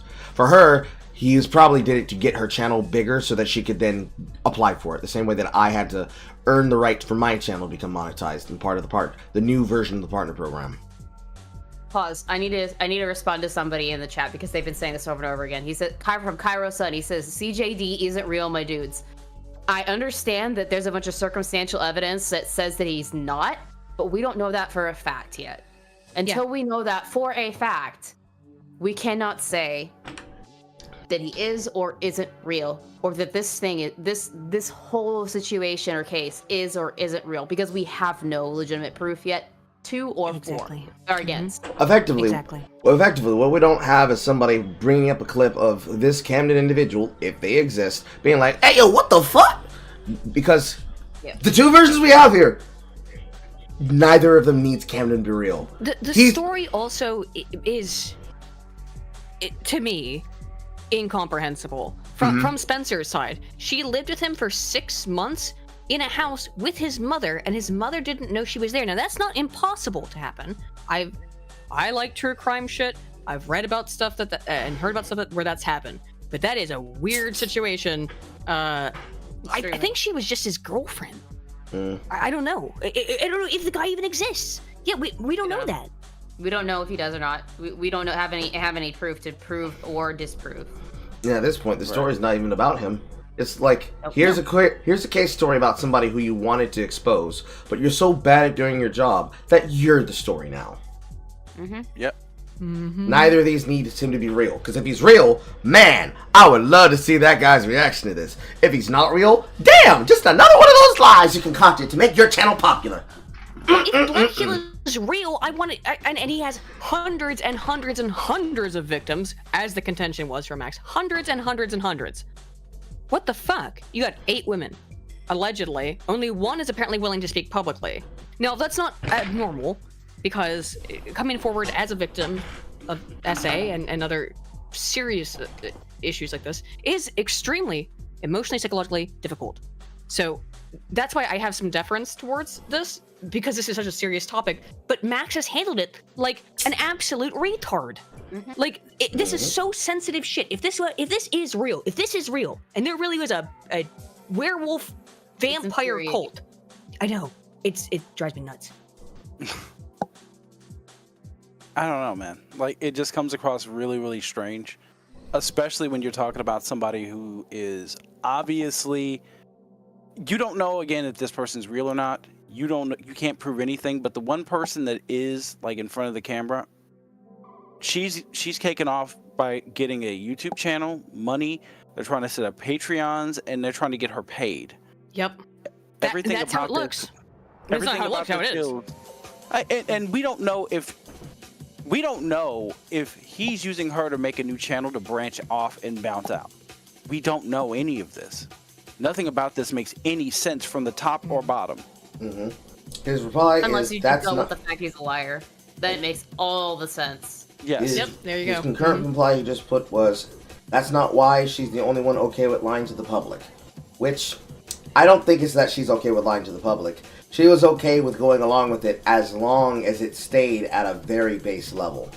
Now that it's gotten out of hand, she has no choice but to stick in for the ride. She can't leave now. She's locked the fuck in. Yep. Close the doors and the windows. There's no escaping. You're stuck here until the end of this. And again, here's the messed up part. No one has confirmed this guy's identity whatsoever. You've got 8 people that should be able to say, this is this man's discernible features and this is what he looks like. Well, I mean, we've seen his vampire thing. But we don't even know if that's legit or if that's just right. like Who a even knows? video he pulled up. Yeah. That's what I'm saying. Like, you need to verify what this person looks like. I understand that you found like a TikTok video or whatever, because that's what it looks like. It looks like a YouTube short or some type of TikTok video, and you've got like a mugshot of this dude later on.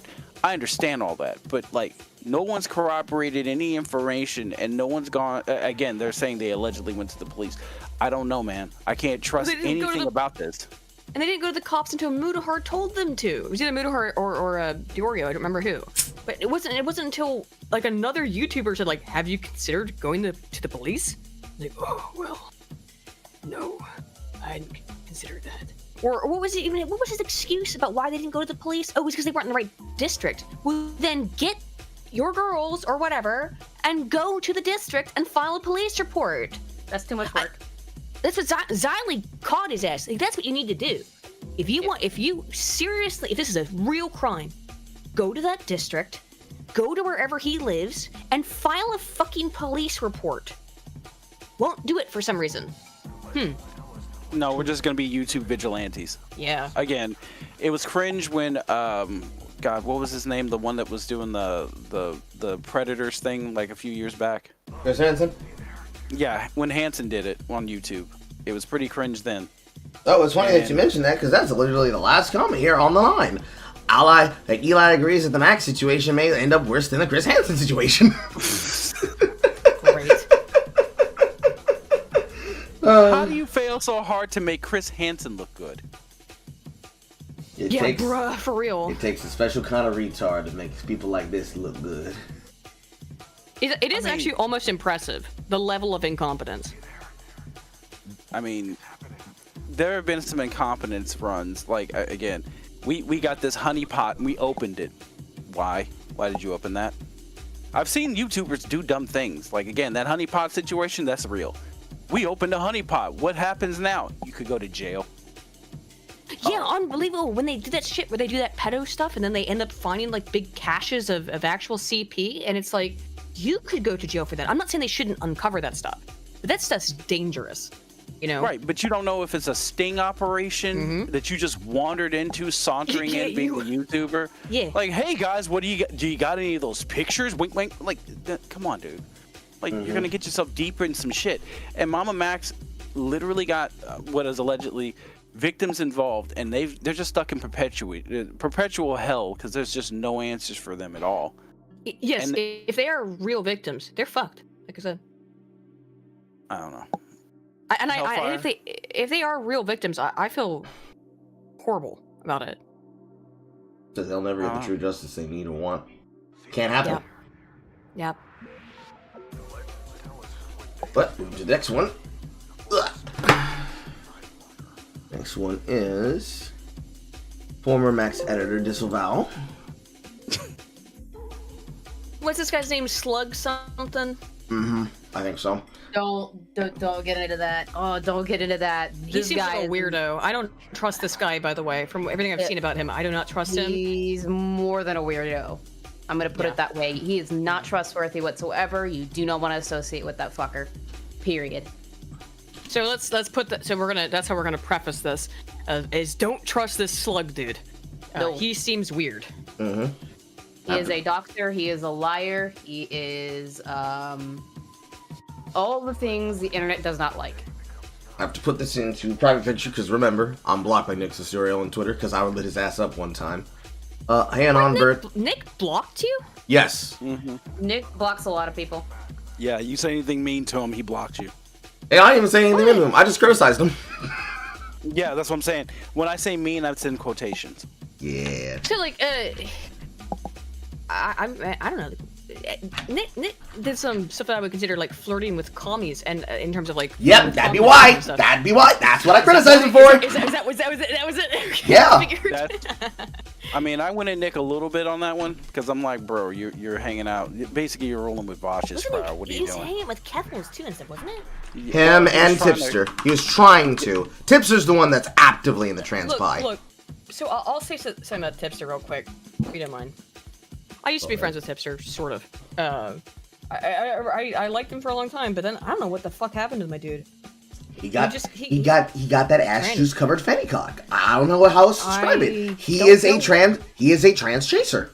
I don't know what happens to men where like, and Tipster's a married man. You know what? I'm gonna say something very, very controversial. I like if he hears us about Tipster. I like you. We haven't talked in a long time, but like, Jesus Christ, dude, I don't know what the I don't have a personal opinion of him that is so negative to the point where it's like if I'm in a call with him, or worse, I meet him in public, then I'm gonna be fighting. I'm just saying I have noticed his devout desire to actively associate with the left wing pundits and content creators, air seemingly quotes. Only for one purpose, which is tranny cock. Yeah, ass juice covered fanny cock. Excuse me, tranny cock.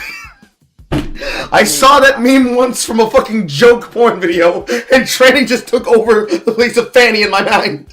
But it's real. My. Remember, kids, never go ass to mouth. It's real shit, though. He caped up for one specific individual and has never. He's just never gonna. He's gonna die on that hill. He's just never stopped. Every single time, it feels like he's on speed dial for them. Yeah, just never fall for the tranny pill. Like you're gonna get fucked on that shit, man. Everybody I know, literally and figuratively, anybody I know that who's fallen for the tranny pill has like has fallen off hardcore. It be what it is. What it is. Is my faucet running again? I'm gonna disavow and I'm gonna plead the fifth on all that. That's all I'm gonna say. I say that with good reason because I am a woman of my word and my faucet was running again. These ghosts need to start paying some water bills in this goddamn house. I like Tipster. I don't know what the hell happened. I haven't talked to him in a while. It's been like a year. And that is why I'm pleading the fifth. All right. Yep. Shit happens. Good on you, man. Shit happens. Lady. Because I know. And I've said I will not speak on it because I am a woman of my word. I'm not going to. Okay. Like I said, good on you. Here from the text in the MamaMax fan club. I am Slug, Max's former editor. Sorry for spelling mistakes. I'm too lazy to correct them, so please form karma off correcting my grammar and spelling mistakes. And proof I am Slug, the former editor of MamaMax. This video and this stream has a lot of my feelings towards revelations, but if you want to know why, I quit. I'm fucking disgusted with Max being a brain-dead moron who mixes facts with fiction, and then when he's criticized, he uses either survivors to meet shields or says he is changing and then never changes, and him claiming everything he makes is fiction pissed me the fuck off. I worked on your fucking videos, and throughout your call, you wanted everything to be factual. You motherfucking wanted me to disregard the fact that you used AI for your script. You defended it thinking it'll be the next best thing, little bro. I even offered to write your script because the script was ass. That's even more insane. Two things that are insane about this revelation. If Slug is... I don't trust Slug, so I don't trust this. But if accurate, so let's give him the benefit of the doubt. I would not. But let's, for the sake of argument, give him the benefit of the doubt that he is telling the truth. If it's true that he both uses AI to write his scripts, but what does appear to be true, regardless, is that he has an editor? So even like his cool editing style isn't even his work. Nope. What the fuck is MamaMax? Then the only thing people liked his channel for was his editing. He's the idea guy. Yeah. He's the brains behind the operation. You see, well, ChatGPT is the brains. He's the guy Apparently. with the Batman microphone. That's all he is. Let me clarify. I don't think Slug has done much of any of the editing in this video. I think most of it is MamaMax. Oh, okay. There's probably just small bits and pieces of it. It's kind of like the situation with that one woman who desperately wanted to have all of the iCarly stuck in hell creators shit. Fuck, why is the name not coming to me? That woman from Papa Meat's channel. Quentin Review! No, Quentin Reviews. I was thinking of Quentin Reviews. Oh, Breezy. God. Breezy. Oh, yeah. Who deleted her channel, by the way. Yeah, she did. Really? His editor? But, you know... Oh, the Breezy person. I know they deleted it. I was thinking of specifically the fucking editor that specifically wanted to have the way that she acted. I'm saying she wanted to have his kids from Quentin Reviews, the one that accused him of basically leading her on, that he knew she could feel the vibrations between the two of them. It's like, I have no interest for a sexual relationship with you. That you need to, I just hired you to do the work. It's basically one of those situations. If he did help with the editing of it, he probably was given an ass script that he then helped punch up, which that's a legitimate thing to hire a person for. Most of the time when we hire people who are editors, we usually give them the content and then they put their style on it if we have a particular editing style for which we are known for. This is why I'm so fucking glad that I don't need an editor. I mean, look, it takes me longer to get my shit out. I do all the research. I do all the work. I don't use ChatGPT. I don't use AI, even though I've been accused of it. I don't use it. I don't have an editor. That's 7 years ago when I started doing YouTube. I said, I'm not going to hire anybody else. I'm not going to work with anyone else. And do you know why? This shit. I don't want to work with anybody else because I don't want this shit to happen to me in any way. I don't know in what capacity it could happen, but I don't want to fuck with this stuff because it always turns out bad, seemingly. Not in all cases. You know, like Oompaville, like he's got a bunch of editors. He does fine. Lots of big YouTubers do. But no, I'm not fucking with that at all. I don't want that drama in my life at all. I got enough. It's fine. I'll just edit all my shit. I'll write all my scripts. I don't want this. I get why people do it, because it's easy. Or it's easier. In my case, I hired editors not because I needed them to fill in and make up for my hurt, but it's like I do videos and streams. If I clip the streams and videos, it's going to take forever. That's true. Yeah, because you mostly do streams, Carl. I understand why you would want to hire an editor to come in and, like Destiny does, or whoever else, and come in and just clip it and you know, cut up and make it into a succinct little bit where somebody can listen to it. I get that. I could not hire someone to do what I do. ChatGPT cannot do what I do in terms of the academic stuff. It can't. It just can't. It's It's very smart. AI is very clever. It can't do what I do. My one saving grace in the upcoming robot apocalypse is that I don't think AI is going to be able to read academic papers the way that I can. And you're a white woman. True. You still have Wait, that what does that saving matter? grace. Because People you're think I'm fake, though, Carl. No, I don't. I know that you're not. Well, I was going to transition to a joke that the white women are going to survive the dating market in the scene, but then again, you're already with Bill, but white women quite literally will survive the dating market. They will be able to survive as the cockroach of dating. Cockroaches of the dating market. True. But okay, moving to the next thing. Magnus got his clips from the supposed MamaMax legal team. He has taken a couple of pieces of information off. I don't want to read through all of these particularly, but it is very obvious that this is being written by somebody who very clearly is trying to impersonate being a legal front for a group. There is 1, 2, 3. Oh, it's insane, and we know via Max's own admission that he uses ChatGPT to do stuff. Mm-hmm. And then, of course, there's the leaked audio of Max. These fake legal messages, though, are nuts. Mm-hmm. Then That's a crime, by the way. Impersonating a lawyer. Mm-hmm. He's fucking around. Let him find out. He is so fucked. Let him find out. He's fucking around. Let him find out. He's gonna find out. Mm-hmm. Next one's MamaMax's unhinged rant. I can literally cancel you, Charlie. I'm the pedo hunter from an unreleased video edit. I could literally cancel you, Charlie. Also from Slug. I could literally cancel you. 1 second. Yes? I didn't see this one. It's also from Slug, because that's one of the things that people don't like about him, is that we will record you if you're in a voice chat with him. He don't care if it's a one-party state, two-party state. He's recording everything. Mm-hmm. Yeah. There's people like that. I don't trust anyone who does that, but I don't trust. I would say if you're in a call with people that you're supposedly friends with, you should be able to tell them, "Ayo, bro, I'm recording this." If you're doing it because you believe that, "Ayo, bro, you know you're doing wrong in this shit," and it's like, "Yeah, man." Speaking of Carl, yes, please don't record the backroom chats when we're after we get off stream on D&D. Okay, or please don't stream that. Just don't stream that shit, because people don't like to be streamed there. Not saying that they're saying anything bad, just like. It's regular, normal people, like not YouTubers. They just don't want to be streamed. They don't record it or stream. I think when I was getting off the camera the other day when I left to go do dinner, I made sure that I stopped streaming immediately after that, because I was there and a couple of people in my chat room for like talking amongst it, and I'm like, it happened for like a couple minutes, but like it just upset some of the people in the chat. Okay. Don't worry about it. Just delete that VOD. Don't worry about it. Don't worry about it too much. Like it's just that. Yeah, just be careful about that, because like in the back chat after we finish D&D or Pathfinder, you know, those are just like normal regular people who don't want to be recorded. Oh no, I got you. I fully understand. That's actually what I was about to say. In situations where you are talking to a person who you should be friends with, it depends what you're doing. Now, I have a friend by the name of Michelle who I haven't gotten to talk to in a while. She was a part of one of Magog's side quest streams, where basically it is I haven't heard that name in a minute.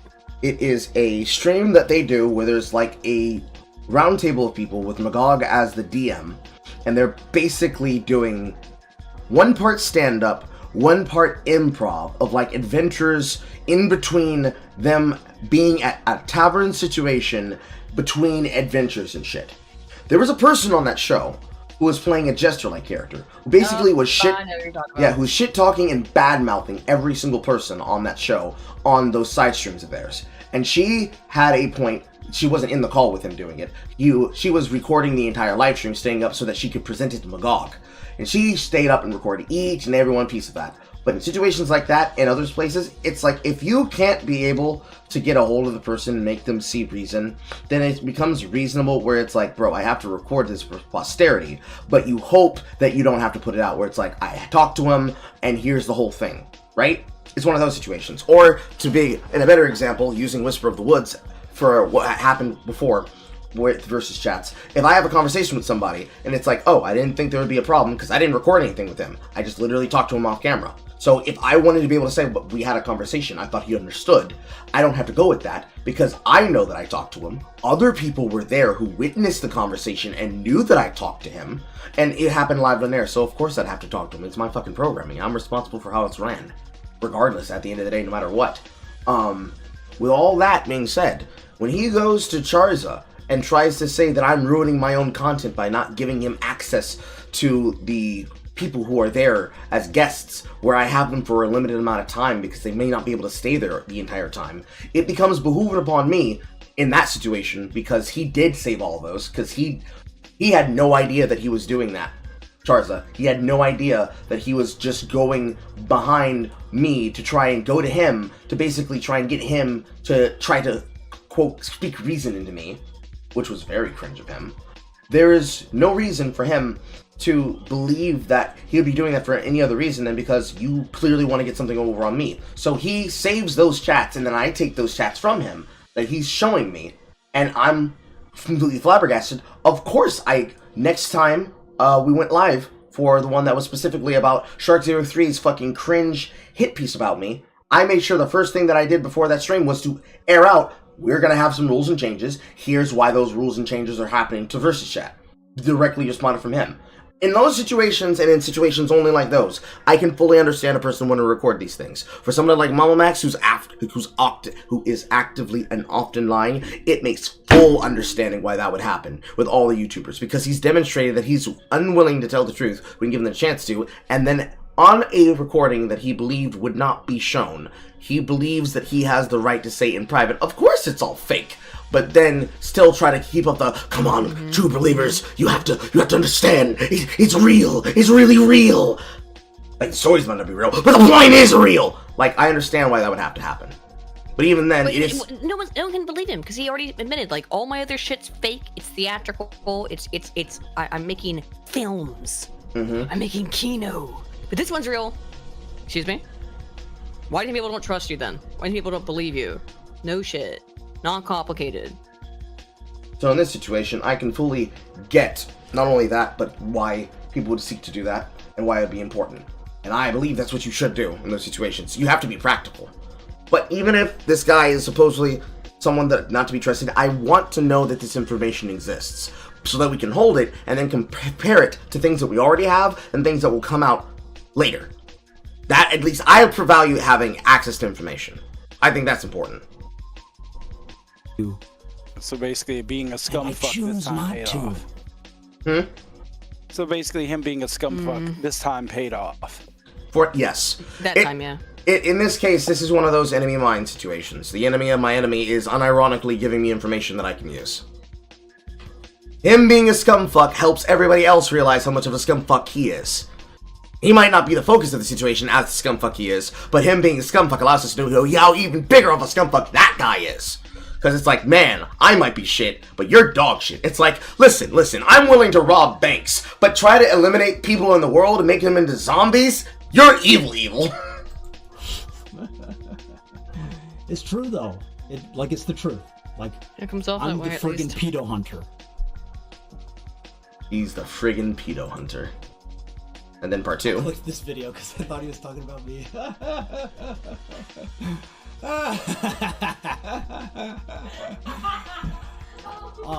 Oh, she's leaving and getting even she's getting it on. Interesting. I'm not the only one who heard that, was I? Oh wow. Whose laugh is that? Is that Spencer in the background? I think it is. That is interesting. I didn't catch that. Oh. Uh-oh. Oh no. Oh no, Chud Buds. She's still sitting. She's sitting in the cuck chair in the corner. Oh no, Chud Buds. It's getting worse for them. Legit, like, so clearly MamaMax has some other girlfriend. So does Spencer literally sit in the cuck chair? I don't understand this. I don't know. She's able So to confused watch. by this. Yeah, She's allowed to watch. Right? And then she's occasionally allowed to felch. God damn it. You gotta get it out of there. It can't stay in there. You gotta do it. Oh boy. It's insane levels of cope. Oh my god. Oh, this takes us to the next one, which is the Nexpo disavow.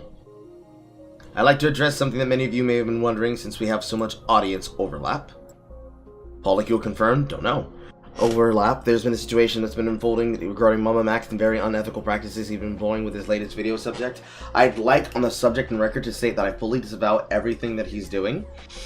The situation with him has admittedly been a mess, and I've tried to give him advice on how to navigate through it properly, yet it's gone ignored at every turn. Believable. 100% believable. I've since cut ties with Max completely. Someone I thought I knew and thought I considered a friend, unfortunately, who I thought he was at all, and then it's fucking heartbreaking. But what it is. What it is. Quite frankly, I cannot stand by somebody who acts the way he does while handling such a delicate situation without any sense of tact. True.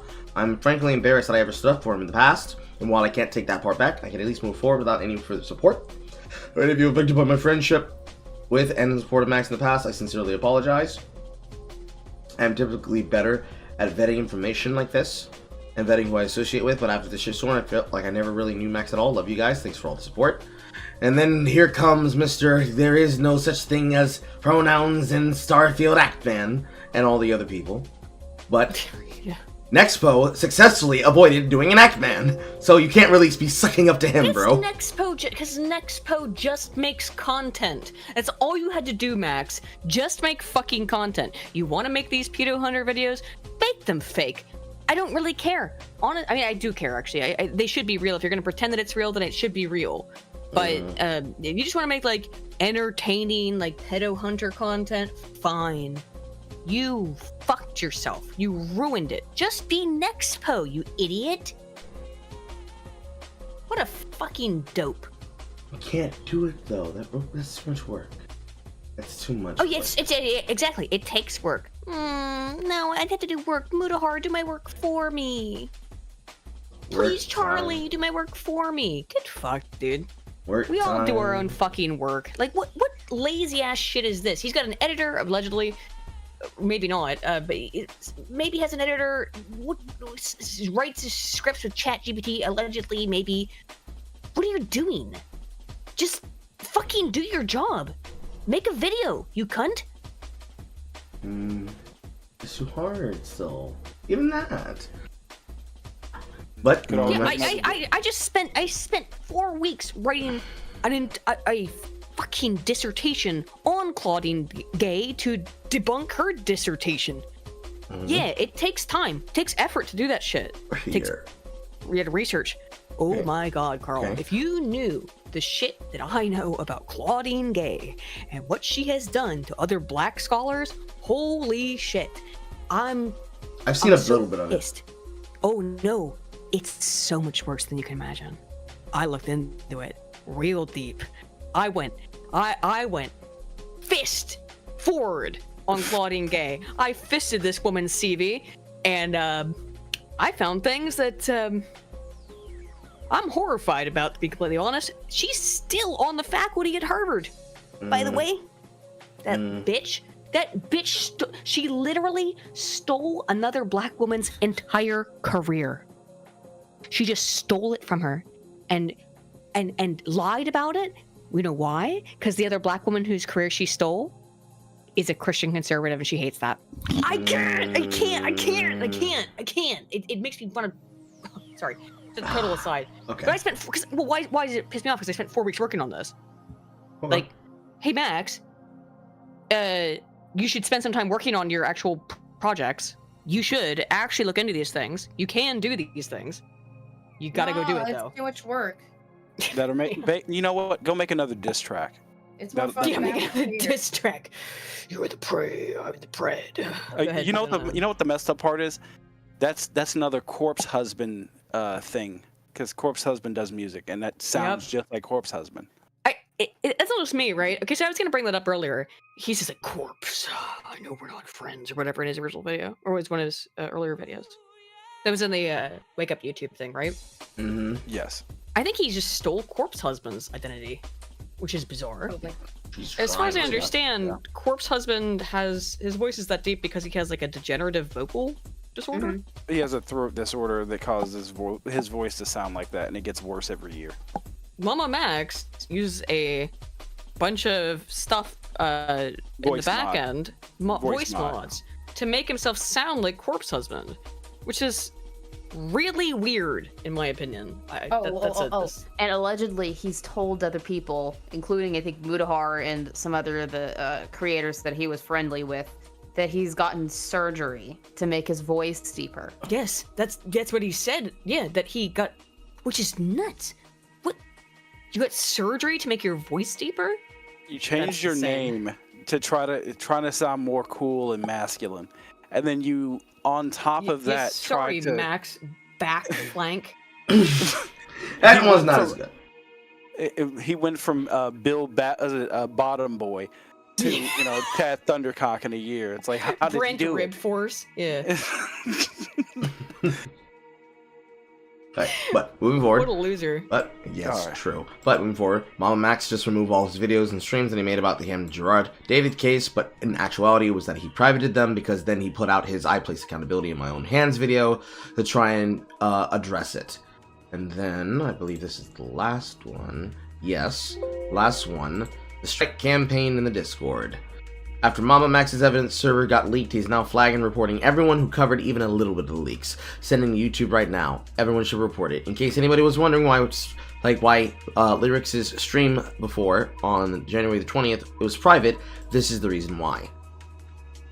And it's just the people who were there before. I'm gonna see if I can cross-reference these pictures. Eli, now it's these ones. Let's see here. Can I cross-reference any of these pictures? So he tried to censor Spencer's account name, because that's Spencer he covers there. Let's see here. Who is that one? I don't think I recognize that one. I don't recognize that one either. One of those is 100% Amanda, or Amanders, which is Spencer's account. I don't recognize the one for Eli.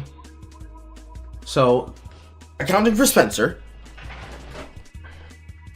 Spencer says, whoever in the server is leaking shit, you are literally putting all our damned lives in danger just to boost your fucking egos. You're not making this shit up for the love of God. Fuck, my username is fucking, my fucking username is in that. Dude, please stop. This is not okay. This is causing me so much stress. Please stop spreading the DMs. Everything's been leaked. Listen, guys, if you're gonna tag people in things, you also have to remove the name tags that show the handles of the people in question. just mentioning. Bro. It's very important that you gotta censor that too. Also, you're putting all our lives in danger. You're endangering my ability to get $500 from every stream we do. All I have to do is sit there and look confused.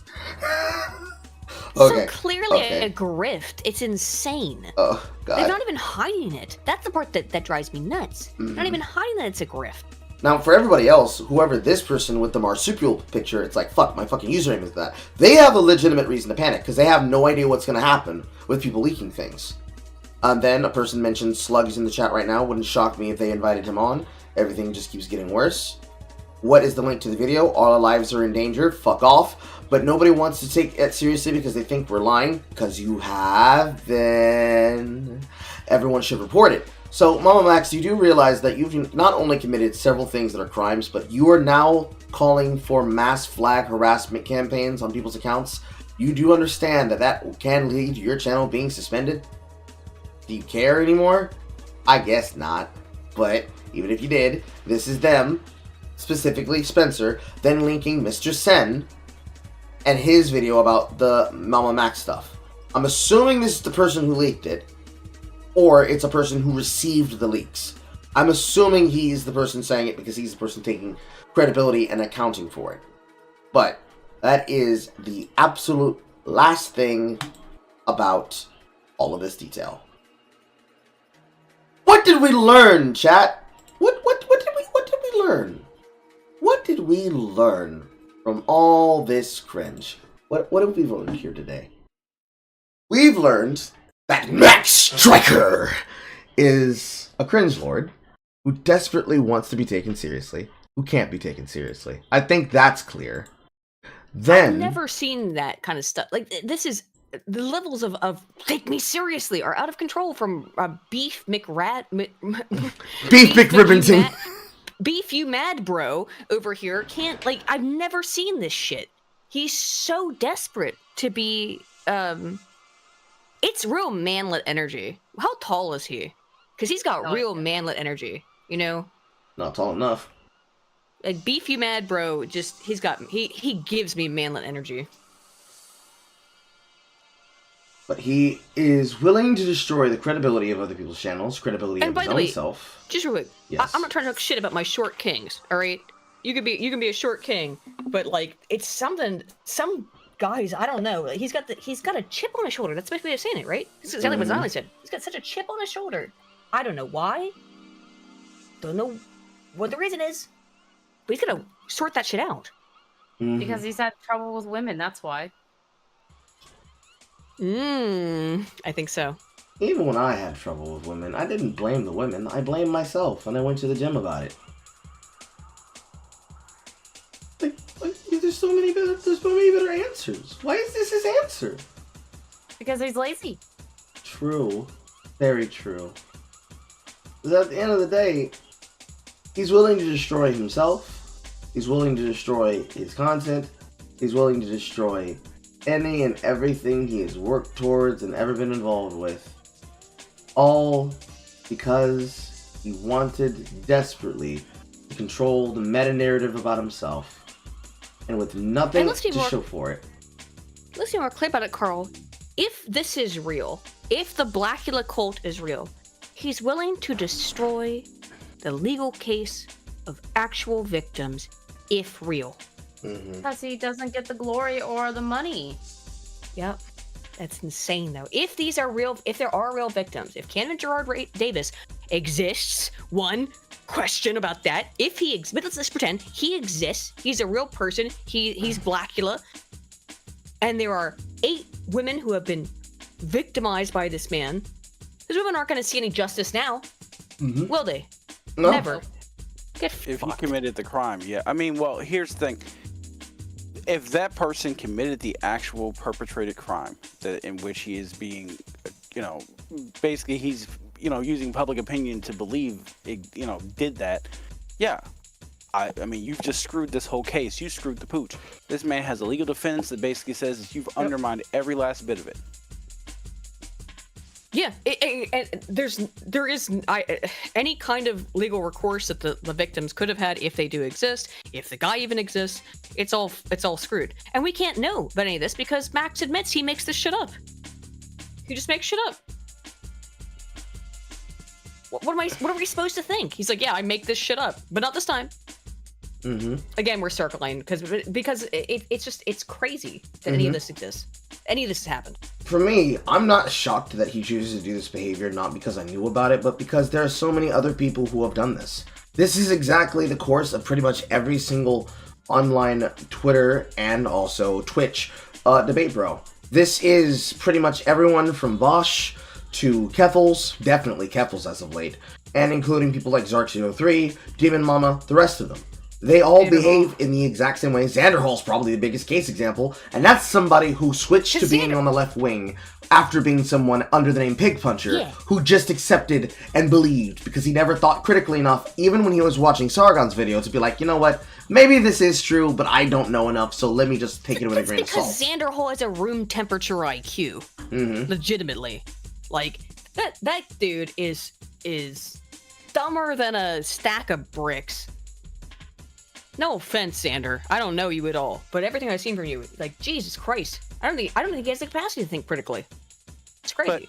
But here's the crazier part: if you think those people are bad, the people that watch them consistently are even worse. That is the weird thing. They watch them and listen to them with impunity, as if like, oh yes, everything you're saying must be true. I mean, but outsiders looking in, we believe some of the things that MamaMax said. If you go back to his previous work, I did. I mean, that's the crazy part. I mean, that's the craziest part to it all, is that because he put it in such a presentable way that even people who, I'm not saying that I'm some type of genius, but people who have a relative understanding of the world kind of looked at it and went, huh, that could be true. Yeah, because he presented it, like you said, he presented it in such a way that it made it look very substantial and serious. And I believed it. Like, intelligence sums doesn't matter. If you are a very persuasive person. He just rolled a nat 20 on his fucking persuasion check, man. That's what happened. I mean, I don't know about that, because if he did, he would have got that pussy.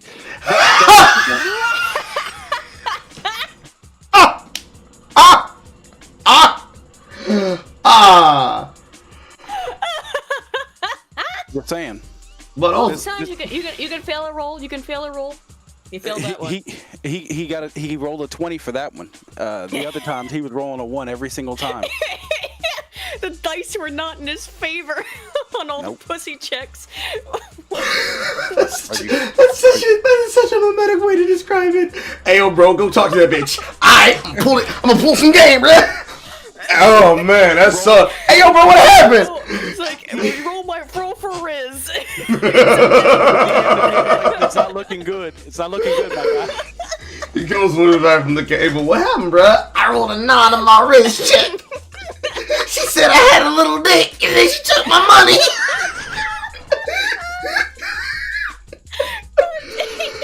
Oh, but we learned that MamaMax, Max Striker, attorney at fictional law, wanted to desperately be seen. Crush McDick Thrust. Yes. Oh, that was really good. Damn. Mr. Thrust. Mr. Thrust. Excuse me, Your Honor. My client, Mr. Crush McDick Thrust over here, would like to approach the bench. You must understand. Thrust McDickfuck is my father's name. Just call me Thrust. Just call me Thrust. It's like Thrust I'm Thrust the Third. It's a family name. It's like 3 pumps is all I get. It's like Yeah, I got 3 fingers. It's like Mr. Dick Thrust. Riz City needs you. You have to take up your father's mantle. Gotham needs you, Dick Thrust. You have to save the city. It's like from the pedos. He just stands up and he's like, I don't know if I can thrust enough.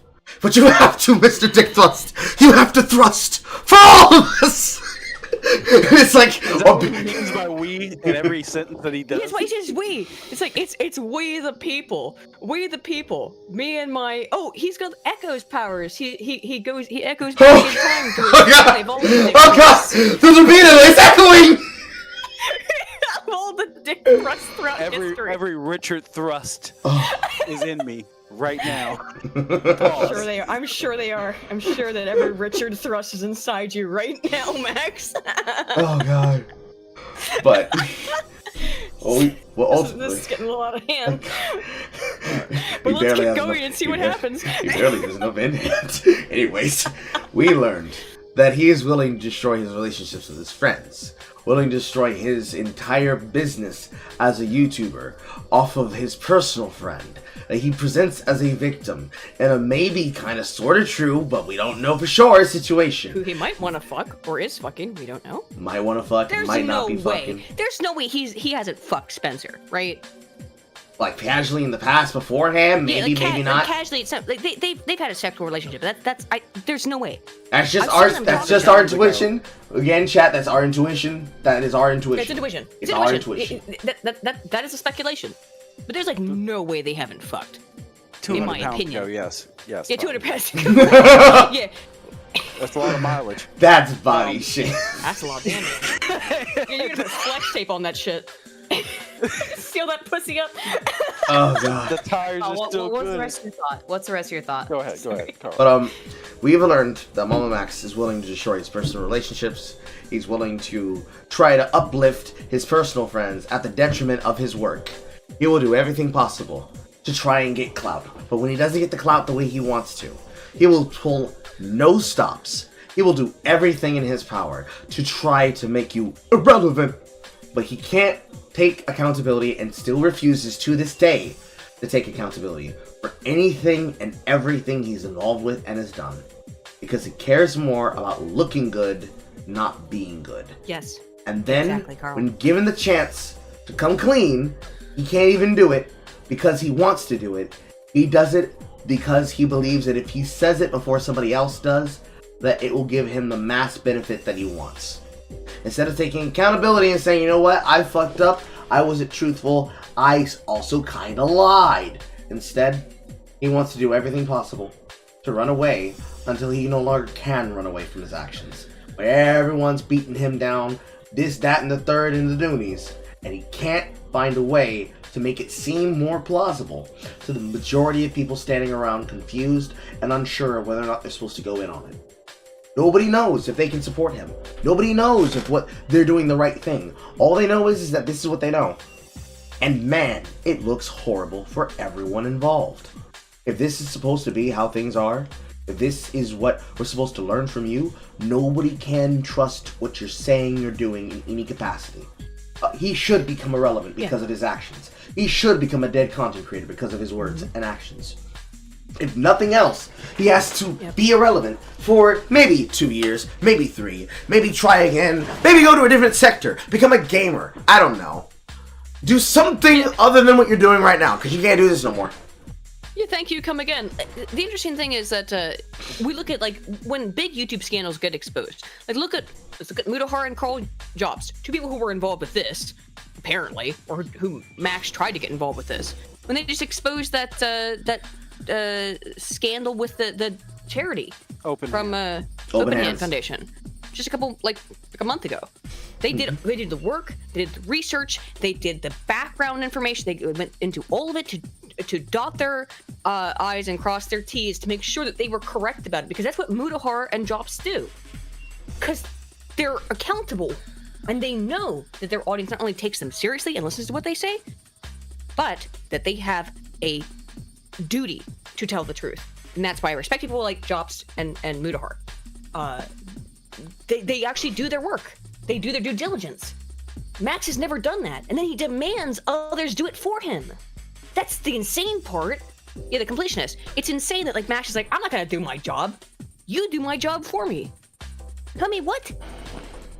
Just do your fucking job. Apparently, he's never done his alleged job for catching pedos. And it's not hard. There are weirdo freaks all over the internet. It's not difficult to catch a predator. As Chris Hansen, who's also been disgraced. But, you know, as Chris Hansen showed, it's not hard to catch a predator. If you really want to catch pedos? You really want to catch pedos? Not difficult. They're all over the place. You can't entrap people. And that's the only problem with the EDP thing, by the way, is that was kind of entrapment. EDP is a weird, you know, in my opinion, but that cupcake shit does not fly by me. But that was entrapment, and that's another thing. They fucked that up. Those pedo hunters who caught EDP, they screwed that up by entrapping him. Well, you could have actually caught this guy, and you should have just taken the information to the fucking police. It was entrapment, though, so it would never would have flown by a court of law. It's crazy. Goddamn.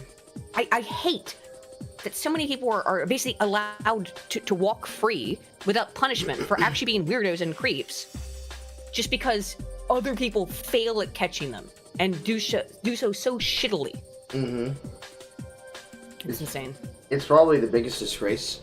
And I say not just because the thing that he has tried to pass himself off doing is something I've actually done for money at the ripe old age of fucking 14, 15, 16. Thanks, have your Democrat mom. But also, it's as simple as stay in your fucking lane. If you're gonna do it right. Because if you fuck up and do it wrong, you can easily be used as the Hassan example to help somebody get away with the worst things possible. It would be a sin if somehow, if he had somebody, we knew for a fact, we could all learn and divine it. We saw it there in front of us. He had somebody dead to rights. He actually found a real one. He didn't have to bait him with his butt. He didn't have to fake his ass in some fucking flannel pants for the gym. He legitimately had a fucking pedophile dead to rights. But they get away because he doesn't understand how the fucking system works. And the pedophile does. And they gloat saying, thanks for letting me out, dumbass! Exactly. It would be horrible. And the difference is that when Muda has caught people, or let's look at somebody like, what's the scam baiter guy? Kitboga. When Kitboga catches, and then he does it live on stream, but when he catches a scam call center, he report, and they're using, let's say, what's the service they all use now, or they've been using for years? AnyDesk. He contacts the AnyDesk people or whatever it's called, and says, like, I think that's it, right? AnyDesk, something like that. They or something like that. I don't know. But he contacts them and tells them, hey, these people who are trying to contact me, who call me through your service, are scam baiters from India who are trying to thieve from old people. And I don't know have you watched the scam baiting stuff? I haven't, but I can. I haven't, but I can later. Is AnyDesk? Oh my God. Is it a remote desktop application service? That's it. Yeah. It's remote. So if you don't, so here's the they've changed their scheme, their script every couple months. We didn't know about this. There's a huge industry in India to thieve from old people by telling them that calling them up and say, like, hello, I am Microsoft, or I'm a representative of Microsoft, or I'm from Google or something like that, or I'm the police, and I need you to go out and buy me an Amazon gift card right now to pay your fine, or else we're going to come and arrest you because you have been inculcated in some fraud or scam thing. And they scare the shit out of these old people. What Kitboga and other people like him do, he's not the only one. There's a whole bunch of people who do this, scam baiters. They call up. They try to put these people, they just try to waste their time for the most part. But they don't just waste their time. They also catch these people. They get them reported. They get them removed from things like AnyDesk. They get them removed from the services they're using to try and scam and hurt people, and predominantly hurt old people. I think that's good work that YouTubers can do good stuff, you know? Mm-hmm. Not just Mr. Beast, but like regular people who are like YouTubers, smaller. I think Kitboga's got a couple million subs, but still, you know what I mean? Mm-hmm. A regular YouTuber or anybody could do this if you know what you're doing correctly, but you have to know what you're doing to be able to catch these people, to be able to report them. You can make a difference. You really can. Everybody can. I mean, like, it's, you know, it was, obviously we're in January, but in Christmas, my favorite Christmas movie is Scrooged. Have you ever seen it? With Bill Murray. It's a favorite Christmas movie. At the end of the movie, it's just a twist on Christmas Carol. Okay. And at the end of the movie, he says, you know, you can make a difference. You can go out there, you can give someone a sandwich, you can just tell them that you love them. You can do, there's simple, good things that you can do every day that will make a difference. As small as they may seem. What MamaMax does doesn't help anybody except himself. And that's why it's gross. And Spencer, but that's related to him, so. True. His family friend. So even if he's not fucking her, his family friend.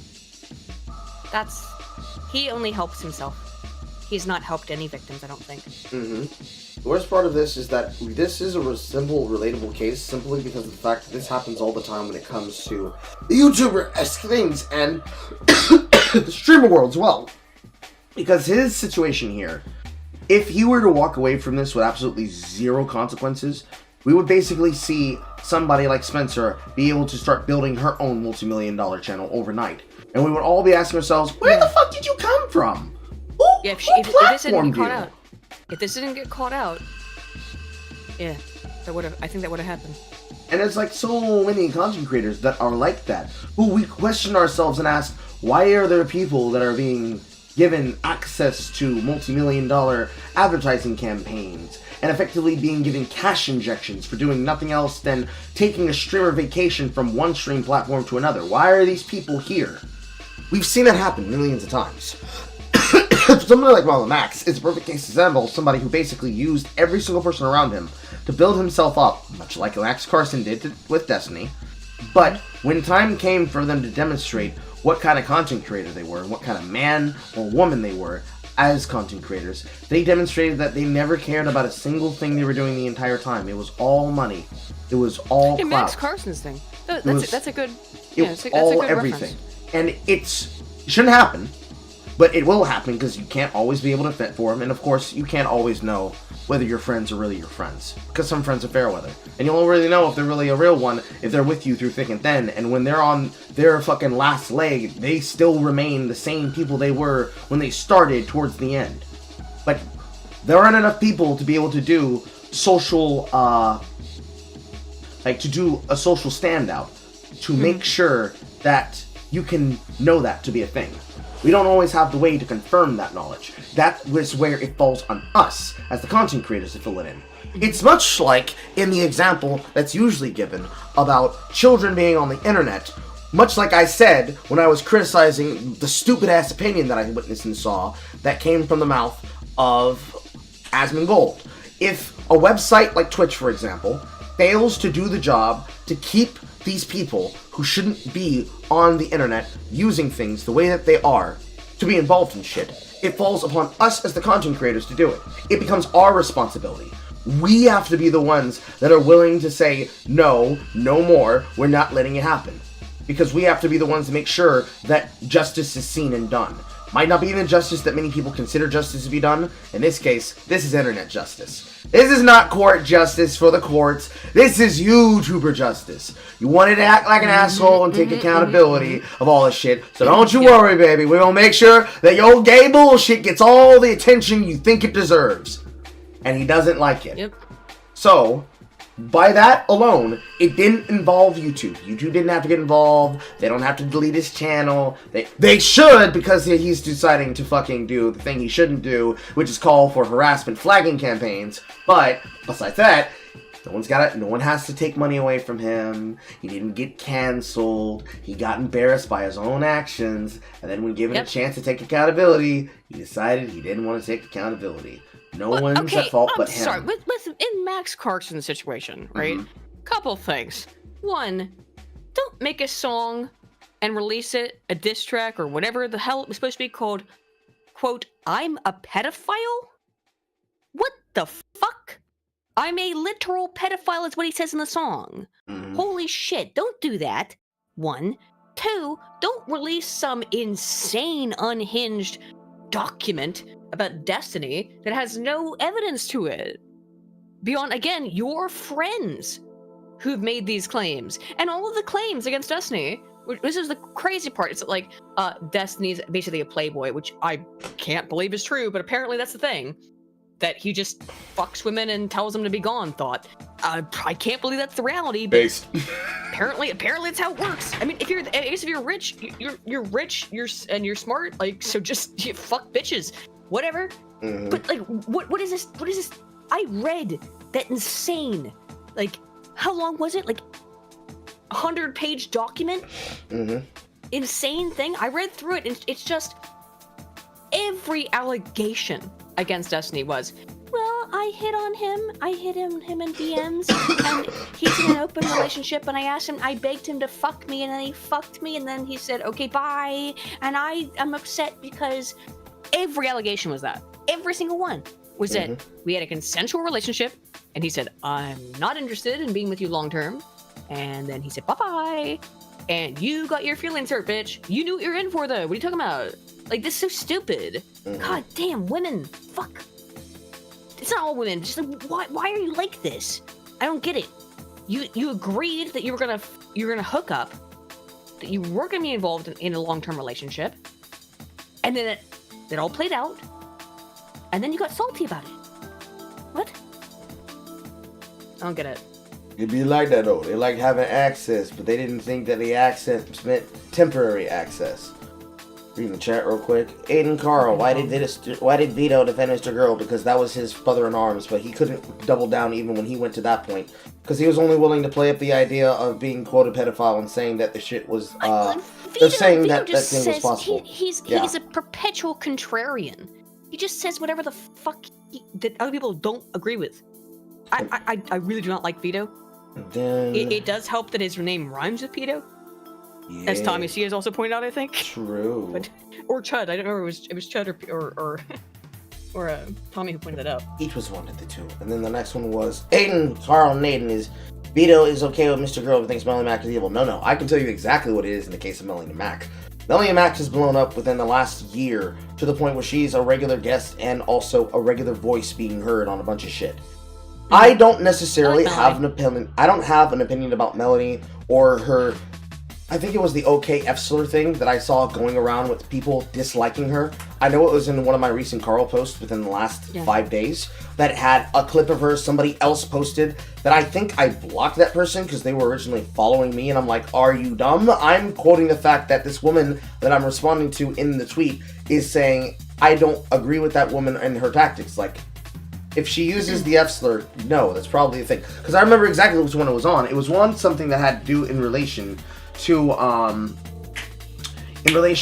people taking the manosphere seriously and then making coat posts about the manosphere, which I don't care about. I actually shit on them myself. But the first mistake you have with the manosphere is that you took anything they said seriously. That's their first problem. My big problem there with that is that I've been doing this online shit for 7 years, right? Mm-hmm. And I got very early on involved with the men's rights movement. And I'm going to call it that. I'm going to call it the men's... I'm going to call myself a men's rights advocate. It's what I always call myself when referring to this subject. I call myself an advocate, not an activist. Activist is gay. And also, I'm an advocate on that. Yeah, I'm an advocate, okay? There are really serious issues that affect men, particularly in the United States, that need to be addressed. Particularly regarding parental rights and marriage contracts. These are serious issues that need to be addressed. And it's all been fucking subverted by the Andrew Tate type dudes who are like, just fuck, literally fuck women and also fuck women. You know, literally and figuratively fuck them. And I understand where you're coming from. I understand why men feel that way. And I feel it's like there's two wolves inside of you, and one of them is Andrew Tate and the other one is Jordan Peterson. They both suck. At least modern day Peterson. Don't give, modern day Peterson. No, old school Peterson used to be able to give good advice, but like, neither one of these are the right answer. But unfortunately, there's no good answer for young men. I can't even fucking fathom how difficult it must be to be a young man. Try to navigate this shit, full of hoes and thoughts and stuff. I don't understand. I'm trying my best, but I don't know what to do. And I don't have any advice anymore. I used to have some advice. I don't have any advice anymore. I hope these guys can get their shit together, but it's rough out there in the streets, man. My advice to those men has always been the same advice I've given in different flavors, but my general advice has always be decide what kind of man you want to be. Do you want to be the kind of man that in your age, getting towards your 30s, you're saying bitches and hoes, unironically? Let's see here. Other things that James Hurley's been putting in chat. Before you get into that. Yes, go ahead. I gotta go. I know.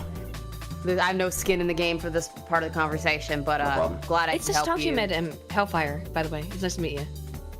We met earlier. I was about the whole Destiny thing. But yep, it was great to have a conversation with you guys. Hopefully, I was able to lead everybody through the MamaMax situation in a cohesive manner as best. Absolutely, we got through the content in a timely manner. Cheers. For a change. There's a reason I'm the head mod. Yes, good to talk to you again. You are. Cheers. Okay. All right, bye guys. Bye, Hallward. But to answer my question, to answer the rest of Hurley shit, and Hurley, you really got to make sure that when you ask things and questions about stuff, that it's relevant to what we're talking about. Because some of these things here had nothing to do with the conversation today. Some of these even here technically have nothing to do with it. I'm just reading them tangentially. Coach Red Pill, made Gonzola Lira, rest in peace. Rest in peace. He didn't necessarily start the Andrew Tate shit. The Manosphere has always been a loosely connected group of people with all of their own opinions and in some cases grifts. Coach Redpill believed in the things he's saying, and as you should know with words, a grift is when you don't believe in it and you're simply using it to get money. A better example. I can tell you, Carl, 100%. Coach believed in the shit that he was saying. He called women dogs and all kinds of shit. But if you've not heard my streams on this or where I've talked about it, I knew Coach quite well. I mean, we had each other's phone numbers and everything. Like he would be someone where legitimately, like when I was having like going through like rough times in my life, I'd legitimately call him. He was like a second father figure to me, which I know sounds cringe and gay, and it is. But I knew Coach. And he would always be like, Aiden, I'll tell you this stuff or the other thing, and like he just give me like fatherly advice. he was for him calling women, all his calling women dog shit aside. Why would he pick up the phone anytime a woman that I called him? Where like that was not it was a total like parental relationship I had with Coach. You know, there was like I know what people would think. Is it like, oh, it must be something sexual? That's why he wanted to talk to you, right, Aiden? I think that's what people would think. We had this total like familial relationship in terms of, I'd just be like, Coach, I don't know what to do about this thing. He'd be like, oh, Aiden. Man, I can hear his voice in my head so much. No, you don't know what you're doing. Let me explain men to you, like that kind of stuff. And he never hit on me, by the way. Like to point that out, like people think he's like a weird creep. He never did that. He never hit on me. He never flirted with me. We just had a normal male-female relationship. Yeah, which I called it parental, but when I found out he was dead, we hadn't talked in like 2 years, but like, I was shocked. Coach was not a bad guy. He said some fucked up stuff, okay? I'm not gonna lie about that. He said some fucked up stuff. He said some weird shit. Wasn't a bad guy. Just kind of weird. I mean, it's just Coach posting. I mean, you gotta be honest, like, this is stuff that Coach... I mean, good guy, but then again, you gotta remember, there's, again, the two wolves thing. You know, there's the man you would like people to, you want to be, and the man that you are. They're just they're sometimes in conflict. It is what it is. And then in the case of Peterson, going off of Hope Katznick's phrase, I feel like Peterson was forced into the right-wing bubbleverse because leftists push and force people there even when they don't want to be there. Absolutely, they literally did. It was 100% a case of audience capture. He would not have been so big on becoming what he is now if he was not constantly being attacked by 50 billion directions by people trying to put him into a box. Because they were so big on trying to discredit what he had to say that they didn't actually listen to a single thing he was actually saying. They heard his words, but they didn't actually understand or care to understand the wisdom. And even as some of them have rightfully started applying some of his wisdom to themselves to try and keep themselves afloat, as many of them start dying off. The smallest of the fucking left-wing channels, since BreadTube has basically been moldy bread, since it's technically dead, a lot of them have been learning that he's had some true basic wisdom that should have been understood, since they're now understanding the concept of master meaning, because that's what they do when they try to make all of those media literacy posts about shit all the goddamn time.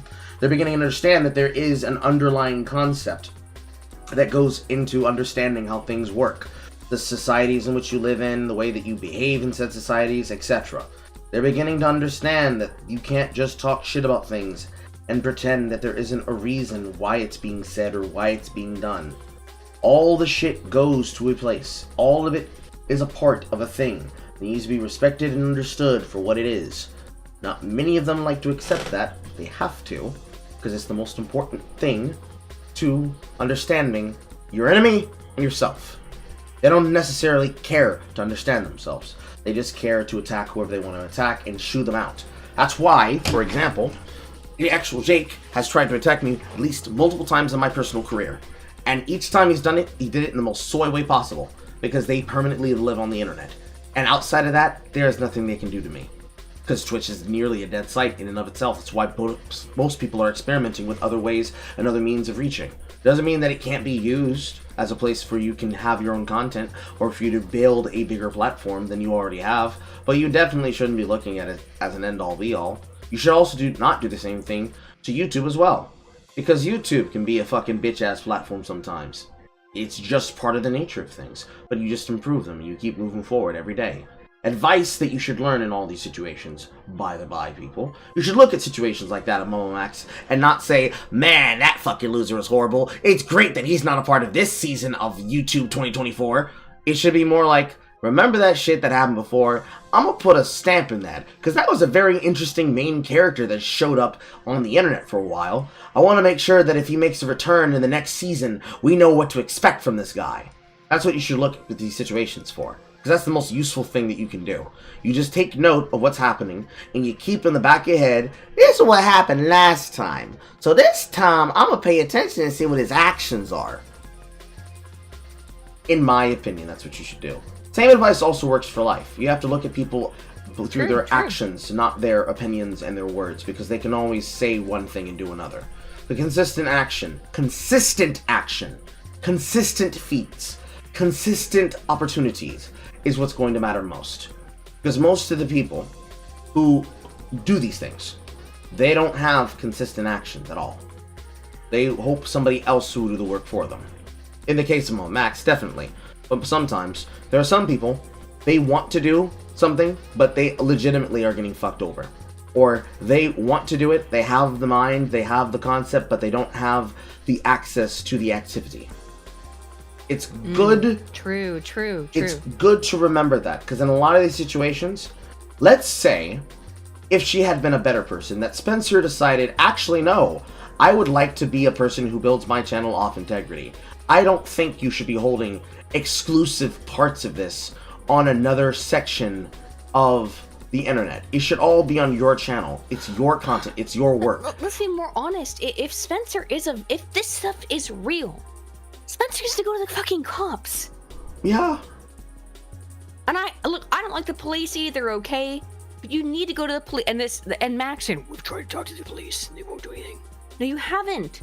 You then lied and then you admitted later that no, you didn't go to the cops because you're not in the right jurisdiction. Go to the jurisdiction where the tort occurred and have her report it to the police where the tort occurred. It's not difficult. You have to be a legal scholar to understand this shit. Ask ChatGPT, Max. I don't know. It's not complicated. Have her go to wherever the tort occurred and have her report it to the police if she really is a victim. Why have none of them gone to the police? It's insane. It breaks my brain. Mm-hmm. I mean, I feel like they put their faith in MamaMax. That's the biggest problem. Exactly. And that's the bad part. That's probably the most heinous stuff. If, like I said, if all of this is real and the 8 victims are real, they put their faith in someone and now their case is fucked. And if they were just looking for a big payday, they now see that he's not even confident enough to lie well in front of some live studio audience. Well, yeah. I mean, that was the other thing was when he brought it up, talking about monetary gains didn't really help you at all. I mean, because again, what is the point of a civil case is when this is criminal, based on what you're saying? Yeah, but it would have to be proven in a court of law, and they need to have evidence. But all that needs to be handled in the back end. That has to be handled behind the scenes. It shouldn't be public. It should not be public, excuse me. Making it public like this ruins your case. You're showing your hand. What are you doing? Have you ever played blackjack? You ever played poker? What are you doing? You're showing your whole hand. Yeah. So having seen this play out in public, I can't imagine there's a single person that's going to pick up that case for him at all. I don't see how he moves forward. Which case? I mean, the case against Mudahar, apparently, that he's trying to create, or just any case, like a case against Mudahar, any case that features Max Striker on the side of either defendant or plaintiff. You mean Brickman Large Huge? Yes, Brickman Large Huge. Yeah. I mean, I see your point. I mean, because, I mean, again, you put everything's in public. Everything's in videos that are easily searchable. All they have to do is timestamp. And you can just get an intern to do that. The lawyer doesn't even have to show up other than to click on a button and say, hey, here's a timestamp of him saying this. Here's a timestamp of him saying that. Your Honor, I want the case dismissed. Mm-hmm. Because all of this is digital, he's going to have a hard time claiming how he was actually being tricked. Who tricked you? Who fucked you over? Was it you two? Was it your personal friends? Was it all the people you victimized? Was it all the people who put their faith in you that you would give them what they needed? Who's responsible? Because someone's got to be held accountable. Someone has to be the lead in the situation. If he can't take accountability for his actions here, how good is this, or how bad is this going to be for him in other situations? Is he going to get any kind of lesson from this? Or is he going to leave the situation saying, 2024 was a bad time in my life. I got fucked over by people who I thought I could trust. And then the most important case, Are people going to remember that this happened so that they will not let this guy do this at another place, or let another content creator try this kind of content here and possibly try to get away with it again? That's probably the biggest lesson of all, because we know that people on the internet have a bad issue and bad memory. That's why in my suggestions that I gave about how you would fix Twitch, the best way to do so would just be ban all those meta creators that keep trying to find ways to skirt the rule system, clearly for the purposes of trying to gain money, and you just simply ban them permanently. You ban them permanently, you get them out of the face and get them out of the limelight, and the only thing that can be left then is their ability to try to make money off of a little bit of anything if possible. And then, with that gone, the only thing left at that point is them trying to get relevant somewhere else. That would basically be the thing that would happen if we wanted to permanently get rid of MamaMax, which I don't think is going to be necessary. I think at this point, for now, people are fully paying attention to what's going on and are not going to let it get as bad as it was before. They're not going to let his actions perpetuate harm or whatever. They're not going to let him be able to move to a new sector of content and effectively just continue doing it, because he's not going to be able to have people on his side in the first place, so that's not going to give him the credibility that he wants. But then also, he's not going to have the ability to ensure that he gets something back. He gets a chance to try to earn back his fame or earn back his chances, because he has to earn those, obviously. But past earning it, it's the sheer factor of, since people have seen him for what he is, he's going to be persona non grata for a while. That's my prediction, which I feel is obvious. I don't think he can come back from this, Carl. I don't think he can come back from this. I think his reputation is so tarnished. At this point, he has lost all credibility. He's lost all the respect. People gave him deference. People gave him a wide berth and saying like, ooh. "Yeah, you're a pedo hunter. So we're just gonna let you.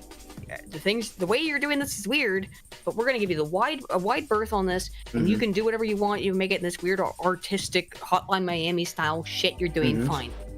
Because you're hunting pedos. Because you're hunting pedos, we don't care.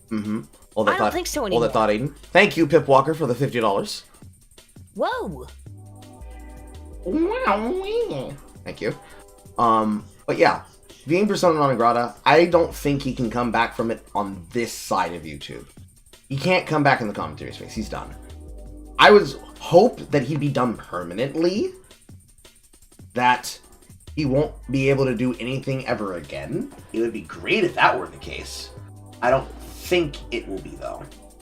It'll be really, really, really hard, because it's going to take an entire conglomerate effort. Everybody would need to come together and make sure that he's not able to become relevant again. And I'm not sure if that's something that the wider YouTube will do. Certain content creators, definitely, but not wide YouTube to the point where everyone's going to be on the same page and is sure that it happens. That I'm not certain of. They've let worse come. I mean, they've let a lot of people come back. I mean, you saw the whole thing with Jack Murphy and a lot of other people. I mean, they immediately came back. 69 for 69. Did Jack Murphy come back? Yes, he shaved his beard. He certainly came. But I mean, like, I didn't know he came back and kept doing his grifts. Yeah, he came back. He shaved his beard and came back. No way.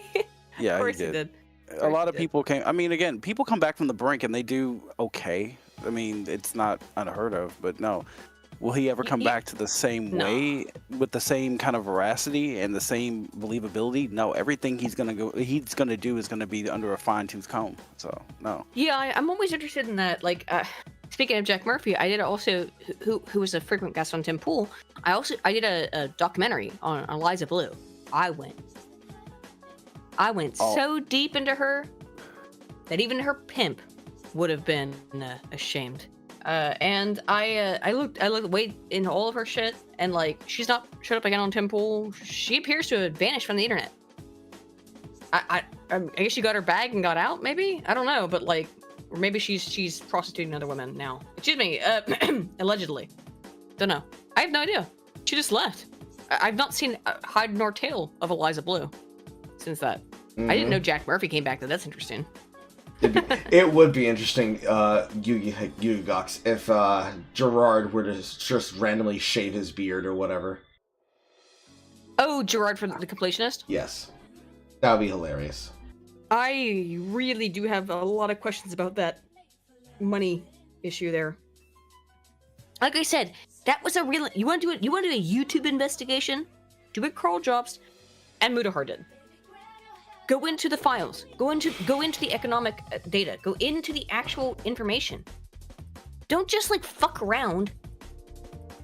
And that's why it's crazy that Max tried to pull in Muta. It's like, really, of all people, Muta, the guy who catches scammers, the guy who catches fraudsters. You want to pull him into this? You fraudster. I think that was a good idea. Whatever you think about Muta, he that's what he focuses on. He catches fraudsters. He catches people trying to or fraudsters, people trying to like steal your data and stuff, and trying to hack you. Computer science stuff.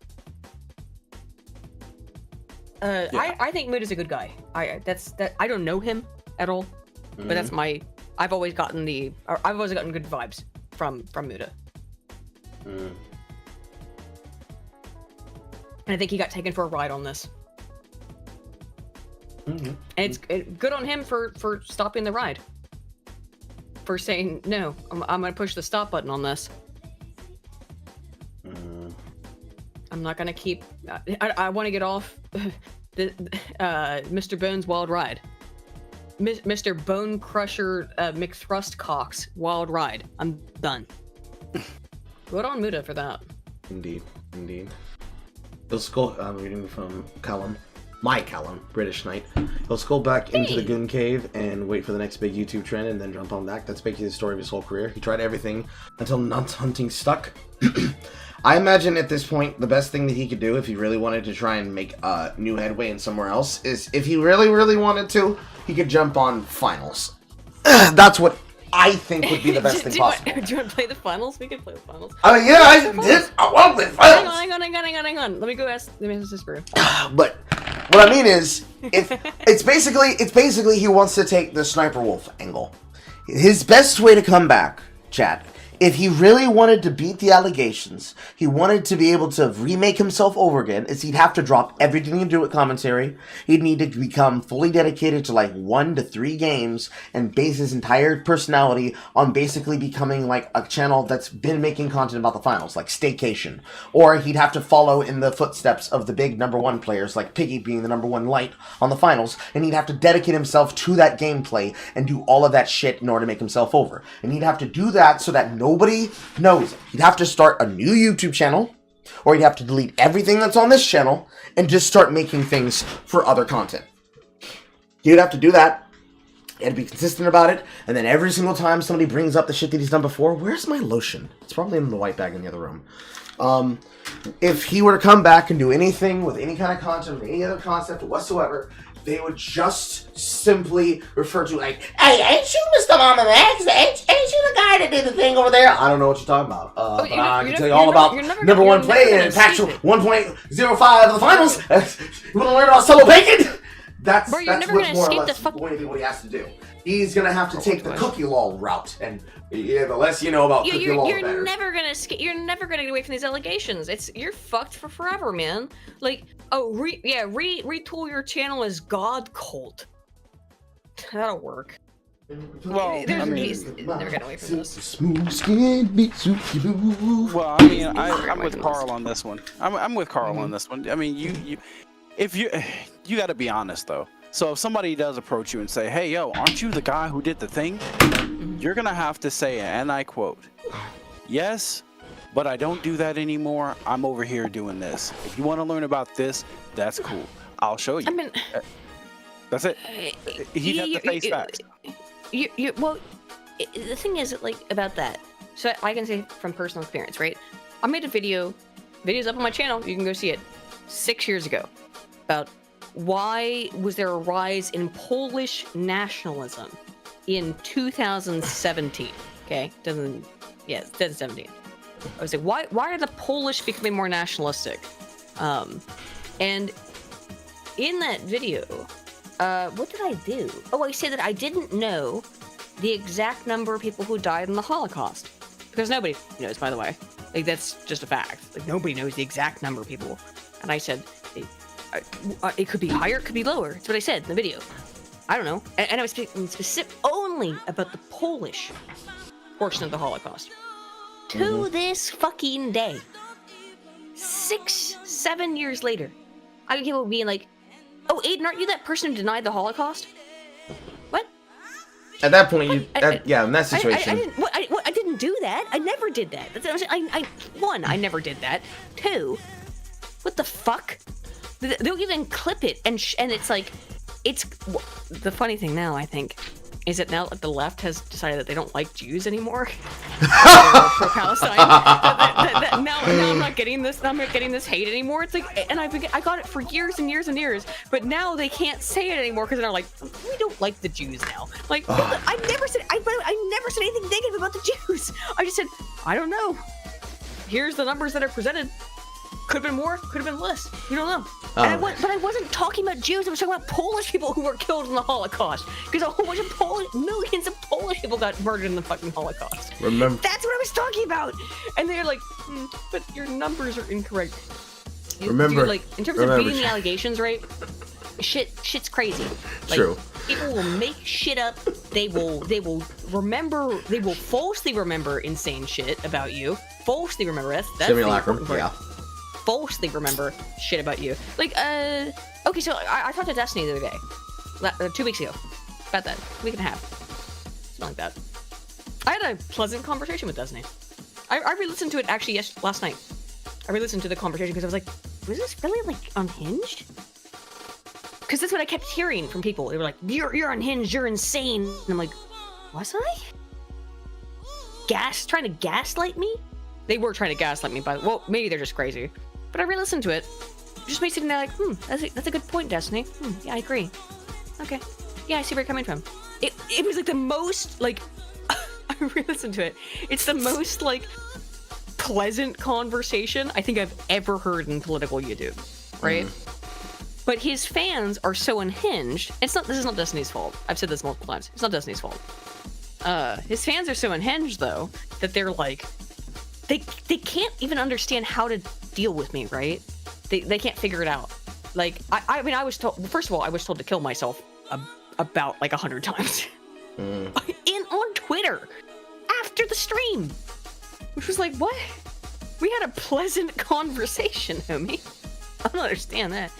But I was told to that I need to be sterilized. I was told that I need to euthanize myself, and it's like, why?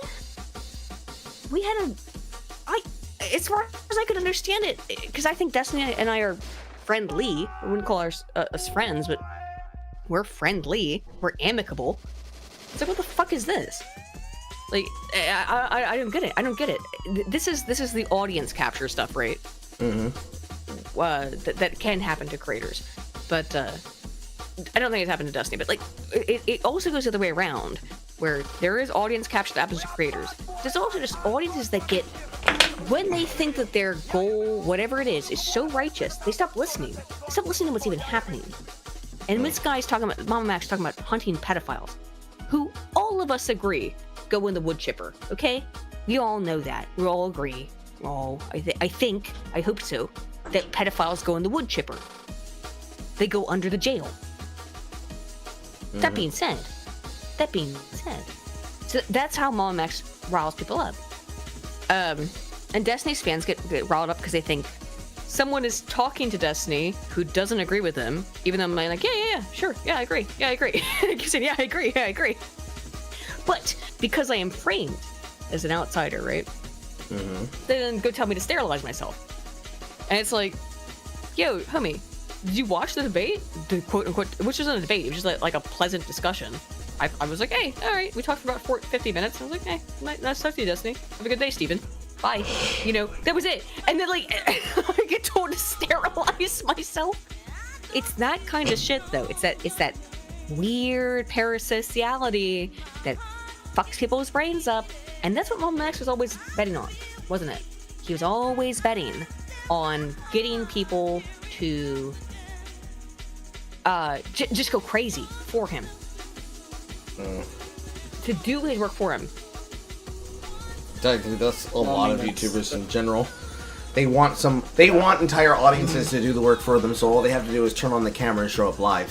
Kevil's tried this with the fucking non-stop drama streams. My water bottle was in front of me.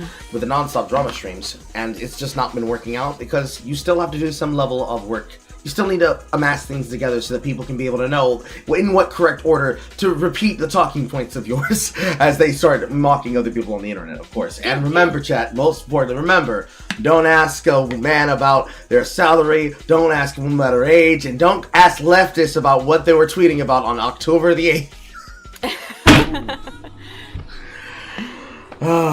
Inshallah. Inshallah. Praise be to Allah for that. Yes, inshallah. Yeah, and you're right in the chat. Yeah, Destiny has called out his fans on this because I don't know why they're like this. I don't think it's not like I said. It's not Destiny's fault. It's not his fault at all. It's just the nature of the internet.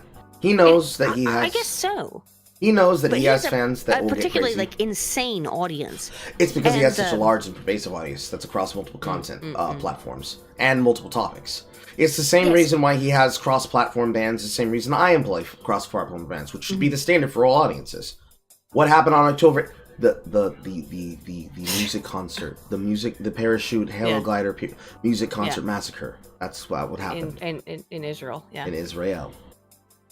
Was it Tel Aviv, Israel exactly? It was outside of Tel Aviv, I believe. But Israel's a small country. I have no idea where that exactly happened. But it was on the Palestine border. As for that stuff, yeah, like this is also something that is unfortunately gets put on streamers or YouTubers.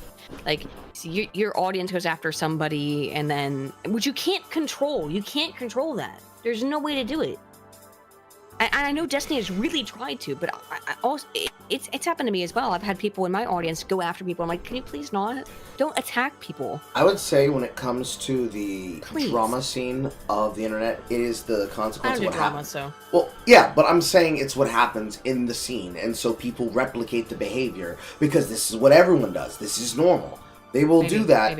And they don't realize that their behavior can be a reflection of the content creator. So when people come along with you're not telling your audience to do this, it's like, I can't tell them to do that, but what I can do is I can find the particular people, and if they're doing this behavior, now that you have told me about it, I can keep a lookout. Or if they say, but have you banned them? It's like, yeah, I did. I know exactly who did that. And then I did the thing. But even then, it doesn't matter. So there's like 30 people watching right now on this stream on YouTube. I don't know how many people are watching on Twitch, but there's like 30 people on YouTube or on Twitter. But Destiny's got like 1,000 people watching him, thousands of people watching him every time he turns on. So like he can't control that shit. It's not his fault. Destiny threatened to sue me at one point, by the way, for shit that I also did that was fucked up. But what I want between the left and the right, such as we can have amicable conversations, is exactly the kind of conversation that I had with Destiny the other day. I want that to happen. I want us to have amicable conversations because I don't think the left ever talks to the right, almost ever. And I don't have any problem with talking to people on the left and hearing out what they have to say and being like, yeah, okay, you make a good point. I agree. Cool. The fact that I also said I agreed, apparently his chat took as me being like a weakling, and it's like, wait a minute. The name of the stream was I'm going to try to convince conservatives that Jan 6 was an insurrection. And I said, all right, convince me. It's because in debates, if you don't it wasn't a debate. I literally said convince me. I know, that was the point of the but it's not how they see it though. They don't see it as a normal conversation between people. They're geared up looking for blood sport. In a normal situation that they perceive or that they feel should be or is a debate. If you don't give enough pushback to somebody and you give them opportunities to speak and you let them speak and you don't spend time either pushing back with them or fighting with them, they will perceive it as you being weak. And they just want to see a fight. They just want to see a street fight. Well, I don't want to fight. I want to get along. Woman behavior, I guess, on my part. Well, but they want you to get along. They just want you to, basically They want you to battle it out to the death, and that's all they really want. I mean, again, that's the whole blood sports angle.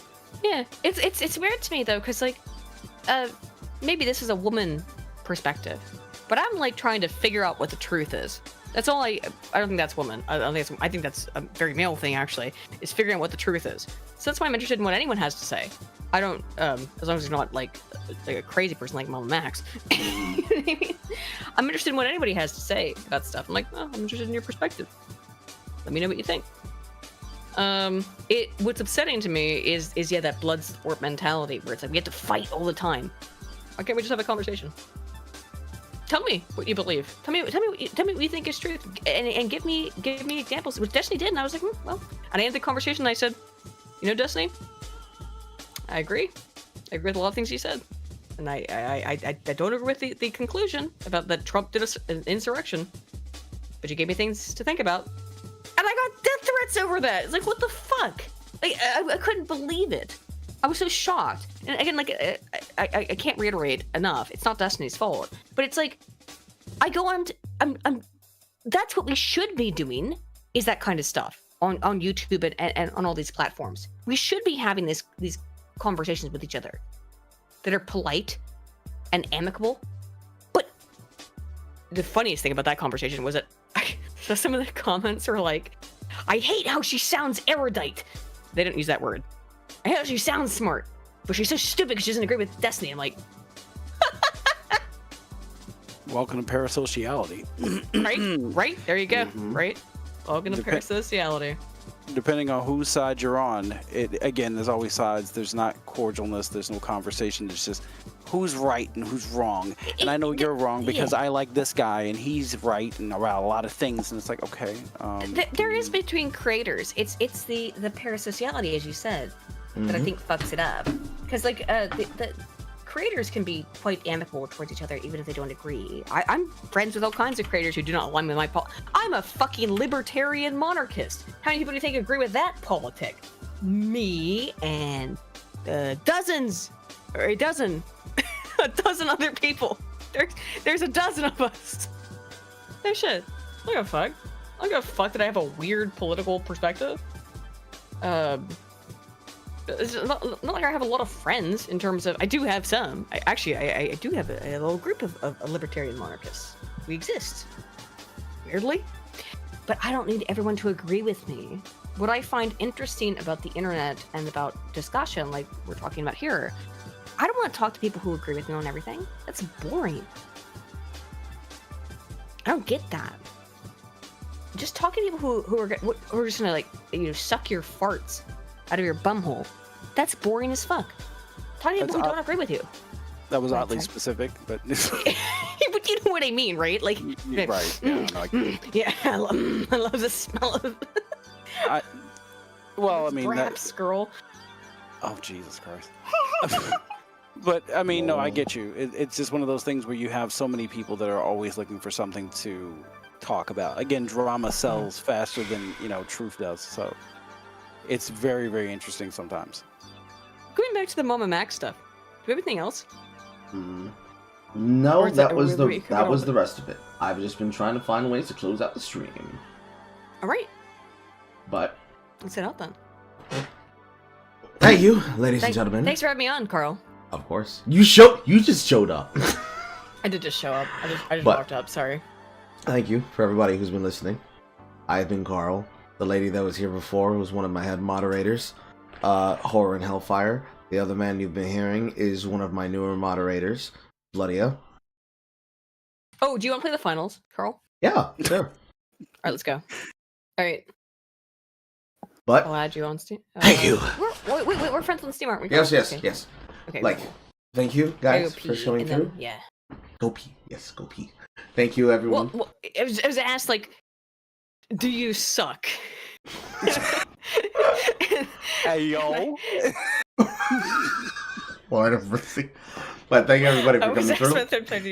Let's go, though. Okay. Thank you, everybody, for coming through. Thank you for making this stream successful. Thank you for those who gave donations. Thank you for shouting out and retweeting streams. I have been Coral, and I will see you next time. I stream live every single day, starting sometimes around 8 a.m., sometimes earlier, sometimes later. I stream for at least 8 hours a day. Come give your boy a hug. Come give your boy some love. And you will see me. Same Carl time. Same Carl channel. Goodbye, everybody. Goodbye. I'm gonna go play Misery Finals. Goodbye. Sometimes it is Misery playing the finals. Some players